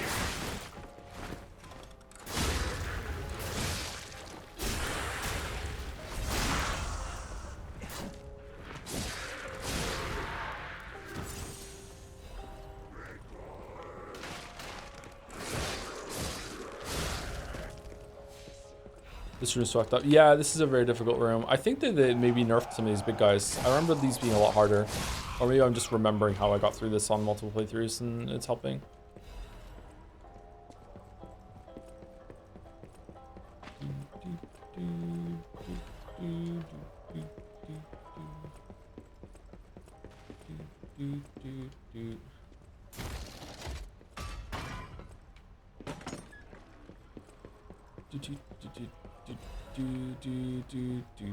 Have you read Citeen by CJ Cherry? I've been thinking back on it in context of accidentally subconsciously influencing kids' taste recently. I've never heard of that book, sorry. Is it worth a read? I want to get back into reading. I've been reading a little bit more lately, just a little bit.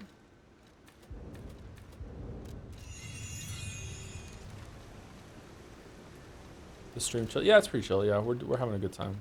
Having a good time.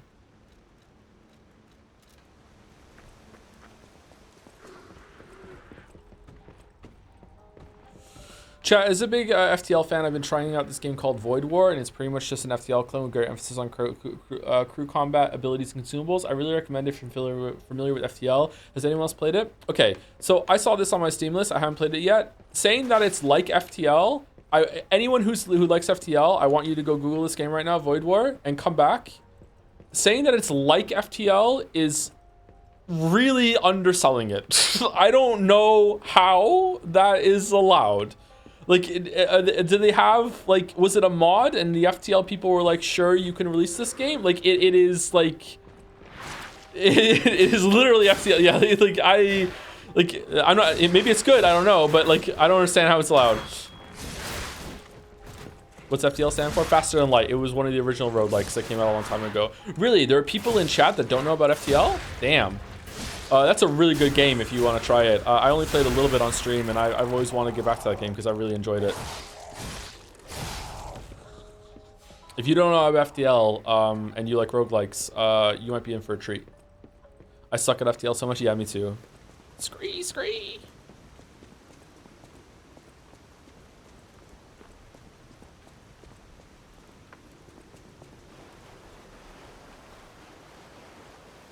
Ah, fuck. All right, well, here we go. I don't think I'm doing this one first try, chat.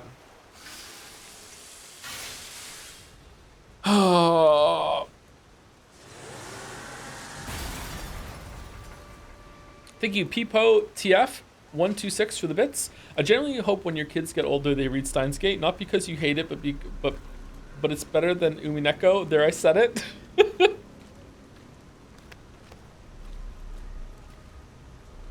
There's a part in the Liza P video where I say something like "gotta hand it to them" or whatever, and I use that clip where he shakes the hand on the shoulder. Maybe we should go through all of the videos eventually, and I can tell my little video editing moon logic things that I do.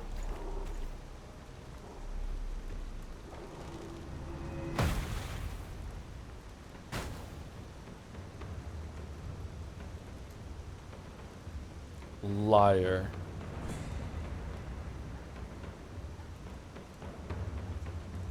Root for me, brothers!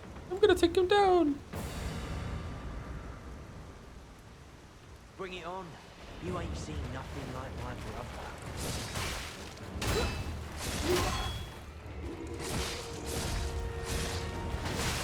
brother. Uh-oh.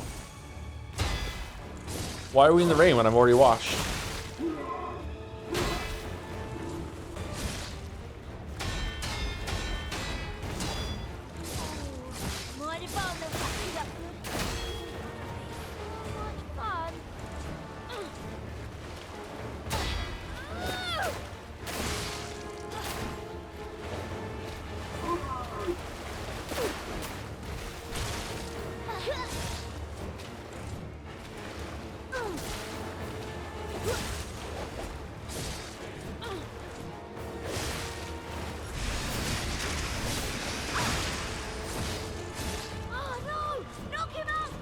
Alright, good. She's the most annoying one.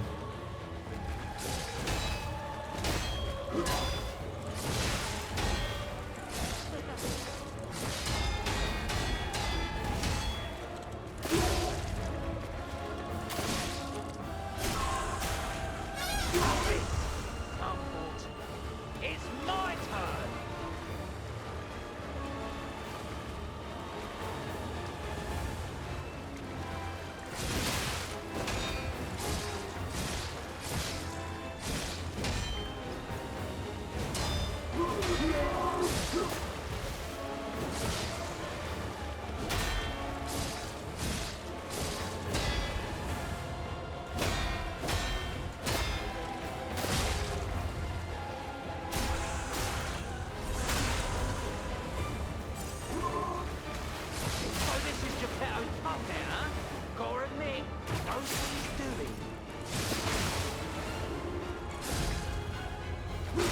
Fuck.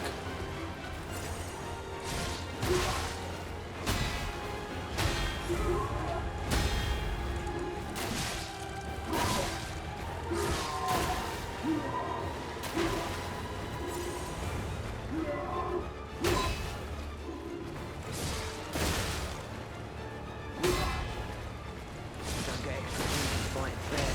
Survive and win. That's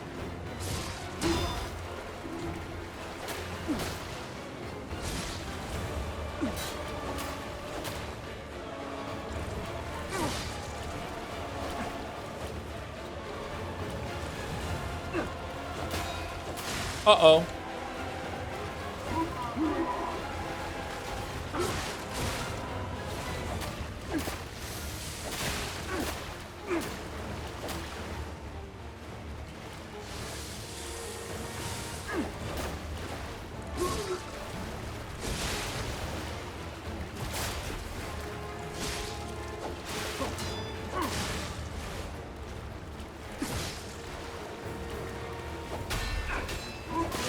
No!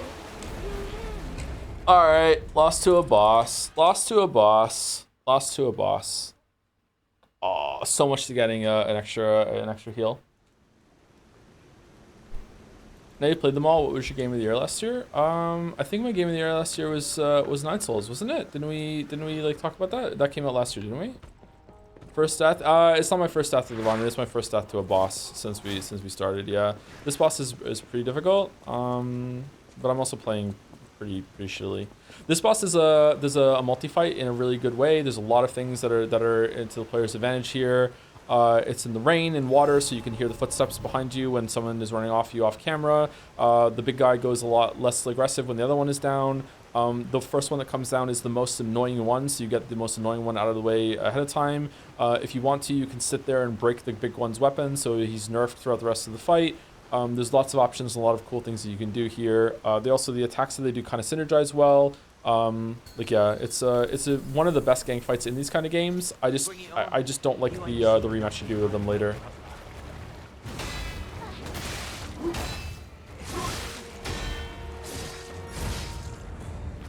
Fuck.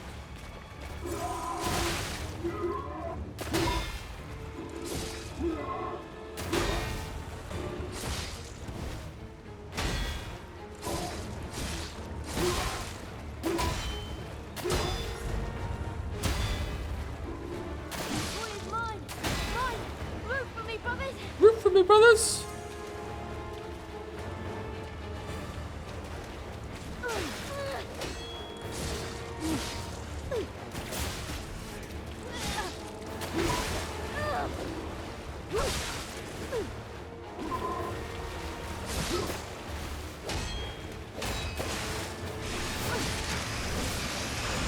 No!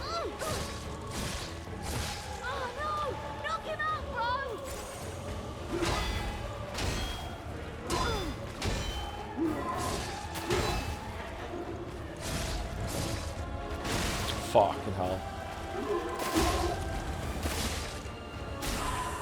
It's not looking good for Romeo. You played nice with the others. Don't you want to play with me, Mr. Puppet?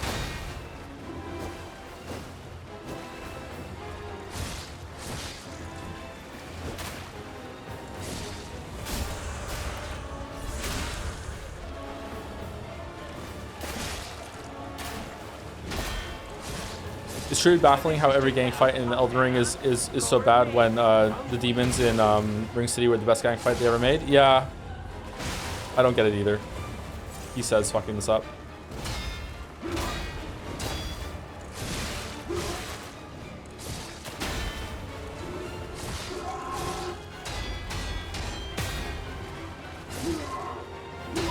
Okay, they've lowered the durability on this guy's sword.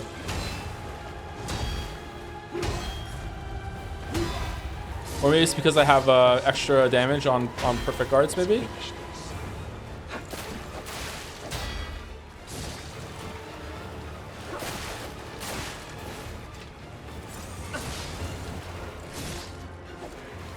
That might be my favorite multi-boss ever. The demons from Elden Ring? Sorry, from Dark Souls? Yeah, it's a really good, one of the best fights ever. Of that type, yeah.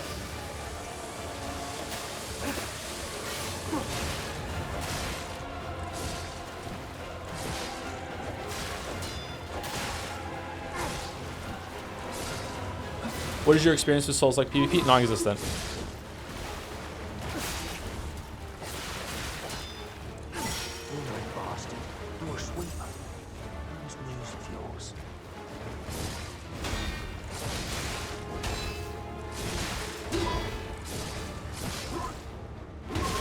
Oh, fuck.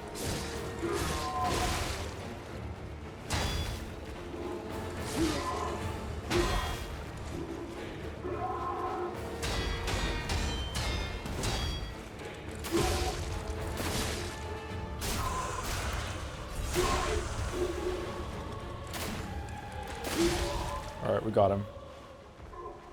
We got him.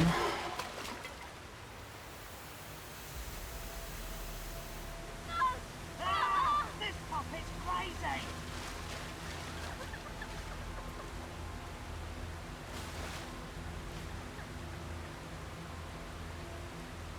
Grave Robbers from 2 or Black Rabbit Brotherhood 2? What are the Grave Robbers from 2, sorry?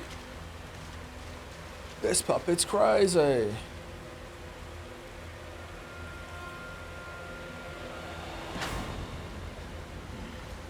Just let him walk away. You'll pay for that.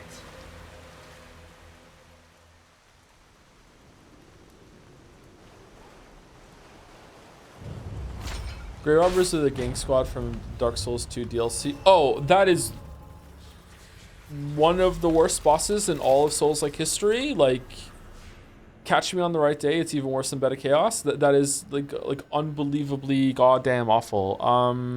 No, Black Buddy, the Black Brotherhood 2 fight is it's okay. Like, it's playable. Like, whereas that the Grave Robbers is like fucking like wow. Yeah. It's not that bad. Okay, can I get rid of this one now? What? Why is it messing up at the top? Because it has to do a new calculation. It doesn't know how to do it. I have to put it on first to see it. I guess so. Okay.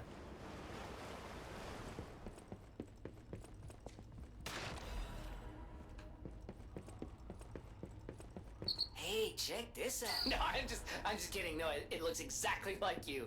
I mean, you see it, right? With the nose and the... Right?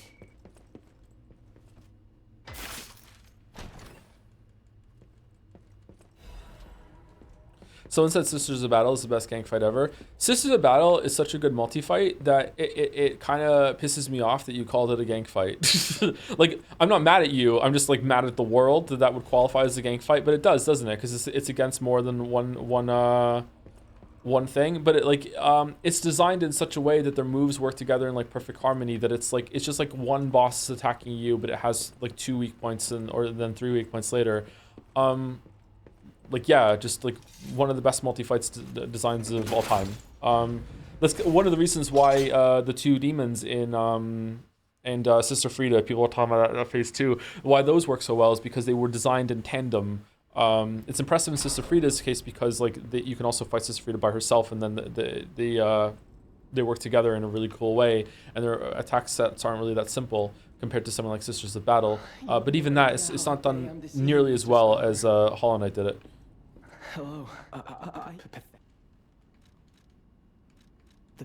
Maybe you'll. I interrupt. Alright, so here's the weirdest part of the game with this golden tree that you have to pick fruit on a timer or whatever.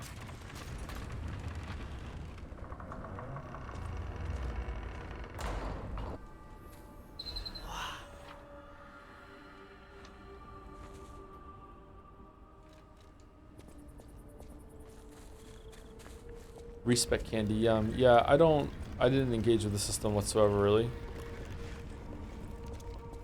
God Tamer wasn't half bad too. I think Team Cherry just has real grass multi fights. I think they understand that they're making encounters that that players are going to approach holistically, so they design them holistically. Sorry to drop the H word, but like yeah, they get it. And FromSoft does too when they do it properly, but usually they just are like, fuck it, here's just 2 bosses at the same time, and maybe we'll do some work on making it so that they don't attack that relentlessly, but you know, maybe not. Okay, enhanced pulse and cube uses, belt slot, we don't need any of that. What do we get here? The belt slot one? If I buy these ones, does it push it down there? Because I think I would rather have retain guard regain.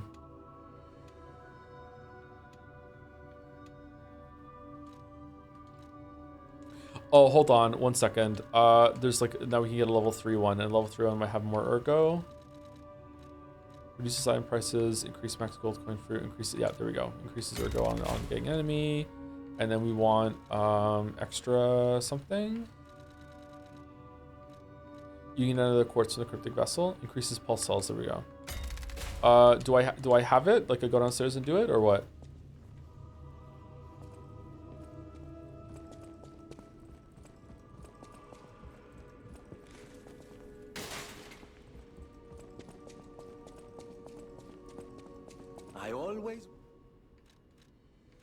No, I don't have one. I think I already used it.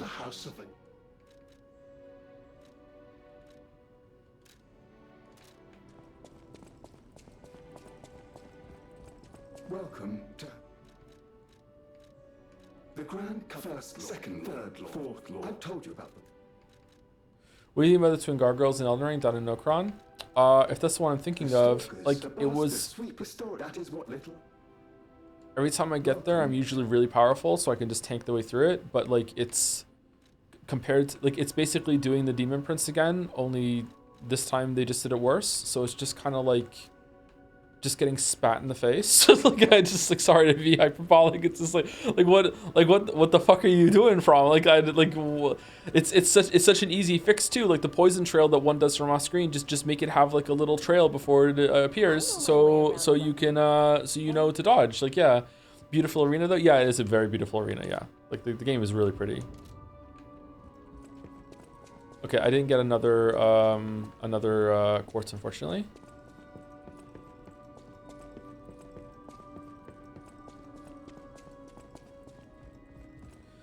Should we take a short break? Get up and walk around? Like, short break, a couple minutes. I'm gonna go get some water.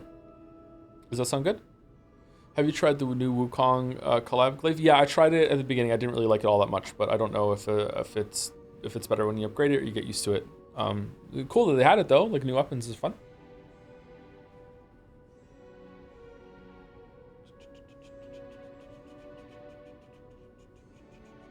I think From adds these intentionally bullshit fights to try and counter how skilled players are compared to Dark Souls 1. Yeah, they definitely do that. That's how Millennia happened. So they do have a worry about that. Yeah, I think it's pretty much undeniable that they do that. Whether or not it's a good thing or not is a whole discussion. As I get older, sometimes I like a little bit of bullshit in some games, but it depends on the game and how it's done. So yeah, I think they definitely do that, and they just throw shit at the wall and see if it works. Yeah. Anyway, be back in about a couple minutes. I'm just gonna go get some water, walk around like maybe 2 minutes.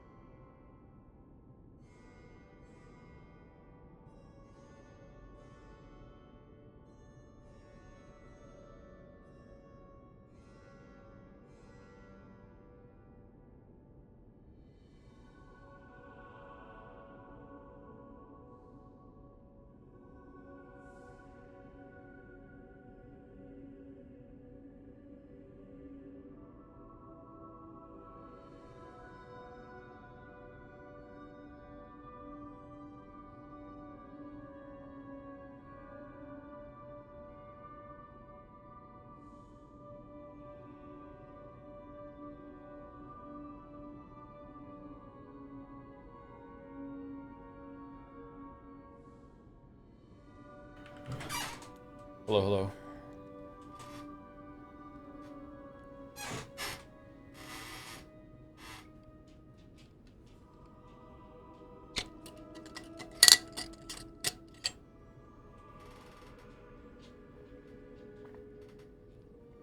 The more stat checks BS fights in Elden Ring is why I think From is at their best in more focused experiences like Sekiro and Armored Core. Armored Core actually has a really interesting combat system. I like it a lot, but it's marred by like weapons being so unbalanced in a different way than stats are, that you don't really know what kind of experience you're going to get, and it's very hard to like have a good smooth difficulty curve.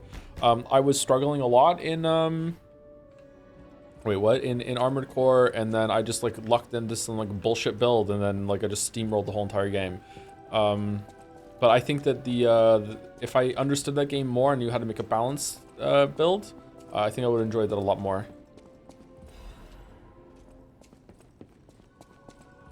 If you came from the Marlin, I knew the tree. I heard the crowd, the hotel. I'm going to. People have. Thanks for. Who has the key? Welcome to. Is it Geppetto? I'll use my power. I always welcome. Wait, Joe's not drinking about streaming this? Fuck, I hadn't known this. I would not have gone to sleep last night in the first place. Now, don't lose sleep to watch the streams, my weeb. It's okay. The VODs are here. Any advice on how to introduce games to an older person? One of my older family members wanted me to help introduce him to the hobby because he read somewhere that it could have a positive impact on neural health and cognitive function in the long term. The problem is that he really struggled to manage movement and the camera at the same time, and that led him to pretty quickly lose interest. So there's some good games that help someone with no experience with gaming that make connection.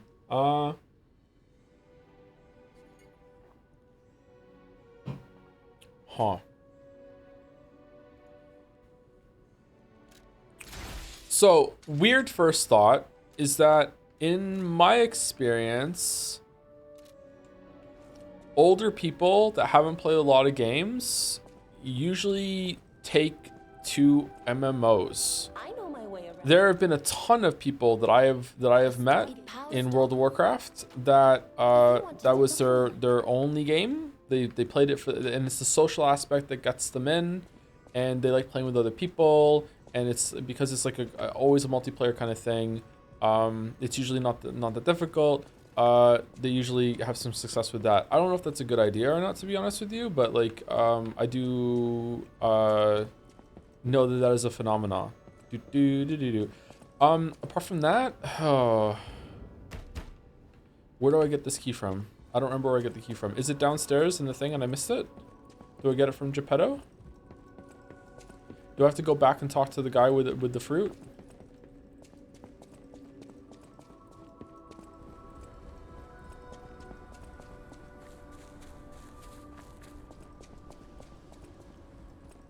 Stalker, please.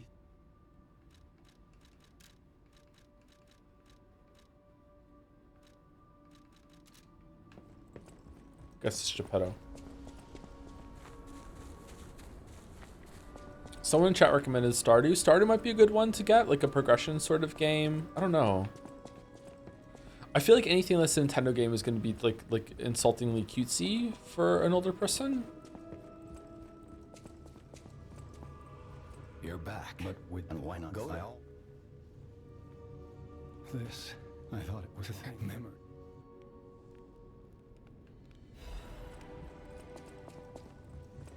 The Sith. Finally, the king. So are you. I knew you. I knew you think it. The black. That is.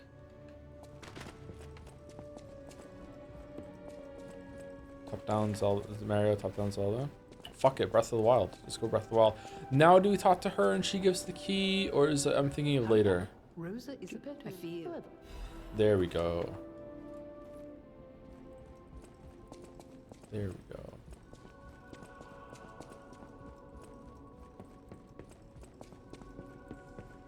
Did you hear about the old lady who played Final Fantasy XI for decades and recently passed away? All the friends she made in the game were expressing their gratitude for her. No, I hadn't heard that.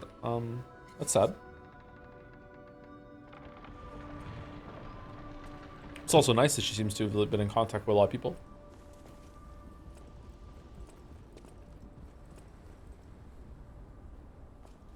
Mad Clown Puppet Time? What a thing to say after saying that. Yep, yep. Mad Clown Puppet Time. Depends if they already use the computers. Yeah, that's true too. Yeah. Like, yeah, what are their tastes? Like, someone who's really into like geography and history and stuff like that, their first game might benefit from like a Total War game or a Civilization sort of game, that sort of thing. If they're into board games, they never got into computer games, that also might be a good fit. Isabel Street, This looks different. Entertainment district. You might call it extravagant. Operas, operettas, street concerts, all running 24/7. Adelina Corday, the singer in the red dress. Oh, she was the most famous Hello, of them Gatsby. Hi. all. The legendary prima donna. Well, I'm not sure if she's still alive, so... Well, What's the matter? makes sense. Yeah, it's getting a little depressing.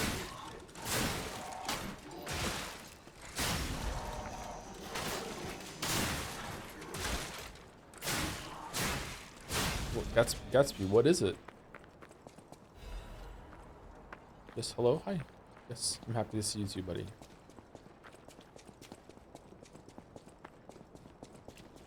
My parents have had dates in World of Warcraft back in the day. Is that how your parents met? Oh God. Don't. If the answer is yes, don't answer. For the love of God.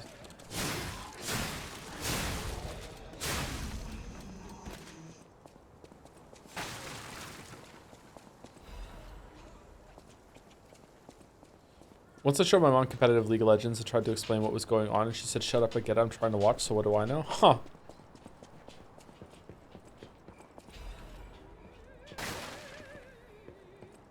Like an RTS game might be good. Yeah, it depends on what their interests are, yeah. If they read a lot of books, a really good story-heavy game with some light gameplay elements might be a good start, yeah. People are usually smart, man. They can get it.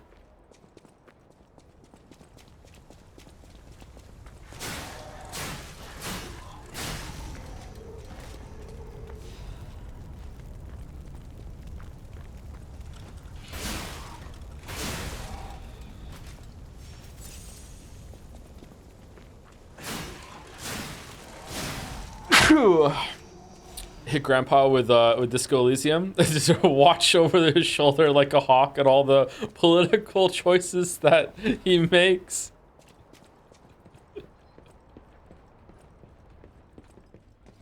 Now there's a generation that no one is getting the world's most laughable centrist.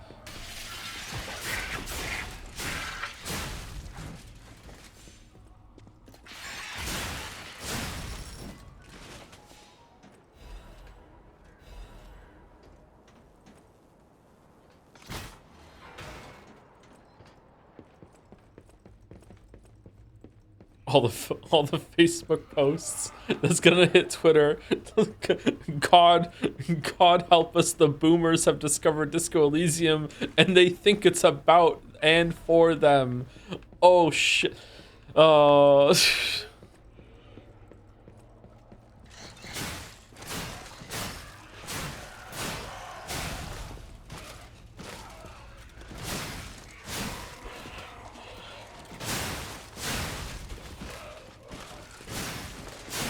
Never ask Eliza P. devs the subtext behind why the baby puppets are the most resilient in all the land.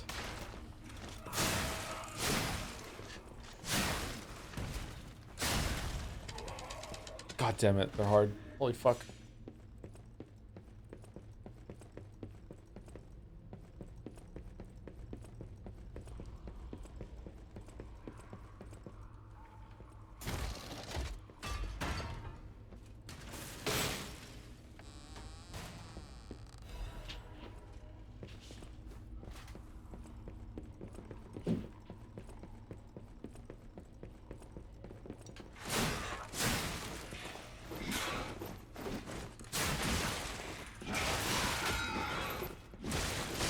What the f- Holy shit.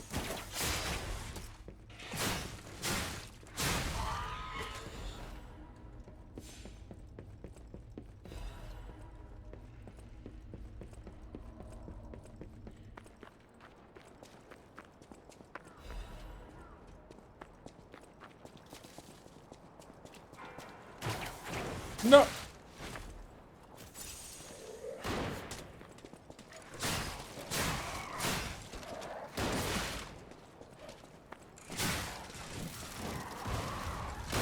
Oh my god. Oh my god. Disgraceful.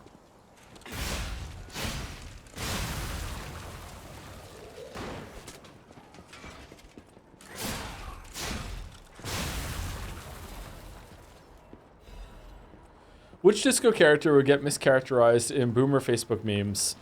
Probably all of them except for Measurehead. That is so on the nose that there's no way in hell that that's not gonna, like, be understood.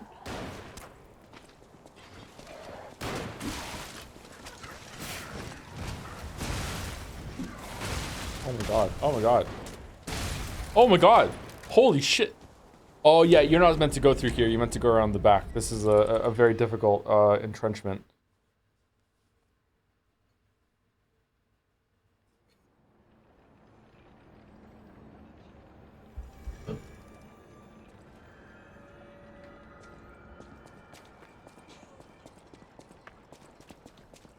Oh, cool.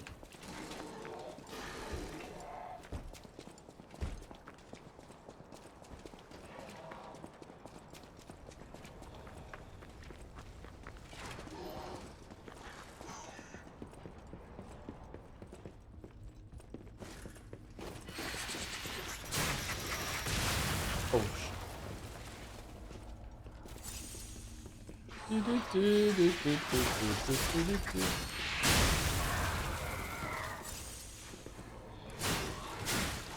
Alright, it's going well. It's going well. Everything is fine. Everything is fine. There's nothing going wrong with this gameplay right now.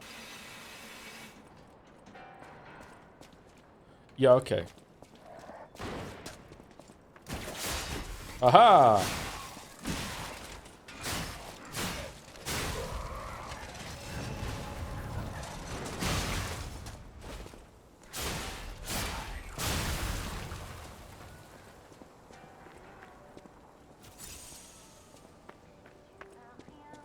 If you suddenly transformed into a toy, what toy would you want to be? I'm not answering that question. Oh, fuck.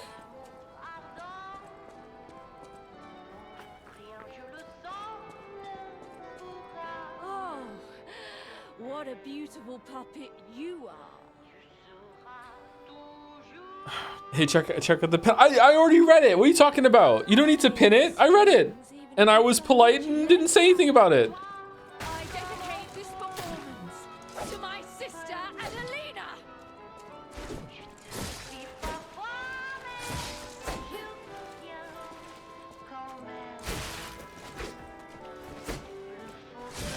So this is one of my least favorite bosses in the game because she can parry you with no real telegraph that I could discern. I don't know how to figure that out, but maybe there's a way. I don't know how to do it. So we're just gonna backstab her.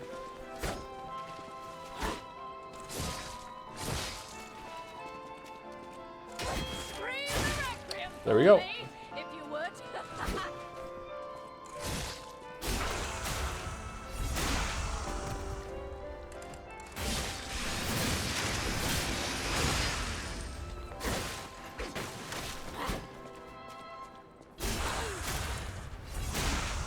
Can you parry the counter? If you can, I've never tried.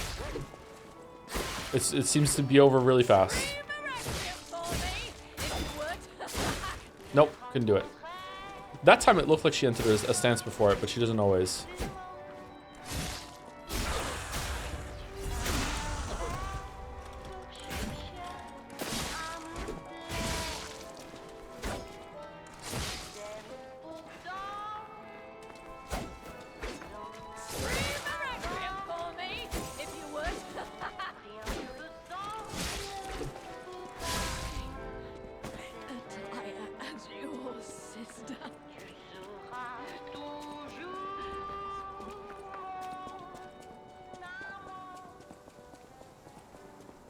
Women, right?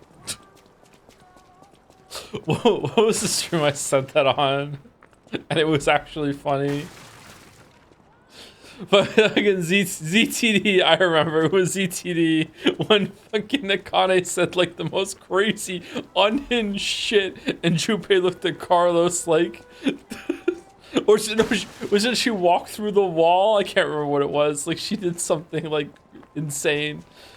Can you put on her clothes for no reason at all? Can you? Do you get her clothes? Oh, we got the green one. I like the green one. We don't have her clothes. Oh God.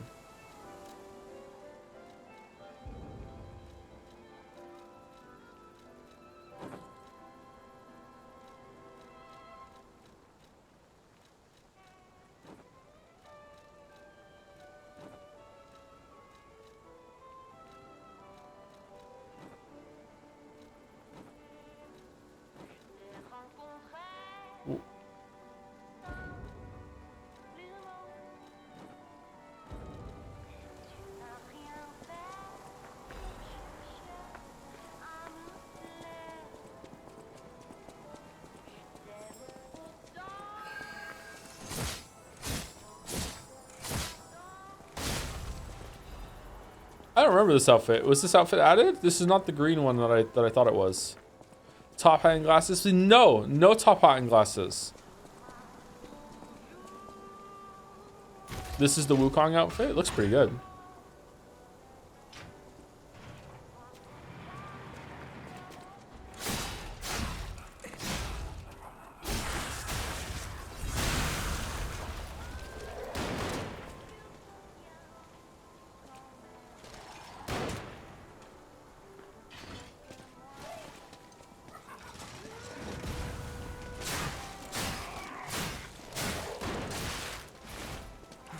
Stupid puppet. Oh God, I'm the stupid puppet.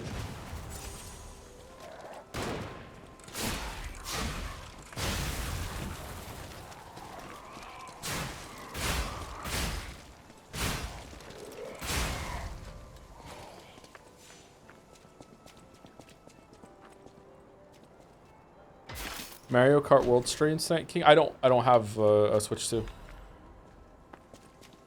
Sorry, I don't have one. I can't do it. Is Black Myth Wukong planned to be played this year, you think? Or are you keeping it on the waitlist? It's on the waitlist right now. I don't know if we're ever going to stream it, but I would like to if we run out of other games, which doesn't look like we're going to anytime soon, unfortunately. Really hope I can bring it to Joe's attention at some point. We'd love to hear what he thinks of it. You have my attention. What is it? Is Expedition 33 on the list? Oh, add another one. We got another one. Add it up. Yes, it is. We're streaming that. Oh, we're not heavy anymore. We're streaming that. Oh. Never mind. We were already not heavy. We're streaming that in July, I think. Oh, I wonder. Would you? I missed.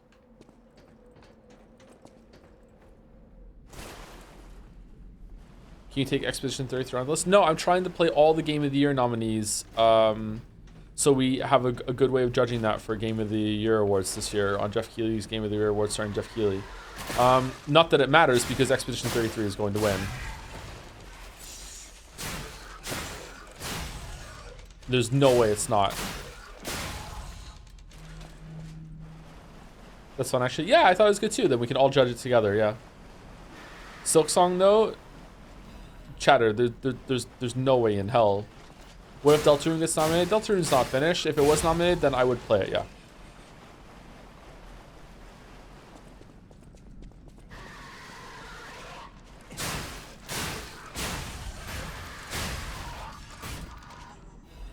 Does that mean you'll play Kingdom Come Deliverance 2? If it gets nominated, yep.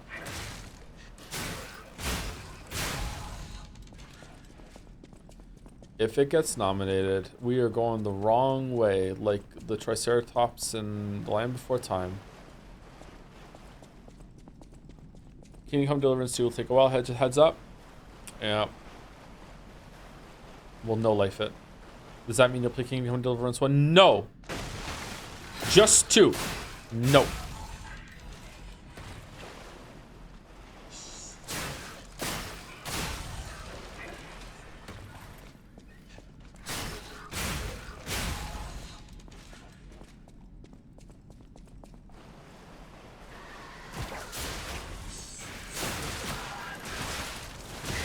Oh, fuck. What? God damn. Death Stranding 2 has some big chance. Jeff is best friends with Kojima. Death Stranding 2 is not winning Game of the Year.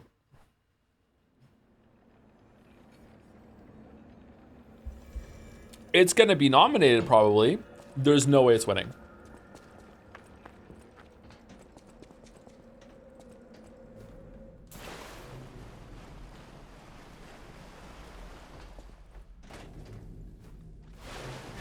Game of the Year was decided a couple weeks ago when Reddit decided that Expedition 33 is the best game that has come out in 10 years again for the fucking 12th year running. You know, just haven't had a gaming experience like this in a decade. It happens every single time. And society at large, gaming society at large, played it and went, you know what, Reddit, this time you got a point. All right, it is Game of the Year. And only 10 people worked on it. Excuse me, that's wrong. I think that you might find that it's single digits actually. One of those people that worked on it is actually just like a marketer that don't count. It was actually 9 people. It was actually 9 people that worked on it.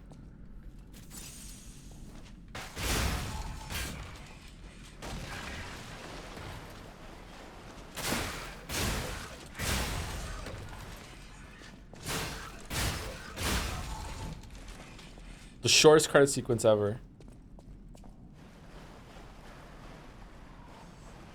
It's pretty darn good though, honestly. Yeah, I hear it's good, yeah.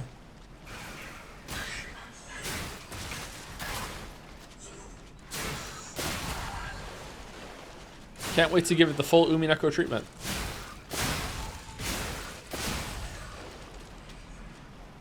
Your joke about negative developers making game better made me cry laugh.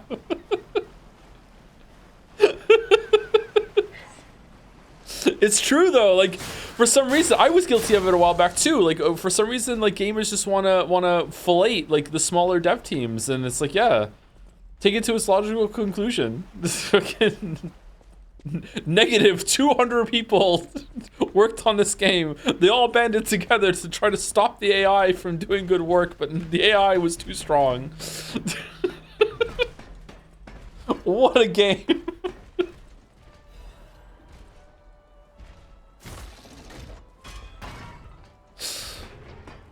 That's why Stardew Valley is the GOAT King, because just one guy. Eric Barone. He's a good looking guy too. You see a picture of Eric Barone? Like, goddamn. Dude's stylish.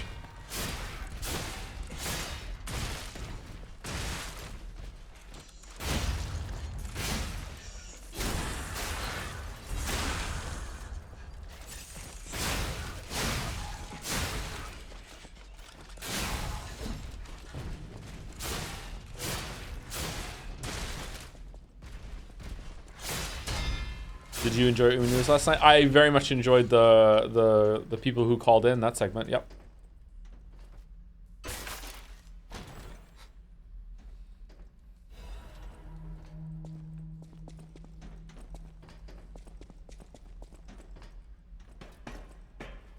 Why are big credits a thing? Even in a game like Binding of Isaac and Rogue Legacy, where it's 2 people, they still had 4 minutes of credits showing the enemies and shit. The enemies? I quite like it when credits show like what the names of all of the enemies are if they don't have a compendium of it. They're always weird ass names, like Pixie Doopsie and all this other shit. It's like, oh, okay, that's what they're called. Thanks, now I know. I think games have a lot of credits because all of the work that goes into localizing them and making them ready for different regions and translations and shit like that, and marketing is a big thing. So like, and they all get a turn in the credits. I think if you actually just also, like, if a company uses a program, then a lot of people that worked on that program get something in the credits as well, or maybe not a program like Havoc or whatever. Like, I don't know. I think you understand what I'm saying. I'm just not having a good example.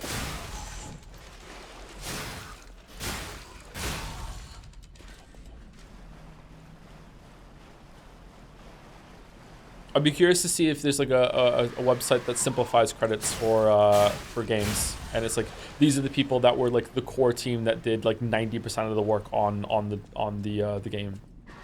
This is the real amount of people. That's not that the other people aren't doing like important work, but it's like, you know, if someone comes in and they do part of the marketing in the last month or whatever, that's really, really important, but it's not the same as the dev that, you know, designed the whole thing and worked on coding it nonstop for 5 years straight.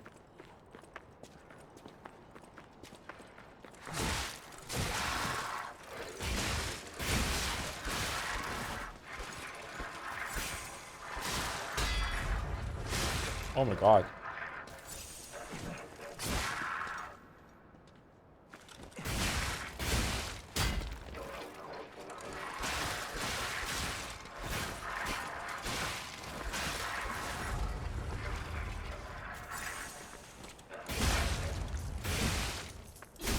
I forgot how tough some of the erratic robots can be in this game. Holy shit.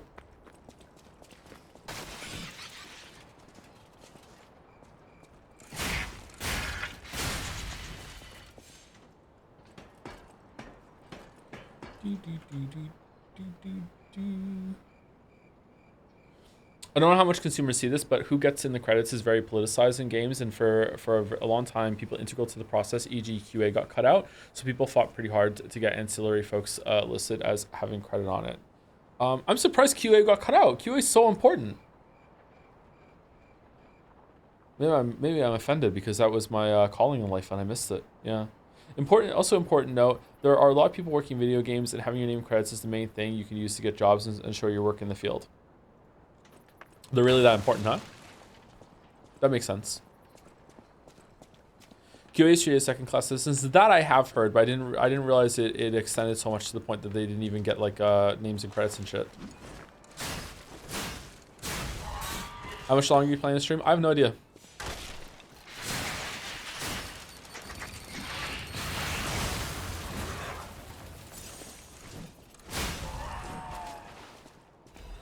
I'm kind of tempted to switch over to another character and just get a little preview of the DLC because I want to see it, because I don't think we're going to get there anytime soon unless I start just blitzing through content. But I'm kind of enjoying doing what I'm doing right now, and I want to and I want to see what level I'm at when I get to the DLC naturally.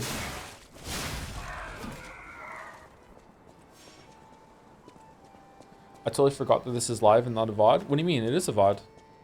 Your message is transcending through time and I'm answering right now. Now I'm going to go back to VOD mode and you'll think you're crazy that I singled you out and answered you. Have you played Lies of P since making a YouTube video? Nope.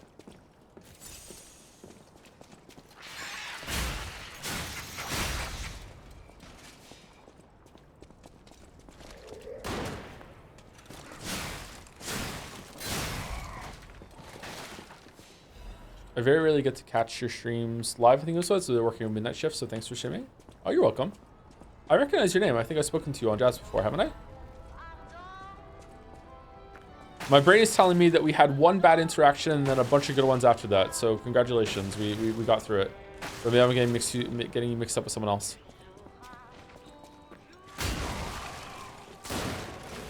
Oh, it's the baby. Oh, it's not. Are the babies in there?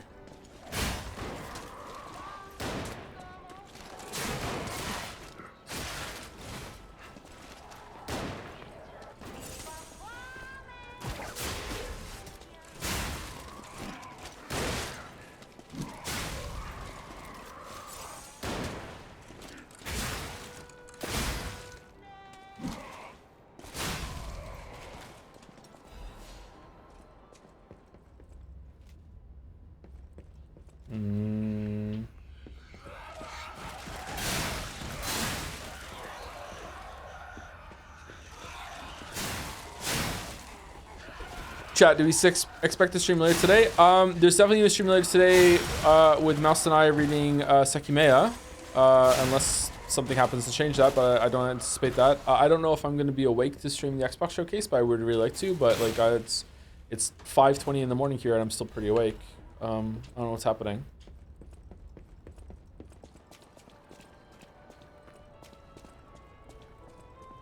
Opinions on QA tend to vary heavily depending on if it's feedback-based QA or, hey, when you spin a circle in a corner, the game crashes QA.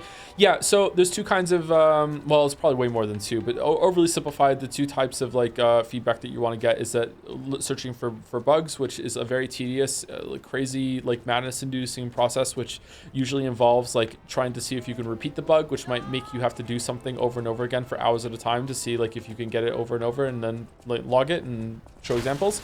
And then there's also the Q&A, which I'm guessing is what makes some devs like angry, is the Q&A where it's like, hey, here's feedback of the game, here's what we think, and doing kind of like sort of like what I do for videos.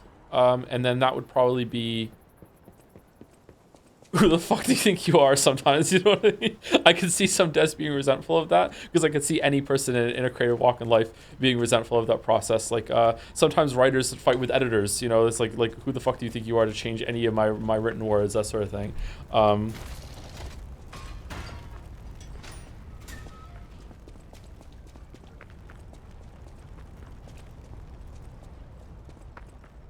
Do you like caramel popcorn, or are you normal? I don't think I've ever had a caramel popcorn, so I guess I'm normal. Did you go to the gym today? I did not go to the gym today. I haven't been to the gym in a little over a week, so I'm behind on my gym. I'm finding it more difficult to go to the gym since I moved to the apartment. I need to just go after stream or whatever if I wake up and then stream. I like to go to the gym first thing.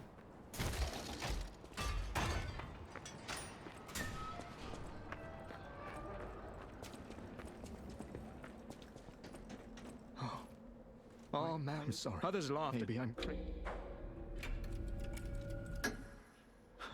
Shivan, please. Always want to lie. You lie, lie, lie, lie, lie. I don't have a question for you right now. Sorry. Oh, it's okay. That's sometimes why. That's why sometimes authors' books get worse the more popular they get, since they feel like they don't need an editor anymore. Brandon Sanderson is a great example of his booking really overloaded and so on. Yeah, that's a problem. Yeah, once a writer or a creative gets too big, there's no one around to tell them no. It's not just about writing. It's about movies. It's about video games probably too. Yep.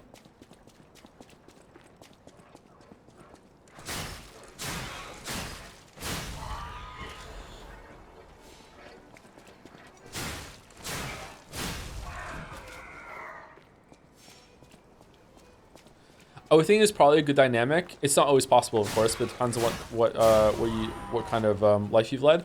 It's probably a good dynamic to have someone that, like, when you become really, really successful, you have someone from the early days of your career or your life that you respect and is like a really good friend that is capable of saying no to you and sitting you down and being like, yo dude, like you might be like this big name director who's won an Oscar or whatever, but you know, like I went out with you one time when we got drunk and I saw you like shit your pants on the way home from the bar, you know, just someone like that, someone who just knows you as a person first and can just sit you down and be able to get through it and be like, your head is too big right now, shut the fuck up, you need to take this editing thing. Like I think that should be like someone who's in a creative position with a lot of success should strive to have.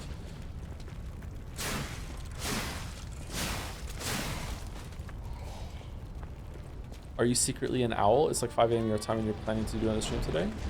I just don't really sleep a lot. I have a lot of trouble sleeping.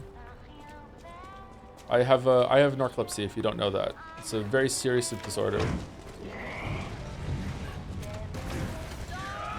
So it means I'm in weird places sometimes. I am being cheesy on this boss, sorry. Yep, that's why.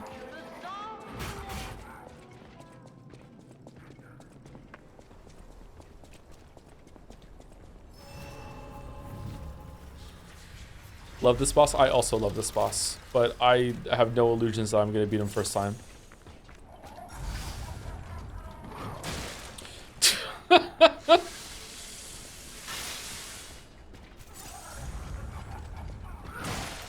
Oh, god damn it.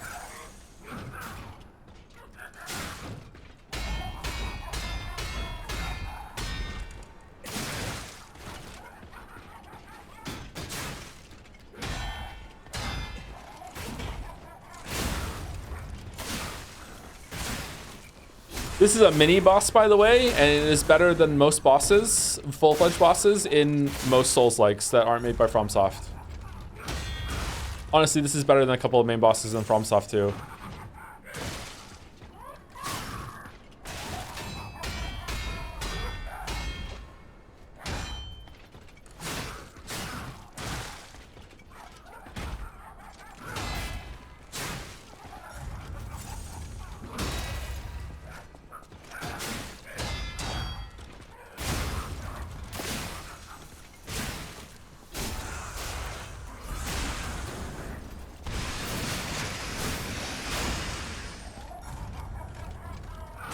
Oh shit, it was the swipe.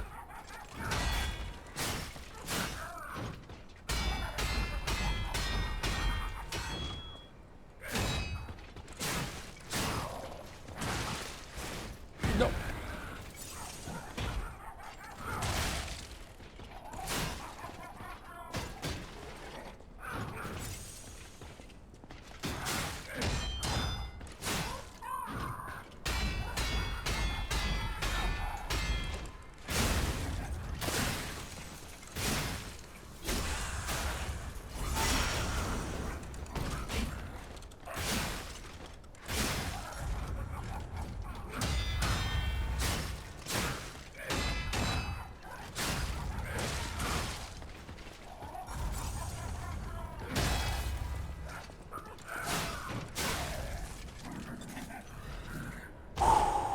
Alright, I did beat it first time. Wow, holy fuck.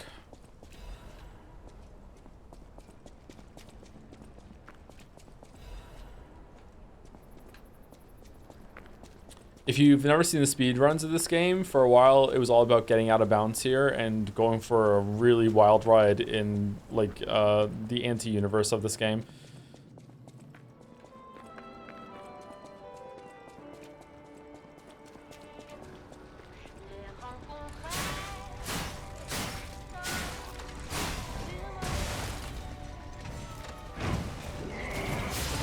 No.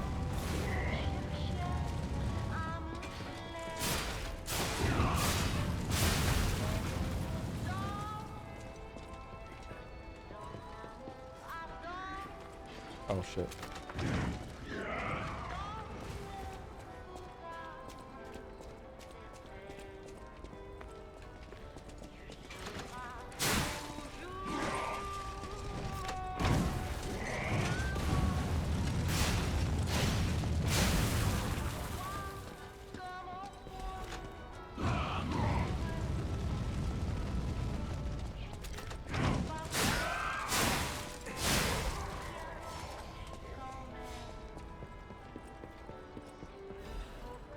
You've seen the sucker speedruns where they just air swim through the whole game. I've seen some of those, but I didn't like not the whole game. Yeah, speedruns are really funny, and I like watching some of them, but sometimes they're so glitchy for long periods of time that it just isn't fun to watch anymore.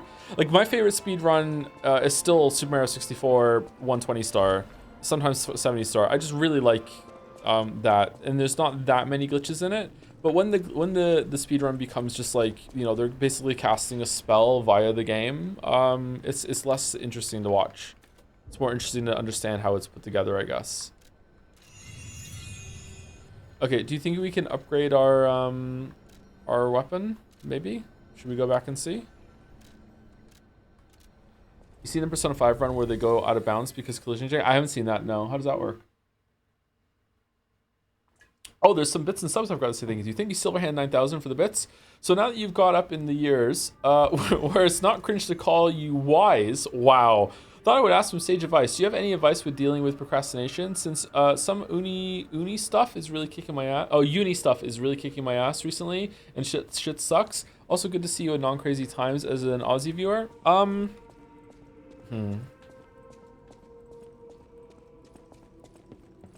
know my way around a weapon. Uni Neko. I don't have any good advice for that. Sorry, Chatter. Like you just have to do it. Unfortunately, it's all about like building habits and like being disciplined and just doing it. I have some problems with some stuff. Believe it or not, despite the video, you know, having issues, I don't really have a problem with doing work. I do have some problems with like some household stuff, and some other adulting tasks that I don't really want to talk about. I don't mean adult in like a bad way. I mean adulting like some stuff like banking, stuff like that. You know, I have some hangups about that. That's one of the reasons why I think I might have undiagnosed ADHDs, because I have like it's called executive dysfunction. I've spoken to a couple people about this actually. If you have someone like that, it might be worth looking into to see if that's a problem. But if it's not, if it's just that you're just having like a mental block, then you might just have to just force yourself to do it. Discipline is a skill. Some people might like present that they just have it. I don't think that's really true. Maybe they got ingrained with them when they were younger and they're really, really lucky. But like you just have to be disciplined. Just be like, no, this is what we're doing. I have to do it. You know, like set aside some time and like be good to yourself and reward yourself, but also like push yourself where it's necessary. But that comes with a lot of caveats. I don't really know for sure if this is good advice. I don't really know you or your situation. So, but that's all I can give.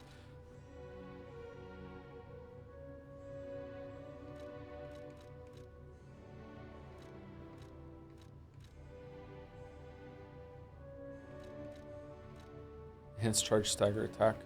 I'm also the kind of person that doesn't believe in like supernatural blocks that are preventing you from doing something. If you are having trouble doing some work, there's probably a reason for it. It might not be a reason that you can solve right now, but there is a reason. And sometimes having the reason and knowing what the reason is can help you, if that makes sense. Do you want to use belt slots here? Or do you want to get... probably want to go back to this one. I can't remember if this pushes it up or not. Do you think a clown is one of the most like iconic things in media? Yeah, probably. Not really a big fan of clowns. Like, they're okay.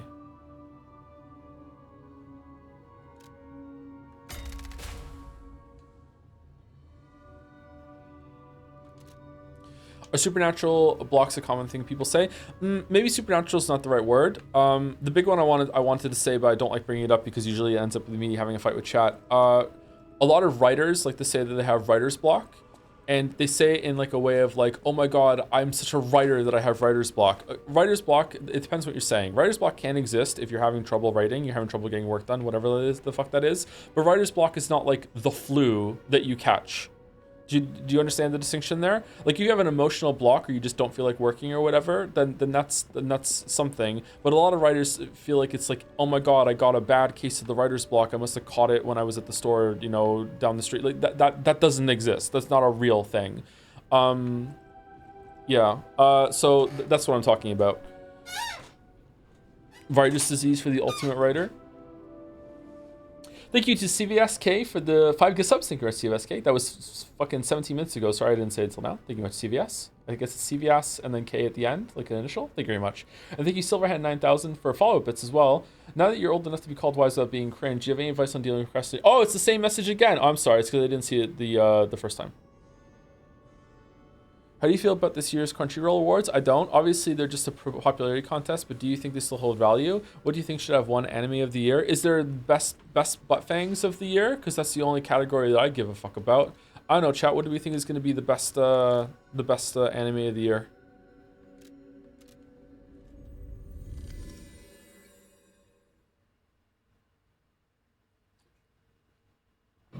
Crunchyroll, take me home.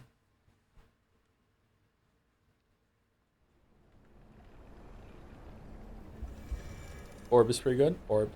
New category for Jetsea.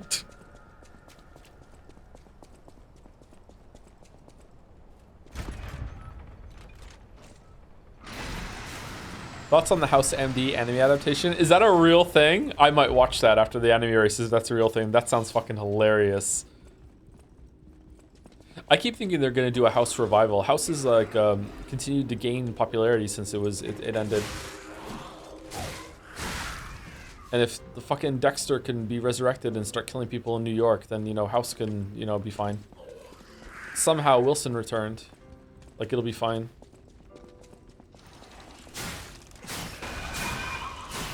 Oh shit, I forgot about these enemies.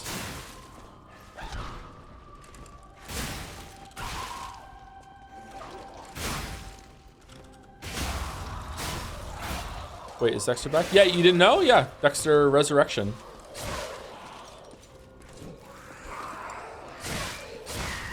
Peter Dinklage is in it. And Uma Thurman? Am I right? Uma Thurman? They really called it Resurrection? They really did. Dexter's always been kind of cheesy and campy though, so that fits.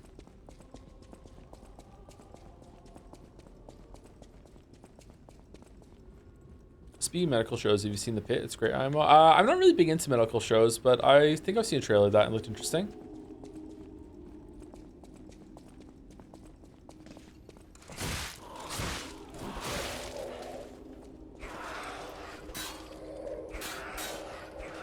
Thanks for the show in chat. Always good to hear different perspective and get out of one's own head. Yeah, that helps. Sorry we couldn't be more help. Maybe chat was more help than me.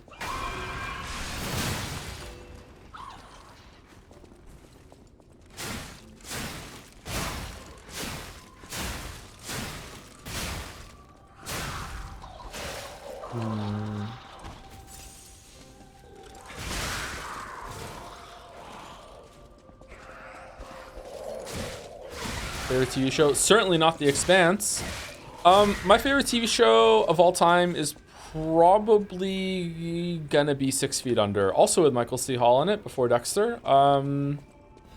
It's probably gonna be 6 Feet Under. I really like 6 Feet Under. I've seen it all the way through twice. Just a really good show. Favorite comedy show is that I finished is probably Community. I don't know. I don't think a lot about these things, chat. Like usually when it's like favorite whatever, like it's hard for me to answer because I have to like do a recall of everything I've ever seen, watched, or whatever. Yeah. Oh, I'm part. But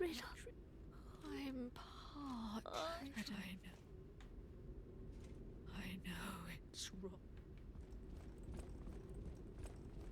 There was a secret area in this dungeon or this level that I didn't find when I first played. It was like down, or did I find it? It was like coming back and seeing her is maybe what I didn't get.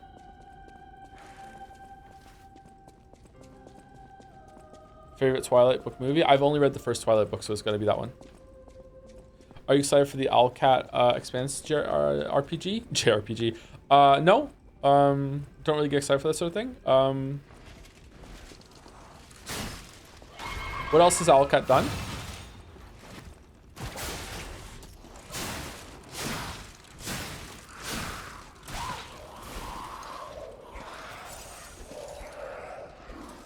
Pathfinder games?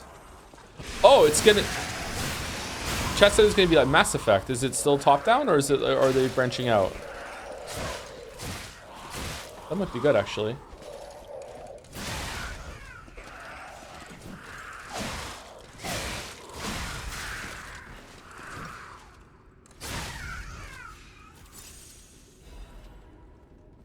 What's your thoughts on the first Twilight book? I read it a couple years after it came out, Jetter. I don't really remember.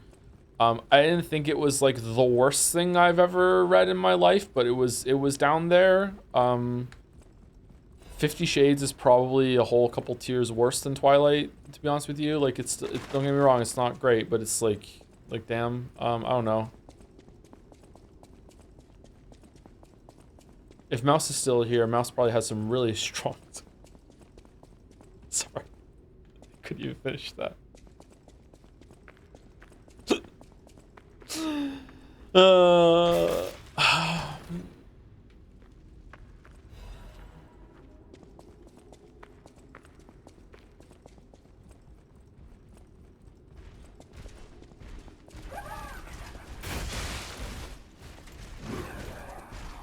Worst book you ever read? Worst book I ever read is probably I can't remember what the guy's name is. I don't even know if it was written by him or if it's just like ghost written under his name. It's one of those like Pat Robertson people, like very popular like crime detective bullshit, sometimes secret agents. I can't remember the name. John Grissom, Robert Pattinson. Is it Robert Pattinson? Not Robert Pattinson. Dean Koontz. Maybe it might have been Dean Koontz actually. Annie Trapez. Yeah, it was like this book that at the time he was my father-in-law. Liked to read, and I was like, okay, let's check out what this book is all about. And it was like every chapter was a page and a half long. The book had like fucking like 85 chapters, and it was just like, oh, like fucking 6 paragraphs a chapter, and then it's the next chapter. It was like statistically like written out that every single chapter was like the length of the average bowel movement or something like that. It was fucking insane. That book was really bad. That book was worse than Twilight by a lot. I haven't read any 50 Shades.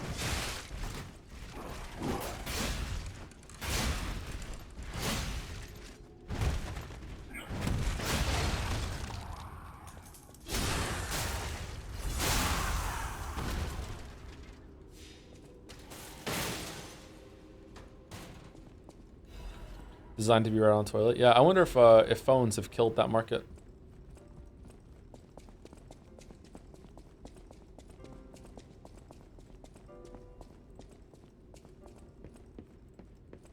Have you read any Norse mythology books like Magnus Chase or Percy Jackson? No, I haven't. The only Norse-related thing that I've read was Redacted's book on Norse mythology. I read that for the God of War video. Thoughts on Philip K. Dick novels? I don't think I've read a... Have I read a Philip K. Dick novel?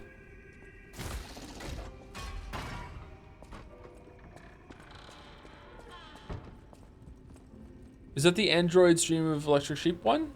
Right?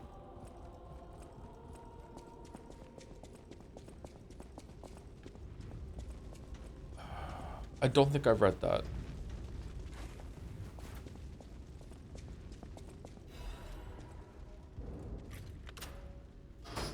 Do writers get approached by idea people, or do those go to the app and game devs? I have never been a successful enough writer to do that. I have been approached sometimes for video ideas, but very rarely.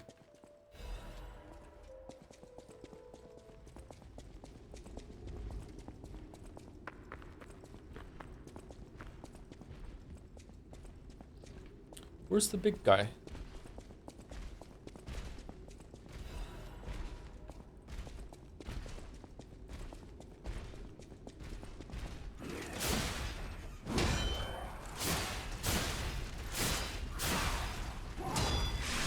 Uh-oh.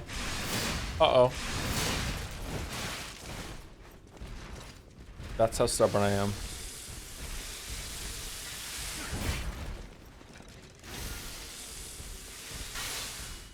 Can you separate art from the artist? Depends.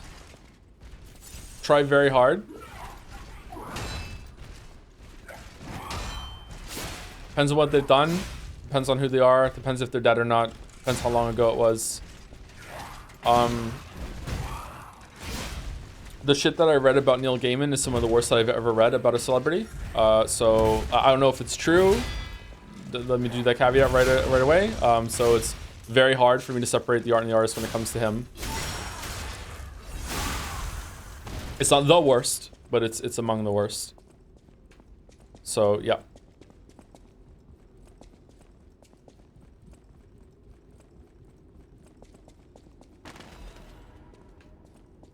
What about Kanye? I don't really know what Kanye's done. Kanye seems like, again, this doesn't excuse his behavior. Kanye seems like he's just a very troubled person that says a lot of things that don't end up going well for him, to put it lightly. I don't know what Kanye has done, like, but like I feel like Neil Gaiman's gonna win the fucked up thing done if what that is true compared to Kanye. But might be wrong.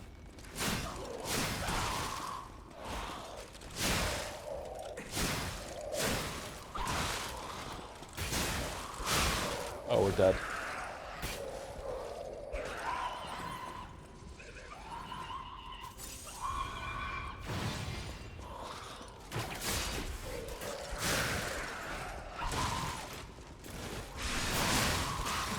Oh my god. Oh no. Run away, run away. Bravely run away. Bravely run away. I don't know. I should talk about this stuff. I'm not really in tune with a lot of stuff, so I don't know. I'm talking on my ass. Sorry. Disrespectful for a lot of people involved.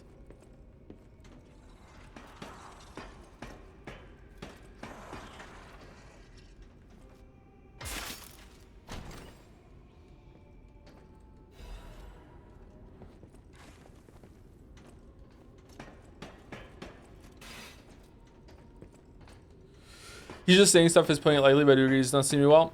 Okay, well, one last thing to define myself. Maybe you don't know what Gaiman is reported to have done. Let's put it that way. And now I'm going to shut the fuck up. Yeah.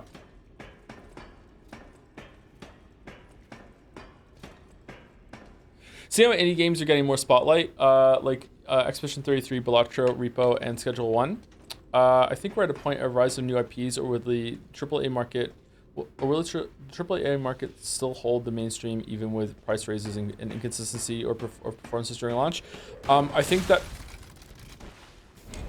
Okay, I think that it's probably going to push us more into a AAA space, because in order to stand out, they're going to be the only ones that can afford to do it. There are a shit ton of indie games being made at the moment. Like, I didn't realize just how many there were. And as that just keeps increasing and increasing and increasing, they're going to require bigger and bigger budgets to stand out. So I think that AAA is going to be more powerful than ever, really, because they will have the power to do that. But maybe I'm wrong. I have no idea. That's just my guess. Do you like Russian literature? I'm not into that yet. Maybe one day I will be. I would like to one day be into that.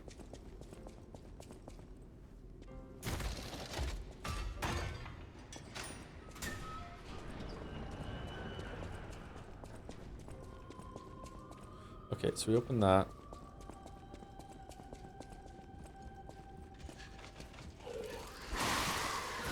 Whoa, who the fuck is buffing you? Upstairs?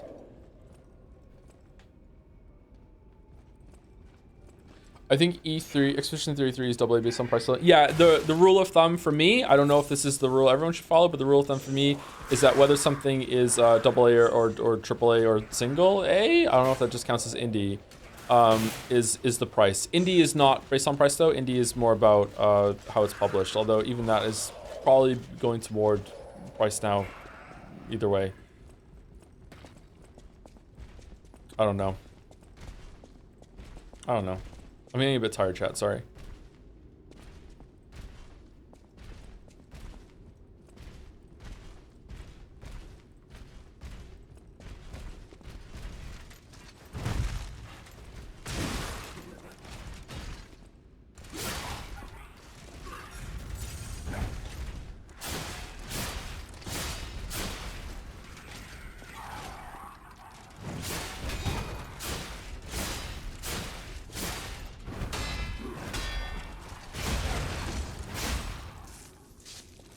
Is this New Game Plus or a fresh file? It's a fresh file. We're getting to the DLC and we're gonna see what level we are when we get there by just playing through the game normally. Because that's just what I want to do.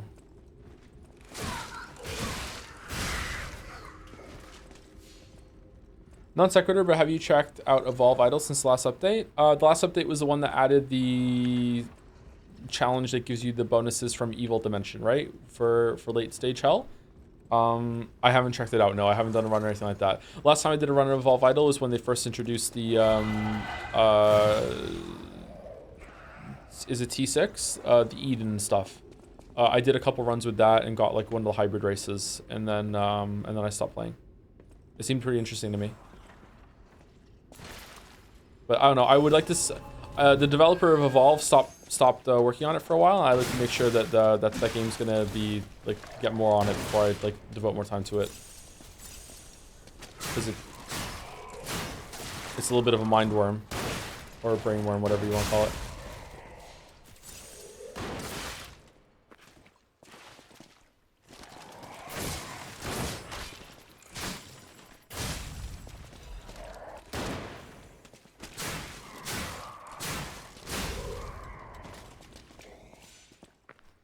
Minor Night Rain loot spoilers. There's a drop you can get where whenever you roll, you spawn a lightning storm around you. I got that one. Do you think FromSoft should include things like that, or maybe some other roll upgrades to spice up the formula? No, I think it only works for a game like that. I feel like if there was a game built around it, that might be cool, but just to get that out of nowhere, I mean, you could make a build around it, maybe, like...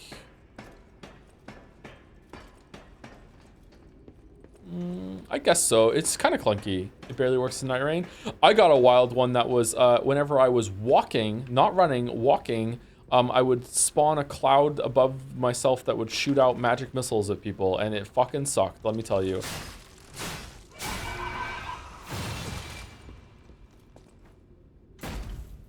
Thank you so much, Spider. All right, I think we explored everything in here. Sucked why? It didn't work properly. It would just rain stuff in the wrong direction.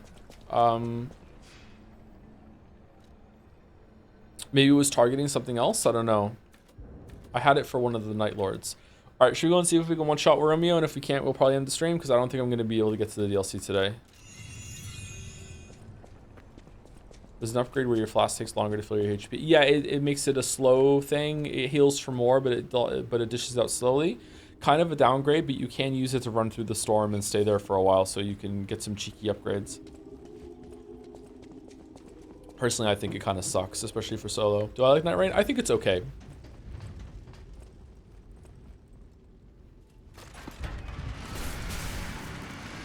Thank you, Shalebcu, for the resub. Chilebchu for the resub. Thank you very much for the drums. And thank you, Hydrar, for the resub too. Hey Joe, thank you for being you. Been listening to your Baldur's Gate 3 VODs at work, and that helps the time fly by like gale through the sky. Thank you very much, Hydrar. So this is the biggest difficulty spike in the game, in my opinion. So this is the hardest boss in the game when you first play the game. It's not the hardest boss in the game now, but it is when you first play.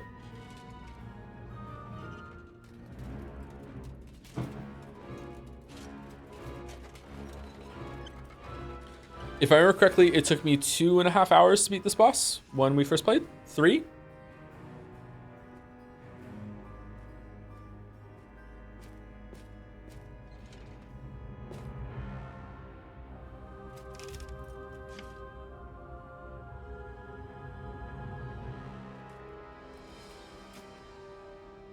I spent double time on Green Monster and Triple Anesthesia. Those bosses are definitely harder than Romeo, but I think that by the time you get there, you're more prepared. You know what's going on. Your build has become more online.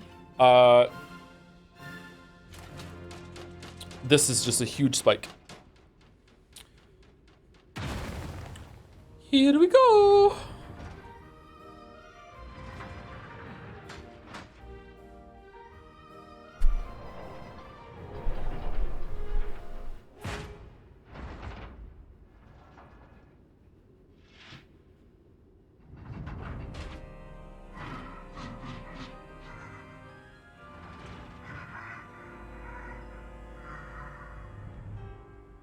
Enjoy the animations, chat, if you haven't seen this boss before. Because goddamn.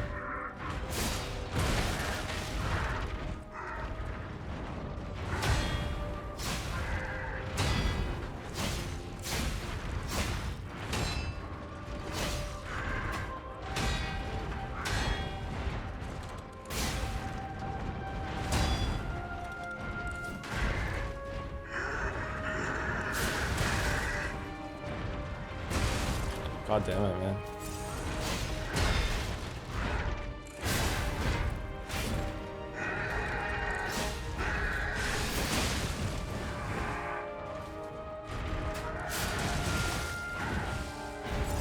It's not going well.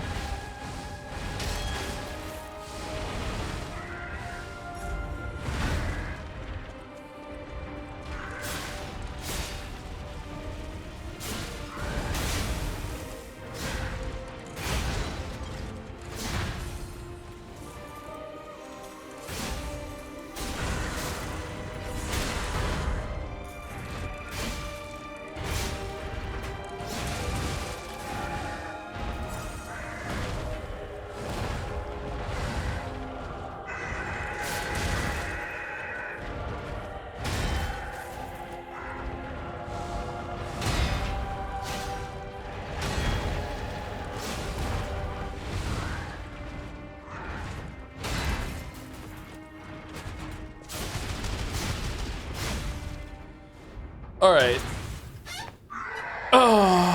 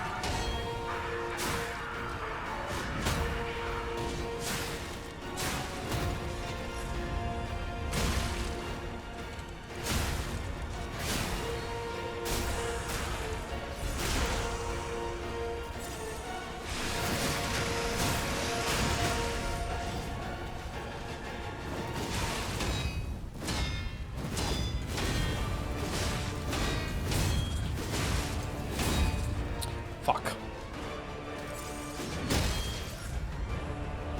God damn it.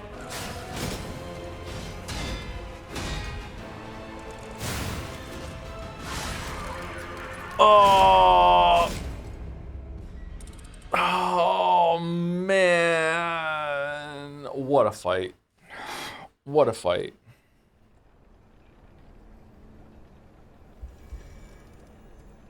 What do you even do there? You dodge, but I didn't want to dodge. I wanted to parry it. Firefowl is probably the hardest string in the game to parry. IMO. Maybe there's one I'm forgetting, or maybe I just like do well with the other ones, but this is the hardest string in the game to parry for me. Dodging it is really easy. Well, you still might get a couple hits, but yeah.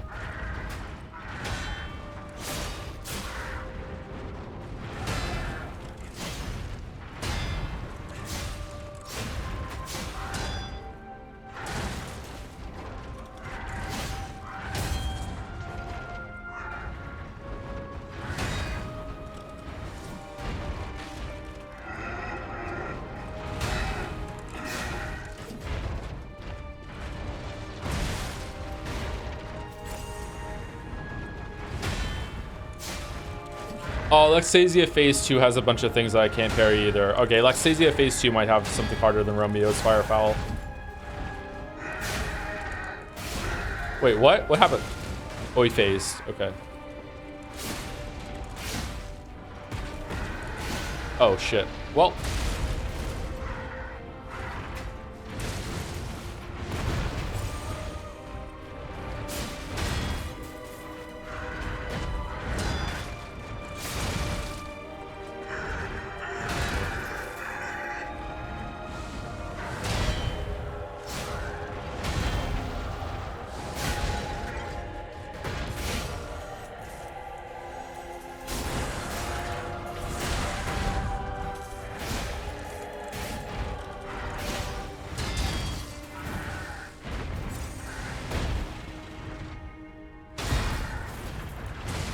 I cannot believe I parried that.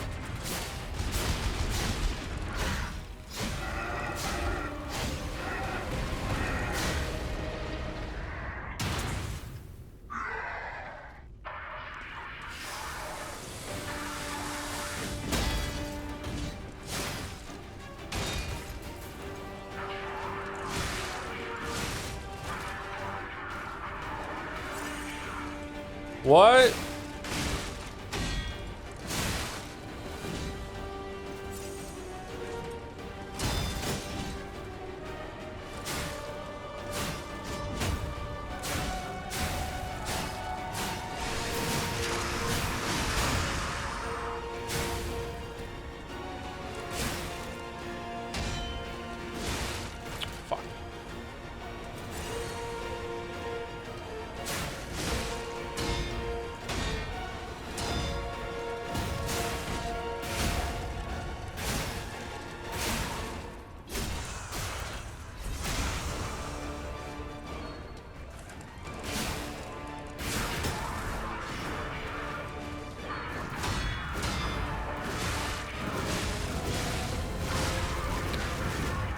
Oh, fuck. I don't think I can parry it. I don't think I can parry it.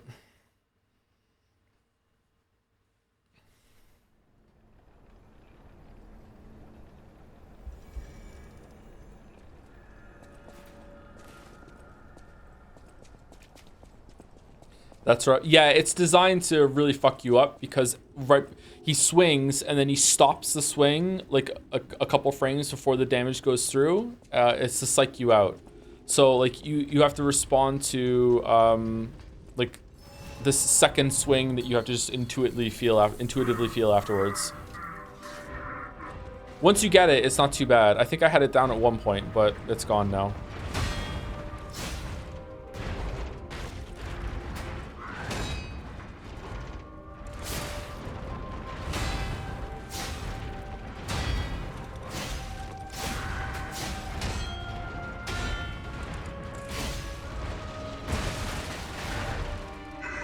Man, and this is a nerf version. I think it's just the health that was nerfed.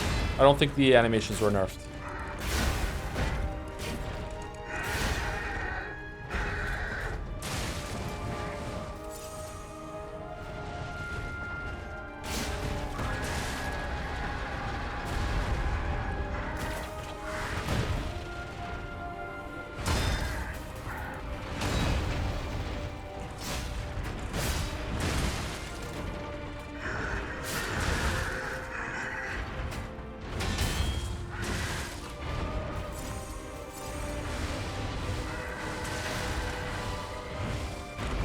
Oh my god, let me hit you.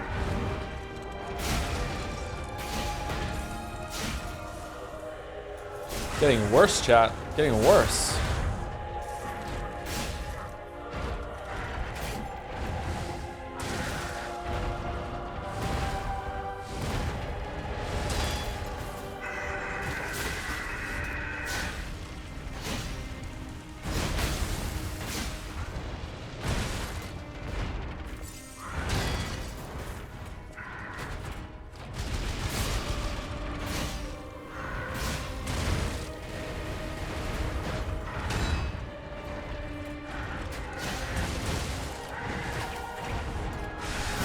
Whoops.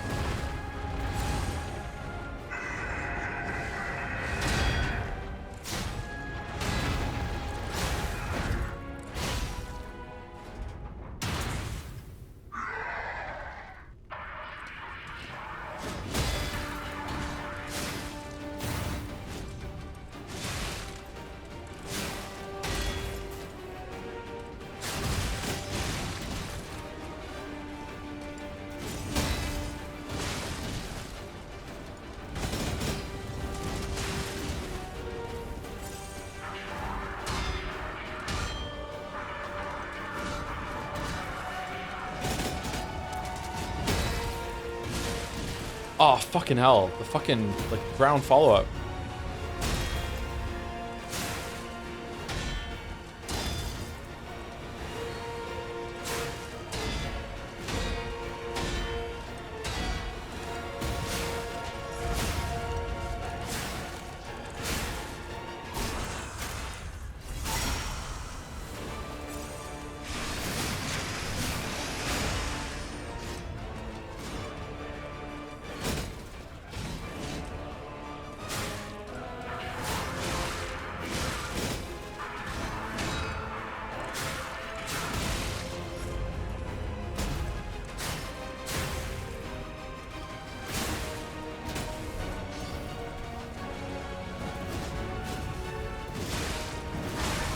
Nope, couldn't even dodge it. Fuck.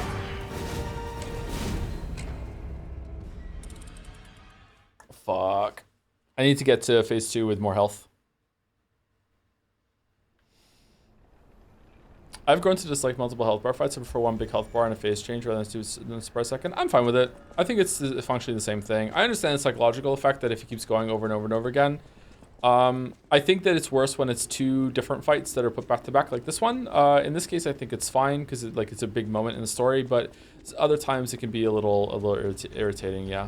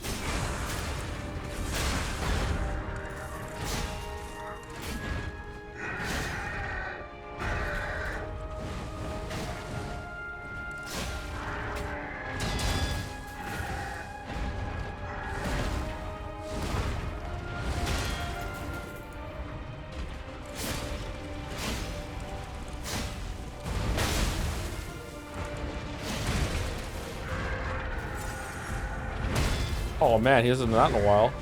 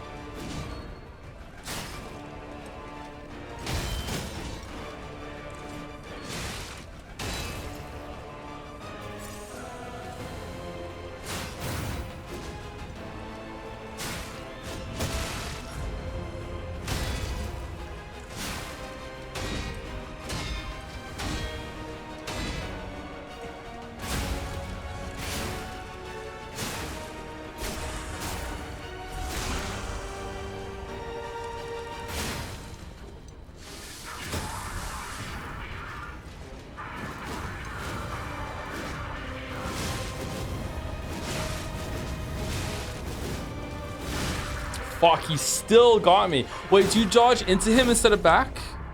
He still got me. Fuck. Fuck. I really want to kill him. I don't want to have a repeat last time where I have to like fucking like stop the stream. There's a direction you're supposed to like dodge. I can't remember. Like he goes fucking flying.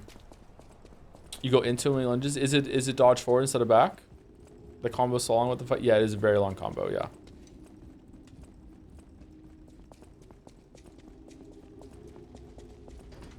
This doesn't bode well for the DLC bosses, huh?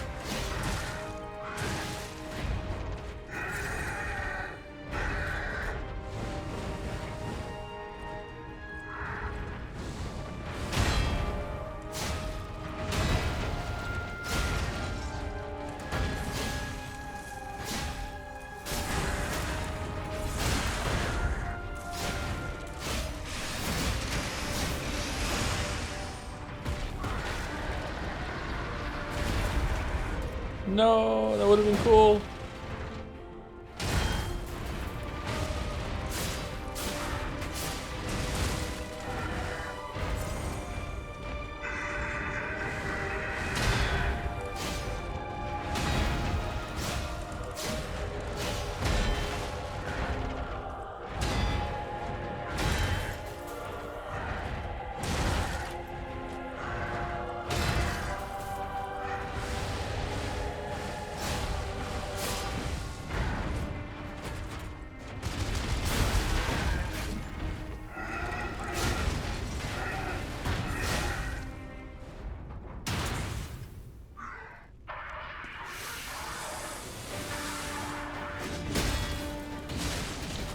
Fuck.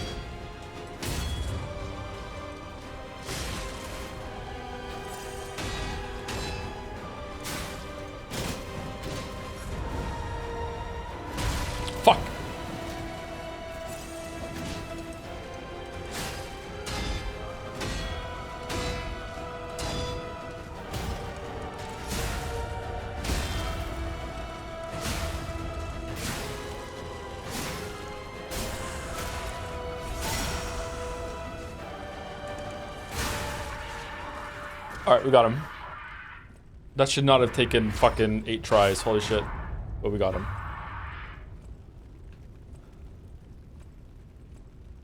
Incredible!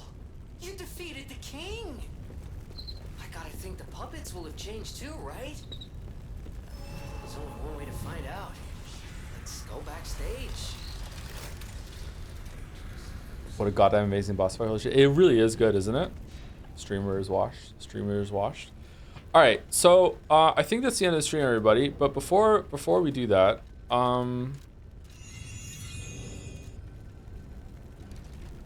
okay.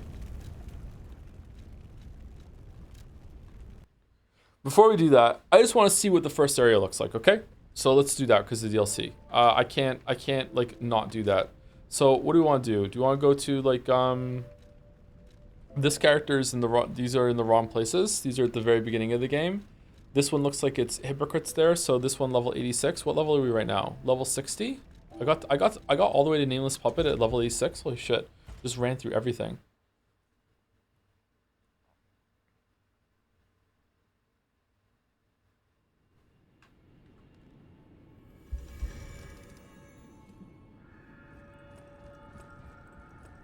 All right, so how do I access the DLC? Do I just go there now, or do I have to talk to somebody, or what?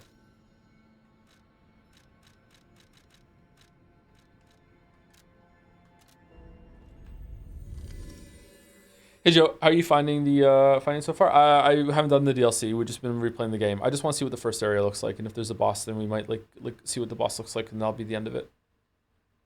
We've just been replaying the base game to see when we can get to the DLC.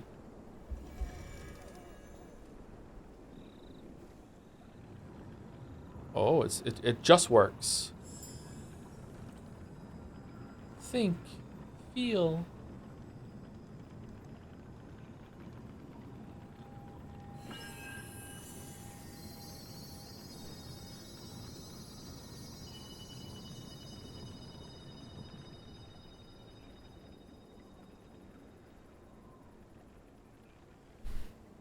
It feels like they're trying to guide us somewhere.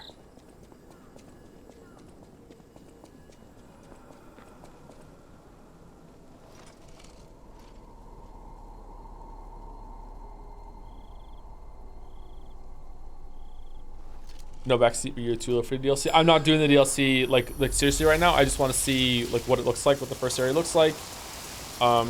Sometimes these DLCs start with a boss right away. Like maybe you'll see a boss. Like we're gonna end the stream in about 5-10 minutes. Loud.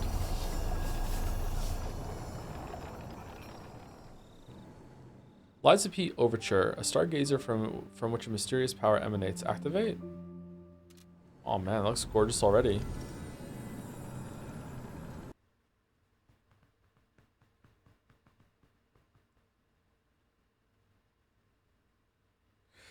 Thank you to, hold on, there might be a cinematic.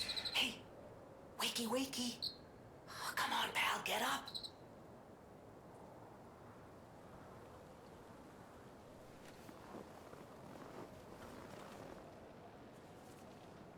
I'm not sure what's going on, but we better check things out.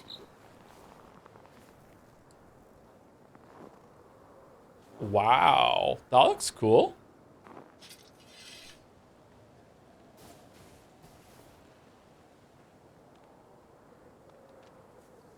Neat. Thank you to Cariel Narve for the resub. Resubbing from the Hunterline Trenches with 86 endings and 237 hours. I've got to say, I don't know how much the chat experience helped get through the worst parts of Danganronpa, but I can only hope for the weebs can help you through 100 line if you end up doing it. I say that having enjoyed more than not so far, but it really drags at points and drags for long when it does. Regardless, appreciate the streams and glad to be indirectly consuming Umineko after 10 years of people hearing rave about it. Rave out of it? Rave of it? Rave out. Okay, I think I just read that wrong. Sorry. Yep. Yeah, I'm scared of Hunterline. Yep. Really, really scared. Really, really scared. Holy shit. Thank you, Cariel. Thank you for the report. I don't think we're going to do more than one ending. That's it. We're done. And thank you, Meza Lunatic, for the 5 gift subs. Thank you very much, Meza Lunatic. Thank you. All right. Let's see if there's like a fight somewhere and see how many, like souls we get for killing something. They're adding quality of life to make it easier. In 100 line? Stargazer nearby. Be on the lookout, pal. Junpei, that's just called editing. This is trimming it down.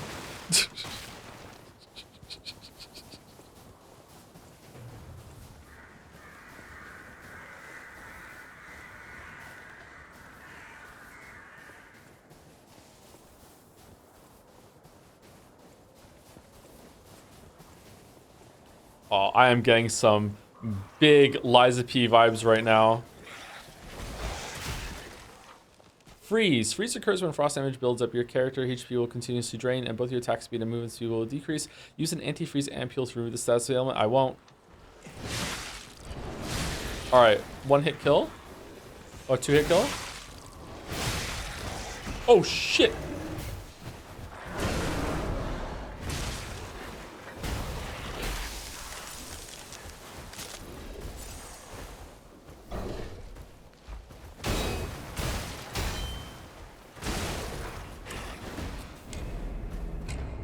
All right, well, that's the end of my story. I got attacked by a frozen bald bear with a cage on its head, and I died trying to learn how to parry it. Anyway, all right. So I don't know if I'll be back later to do more of this before or after the Xbox show, and then we will we'll continue the other run until we get here with that run. But this is cool.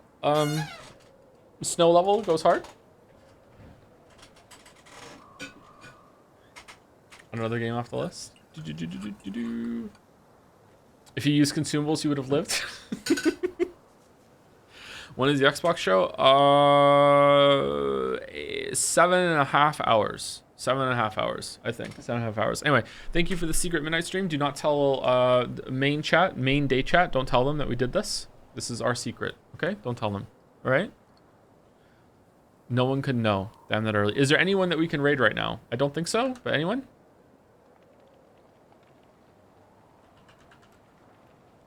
It